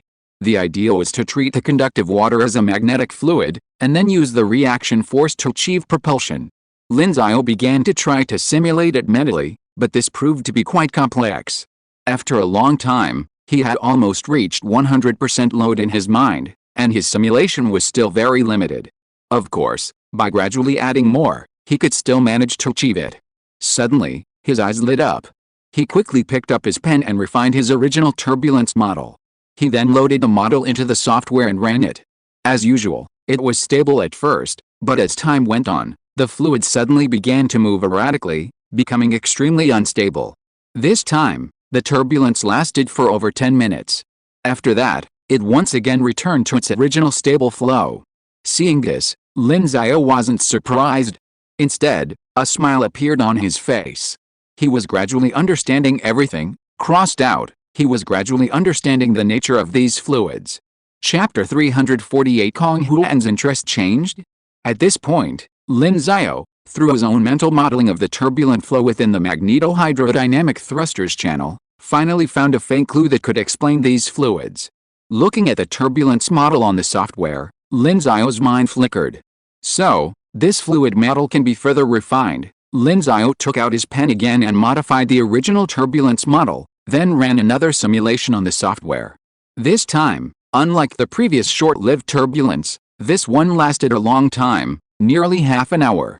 Still unsatisfied, Lin Xiao continued to modify the turbulence model, resulting in a completely new model.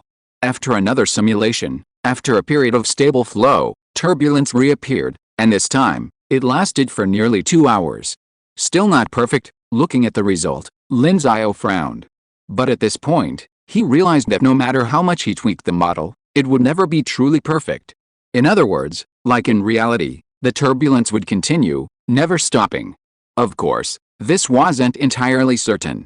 According to Riemann and his team's results, their longest experiment lasted 5 days, and the turbulence persisted for nearly 5 days, seemingly indefinitely. Perhaps it would stop in just one more day? Of course, it might still take a month or so, and those scenarios weren't even considered. So, the ultimate goal is still to prove the NS equations. Lin Xiao shook his head slightly, then quickly regained his focus, once again looking at all the new turbulence models he had previously constructed. This step-by-step construction of the turbulence models was also very meaningful for proving the NS equations. Let's keep trying. For the rest of the time, Lin Xiao was primarily focused on constructing the turbulence models. It was a complex process, and as he refined the details of his model, he developed a better understanding of how to prove the existence and smoothness of the solutions to the NS equations. Ultimately, Lin Xiao's analysis of the magnetohydrodynamic propulsion turbulence model even took into account the density of the internal seawater and various other substances. As we all know, water doesn't conduct electricity. However, most water in nature is impure, especially seawater, which is rich in salt. In a magnetohydrodynamic thruster, propulsion is essentially achieved through the force exerted by the conductive seawater on the superconducting magnetic field. Therefore, the seawater molecules that can withstand the force are first affected and gradually pushed out, while those that cannot are held back, eventually becoming chaotic. Given this level of detail, the original model naturally became more complex. Later, when Lin Xiao entered the model into his computer and began the simulation, the computer suddenly froze. Seeing this, Lin Xiao was stunned. No way. His computer was capable of running deep learning, with 4 graphics cards plugged in. And it froze? Just as he realized something was amiss, smoke suddenly began to rise from the computer case next to him, accompanied by some ominous-sounding noises. Oh my god, Lin Xiao cursed, then hurriedly unplugged the power cord and carried the computer case out the door. I hope there's nothing wrong with the data inside, or he'll probably curse. Finally, the case was opened. The smoke was coming from one of the graphics cards. The hard drive and everything else should be fine. However, Lin Xiao still had a speechless expression. What the hell was going on? Running a program actually broke the graphics card. It's just an ordinary turbulence model. Well, to be honest, the turbulence model he'd created wasn't ordinary at all. After all, The computational complexity of his new turbulence model was almost exponentially greater than that of previous ones, naturally placing a greater load on the computer.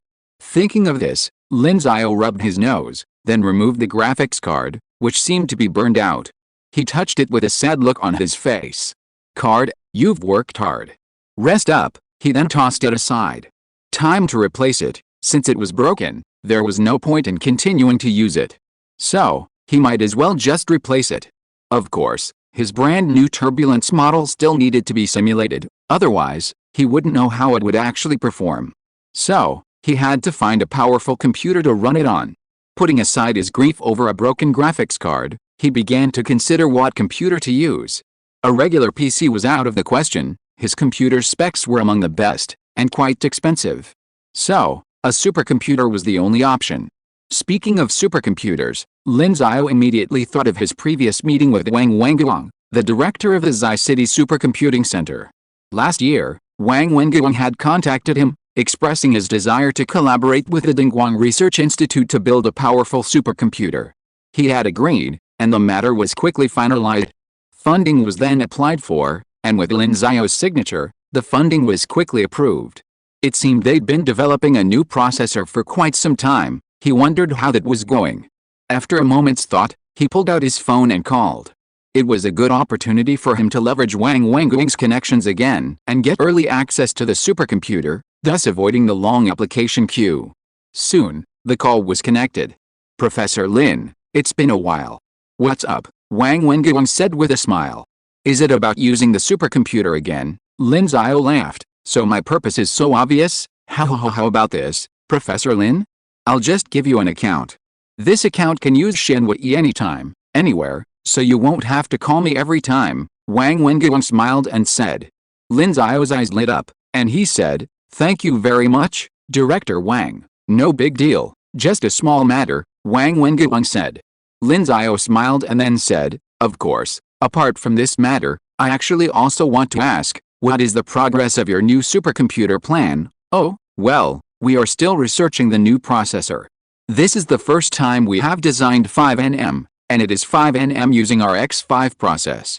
The design team is still researching it," Wang Wenguang said. "Also, we have encountered many problems, so it will take some time." "Oh," Lin Xiao thought for a moment and said, "Maybe I can recommend someone to you." "Oh?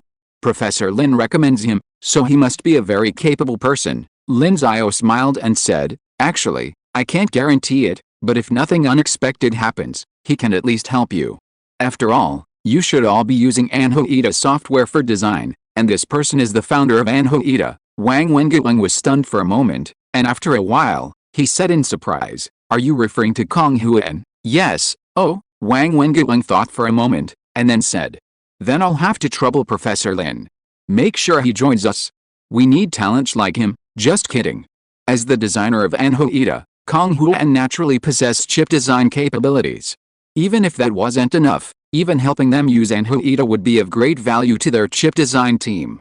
After all, Anhoida was user-friendly, but it had only been on the market for a few months, so they still had a learning curve. If the creator of the software could offer some advice or guidance, their research progress would surely be further accelerated. So Wang Wenguang immediately agreed to Lin Xiao's proposal. "Okay, that's it. I'll call him later." "Okay, thank you, Professor Lin," Wang Wenguang said with a smile.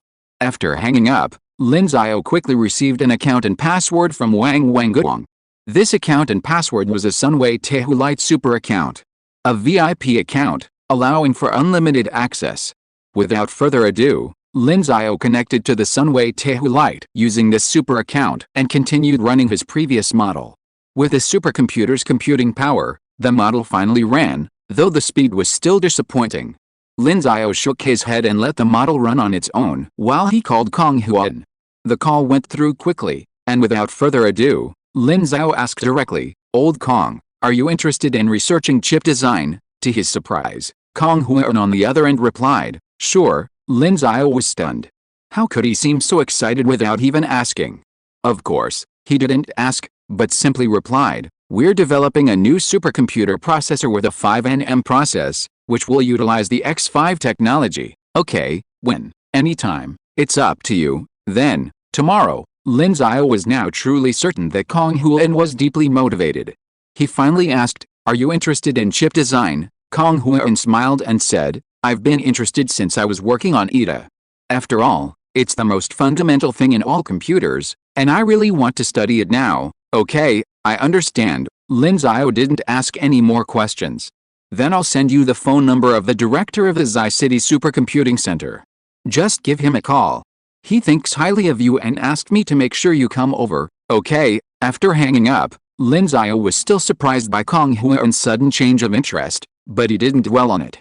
He returned his gaze to the model running on the screen in front of him. At this moment, he was suddenly stunned, staring at the simulated turbulence in amazement. "What is this?" Chapter 349 Even more awesome. Lin Xiao stared at the turbulence model in the software with amazement. The turbulence model was still turbulent, but this turbulent state would occasionally transition into a regular pattern. This regular pattern, unlike the normal steady state, was like a vortex. In a vortex, the liquid flows very quickly.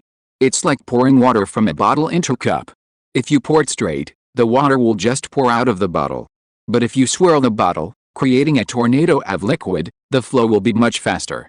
Just like a fan, the airflow it creates is a vortex, which increases the airflow rate.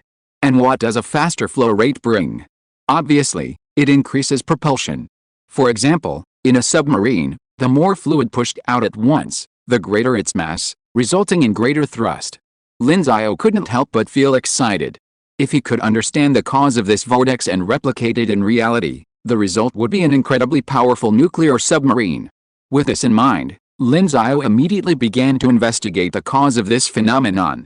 What fascinating fluid physics secrets lay hidden within the mathematical model he had constructed? Uncovering the cause of this vortex wasn't easy, but it didn't stump Lin Xiao. After all, he now had a super account on the Sunway Tehu light. Basically, as long as he had a model, he could run calculations on it, making it incredibly convenient. As he refined his model, the vortex's duration became longer and longer, and its frequency increased. Thus, within his turbulence model for magnetohydrodynamic propulsion, 3 states emerged. The first was a basic stable state, where the fluid flowed smoothly under the influence of electromagnetic forces. The second was a turbulent state, which was almost certainly due to the electromagnetic force triggering a chain reaction within the fluid, with collisions causing completely irregular flow. The third was an eddy state. Despite being driven by a single force, these eddies formed. The hidden mystery behind this state might be no less profound than the Hall effect. Furthermore, calculations showed that the thrust generated by these eddies was approximately double that of the basic stable state. This meant that the 60 knots originally calculated by Ma Weimin and his team could very well be doubled, and the crucial acceleration could also be improved. If this principle could be applied to nuclear submarines, it wouldn't just be a dimensionality reduction attack, but a two-dimensional reduction attack. The enemy's nuclear submarines wouldn't even be able to see their taillights, let alone their farts. Of course, this only required research. And so, time passed quickly. It was June. "Professor, I've decided on my topic." "Oh? I'm surprised you still remember it." Looking at Chen Mingke, who came to look for him, Lin Xiao raised an eyebrow, put down his pen, and paused his study of the NS equations. He stood up and stretched, saying, "I told you to submit it by July, and you kept delaying it until July. Hey, I've been thinking about how to make a splash without making a splash." Chen Mingke scratched his head and chuckled. Lin Xiao couldn't help but chuckle. "It seems you're quite confident. If I weren't confident, why would I call you my student?" Chen Mingke smiled, then handed a piece of paper to Lin Xiao and said, "Professor, look, this is my topic." Lin Xiao nodded, then took the paper and took a look. He was surprised. Ricci flow, yes, the L2 curvature bound on a manifold with bounded Ricci curvature. Chen Mingke nodded.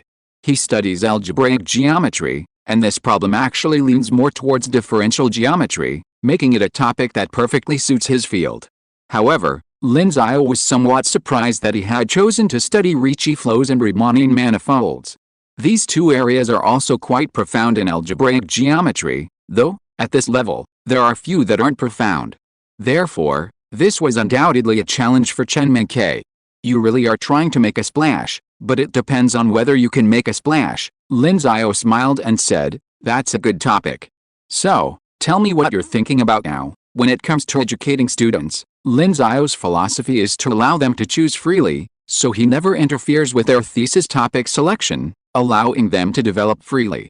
Even though Chen Mingke has chosen such a difficult topic, Lin Xiao doesn't think he's overly ambitious, but only encourages him to keep working hard. Chen Mingke was deeply touched when Lin Xiao didn't scold him for choosing a random topic, but instead directly asked him to express his thinking. He has a friend who is also a doctoral student. Some time ago, he went to his supervisor with a very difficult topic, and was criticized by his supervisor. Although doctoral students need to have high standards, the supervisor obviously cannot set too high standards for them. Otherwise, if they cannot complete the task and delay graduation, it will be a waste of the supervisor's time. Unless the supervisor is the type who specializes in exploiting students' labor. However, Lin Xiao is obviously not the type of person who exploits students' labor. After staying there for a year, Chen Mingke hardly felt that he was exploited. On the contrary, he made a lot of money because Lin Xiao also paid them a salary every month, and it was 5,000 yuan a month, which was more than his monthly living expenses. Every time he shared it with others, it would attract a lot of envy and jealousy. Of course, he was touched, and he immediately explained to Lin Xiao his thinking behind choosing this topic. Consider a Riemann manifold with bounded Ricci curvature and Ric n1. Also, the lower bound of the non-compressible volume Vol1, P, is greater than V greater than 0, and then try to calculate the L curvature bound B1, P, Rm. Later, Chen Mingke had to verify his calculations on scratch paper. After all, communicating this stuff verbally was somewhat difficult. He quickly explained his thinking and the problem he was trying to solve to Lin Xiao. Discovering a problem, posing a problem, analyzing it, and solving it are the four major steps in academic research, and Chen Mingke's presentation clearly covered both the discovery and posing stages. The proposal report was definitely a no-brainer. Perhaps this guy could have submitted the topic a long time ago, but simply put it off until today. Of course, the proposal report is just the beginning, the subsequent analysis is crucial. And this is where Lin Xiao needed some guidance. After listening to his train of thought, Lin Xiao said, "Do you know what you need to accomplish first?" Chen Mingke thought for a moment and said, "We need to prove that there's an L2 curvature bound greater than B1, P, Rm2, x, dx. Lin Xiao shook his head. "That's the last few steps. First, you need to construct a limiting structure, then prove that the singular set Sx is rectifiable. Perhaps you'll need to use the Hausdorff measure." Hearing Lin Xiao's advice, Chen Mingke immediately fell into deep thought. After a moment, his eyes suddenly lit up. "Right. Prove the GH limit." "Thank you, Professor," Chen Mingke said gratefully. Lin Xiao's single suggestion saved him from many detours. Truly worthy of being called the Master Lin. Thinking of this, he put on another fawning expression and leaned forward, saying, "Professor, could you give me some more advice?" "What is that limiting structure?" Lin Xiao raised his eyebrows and said with a smile, "If you want to go, the master can only lead you to the door, but the practice is up to you. I will do more than just lead you to the door. Please give me some advice." "Maybe without your advice, I would have postponed my graduation. If you want to postpone your graduation, then postpone it." Lin Xiao spread his hands. "Anyway, if you postpone your graduation, I will not pay you a monthly salary." Chen Mingke, "Okay, go ahead." Lin Xiao waved his hand, showing a look of disgust. "Okay," Chen Mingke said immediately, and then slipped away quickly. Lin Xiao watched Chen Mingke leave and shook his head with a smile. Of course, no matter what, Chen Mingke's performance today at least proved that he had not been slacking off for so long before. This is very gratifying for Lin Xiao. Then, he sat back at his desk and looked at the NS equations again. But at this moment, Chen Mingke's topic selection suddenly flashed through his mind, and his eyes suddenly narrowed. Riemann manifold? Riemann manifold, curvature. Then he recalled the magical vortex state. Abstract mathematics and specific physical phenomena intersected at this moment. In Lin Xiao's mind, he began to construct a physical phenomenon composed of numbers, and the vortex in it evolved into a peculiar numerical value. Until the end, in Lin Xiao's mind, the numbers constructed a perfect physical structure, and then the corners of his mouth curled up slightly, and his eyes recovered from being absent-minded to being alert, and he took in everything. "So, this is the final solution to your vortex, I see you." He suddenly picked up a pen and began to perform extremely complicated calculations on the draft paper, Greek letter mu, CBR, 11O, co. Until the end, he got a brand new set of equations. Looking at this set of equations, he smiled. Lin Xiao did not find a way to prove the existence and smoothness of the solution of the NS equation, he just analyzed the reason for the appearance of this strange vortex. However, based on the reason for the appearance of this strange vortex, he will have a chance to go straight to the back of the Millennium Prize, that is, the general solution of the NS equation. As long as the general solution of the NS equation is solved, then naturally we can know the existence and smoothness of the solution of the NS equation. Of course, before that, he has to give Ma Weimin the good news. They don't have to think of a way to solve that turbulent flow anymore, because he has thought of a more awesome one for them. Chapter 350, Brand New Magneto-Hydrodynamic Propulsion Structure. Hey, academician Ma, what are you busy with? I'm still studying how to solve the problem of electromagnetic force. Now the software can't simulate it, so we can only use underwater experiments. When he said this, Ma Weimin couldn't help but complain. Originally, I didn't apply for too much funding, and I thought it would be a one-time thing. As a result, the money I have to spend has increased exponentially. Alice, when I was given this task, I was still making promises. As a result, I don't know where to put my old face. Lin Xiao couldn't help laughing and said, "What's so shameful about this? Countless major achievements in our scientific history came from an accidental discovery. It's no big deal to spend a little more money. Maybe what you discovered, academician Ma, will be called a Markov effect in the future." Ha ha ha, that makes sense. Professor Lin, since you said so, I will call this turbulent phenomenon the Markov effect in the future, Ma Weimin said with a smile. Of course, this was mostly just a joke. After all, he wasn't the only one who discovered this effect, but his entire team. Using his surname alone to name it was clearly inappropriate. Lin Xiao smiled. Of course, no matter what the effect was called in the future, it didn't matter to him. Because he had discovered the eddy current effect, it would definitely be called the Lin effect. This was because he had discovered it through his own calculations, and it was entirely his own achievement. At this point, Lin Xiao stopped talking to Ma Weimin and said directly, "Of course, academician Ma, I'm calling you about something else." "Oh? What is it?" "You can stop your current work and skip the turbulence experiment." Ma Weimin was stunned. Why? Suddenly, he realized something and said in astonishment, "You haven't proved the NS equations, have you?" Lin Xiao's words clearly meant that he had solved the problem they were facing. Thinking back to the previous events, this was very likely the solution to the Millennium problem. Upon hearing Ma Weimin's speculation, Lin Xiao was at a loss for words and quickly said, "How is that possible?" "Of course not, it hasn't even been a month." "How could that be so easy to prove?" Lin Xiao paused, then smiled and said, "Of course, I've completed the first step. At least I've found the direction and the idea." Ma Weimin was immediately curious. Wow, Lin Xiao now seemed confident he could prove these questions.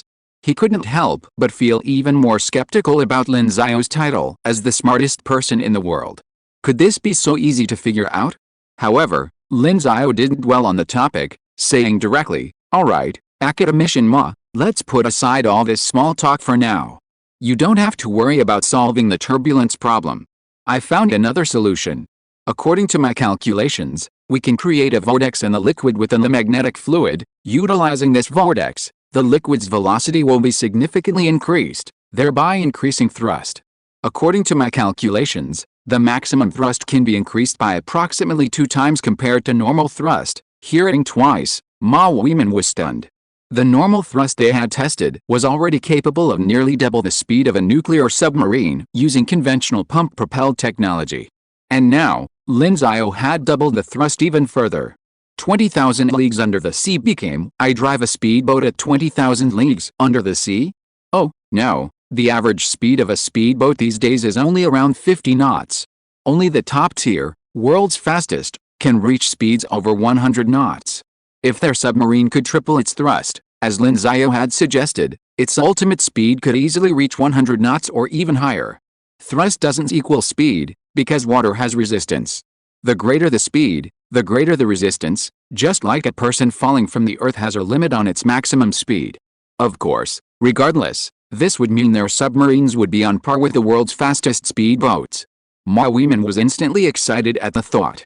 As a military technology expert, He was incredibly impressed by such technology and couldn't wait to see it. He ignored Lin Xiao's previous talk about the proof of the NS equations and asked, "Professor Lin, please tell me about this technology." Lin Xiao smiled and said, "I'll be at the institute later, and we can discuss it in person." This kind of thing was obviously safer to discuss in person. "Okay," Ma Weimin replied immediately. They hung up the phone, and Lin Xiao quickly gathered his belongings and headed to the Dingguang Research Institute. He arrived at the superconducting laboratory and found Ma Weimin.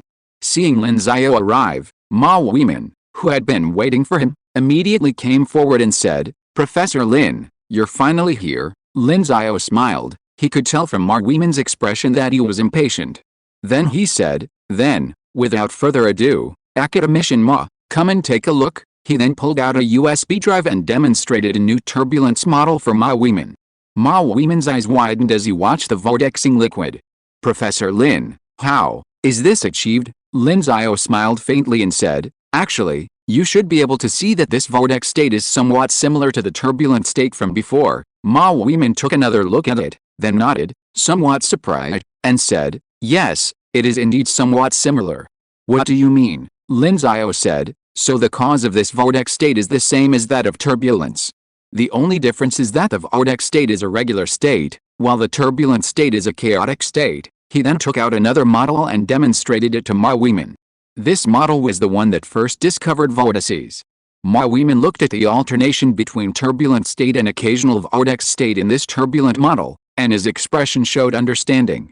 This is probably what happens when each particle in a chaotic system is in a stable state at a certain moment.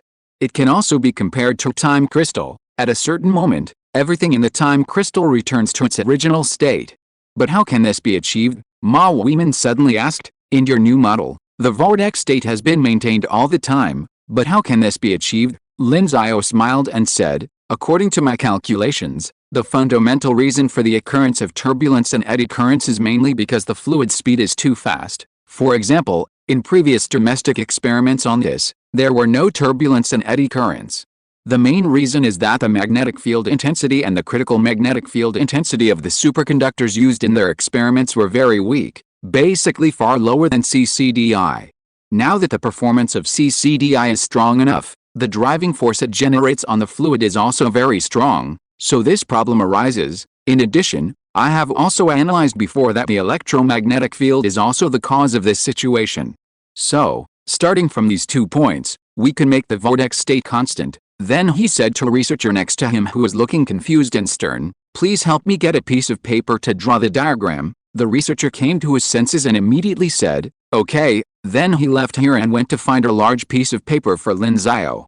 When the others heard Lin Xiao was about to draw a technical diagram, they immediately rushed over to join in the fun. Lin Xiao's technical drawings had become famous online, and everyone wanted to see for themselves just how impressive this mastermind, known as the human drawing machine, was at drawing. Even Ma Weimin joined in, curious about what Lin Xiao was going to draw next and eager to see how good he was at it. Seeing so many people gathered around, Lin Xiao couldn't help but shake his head helplessly. "It's just a drawing."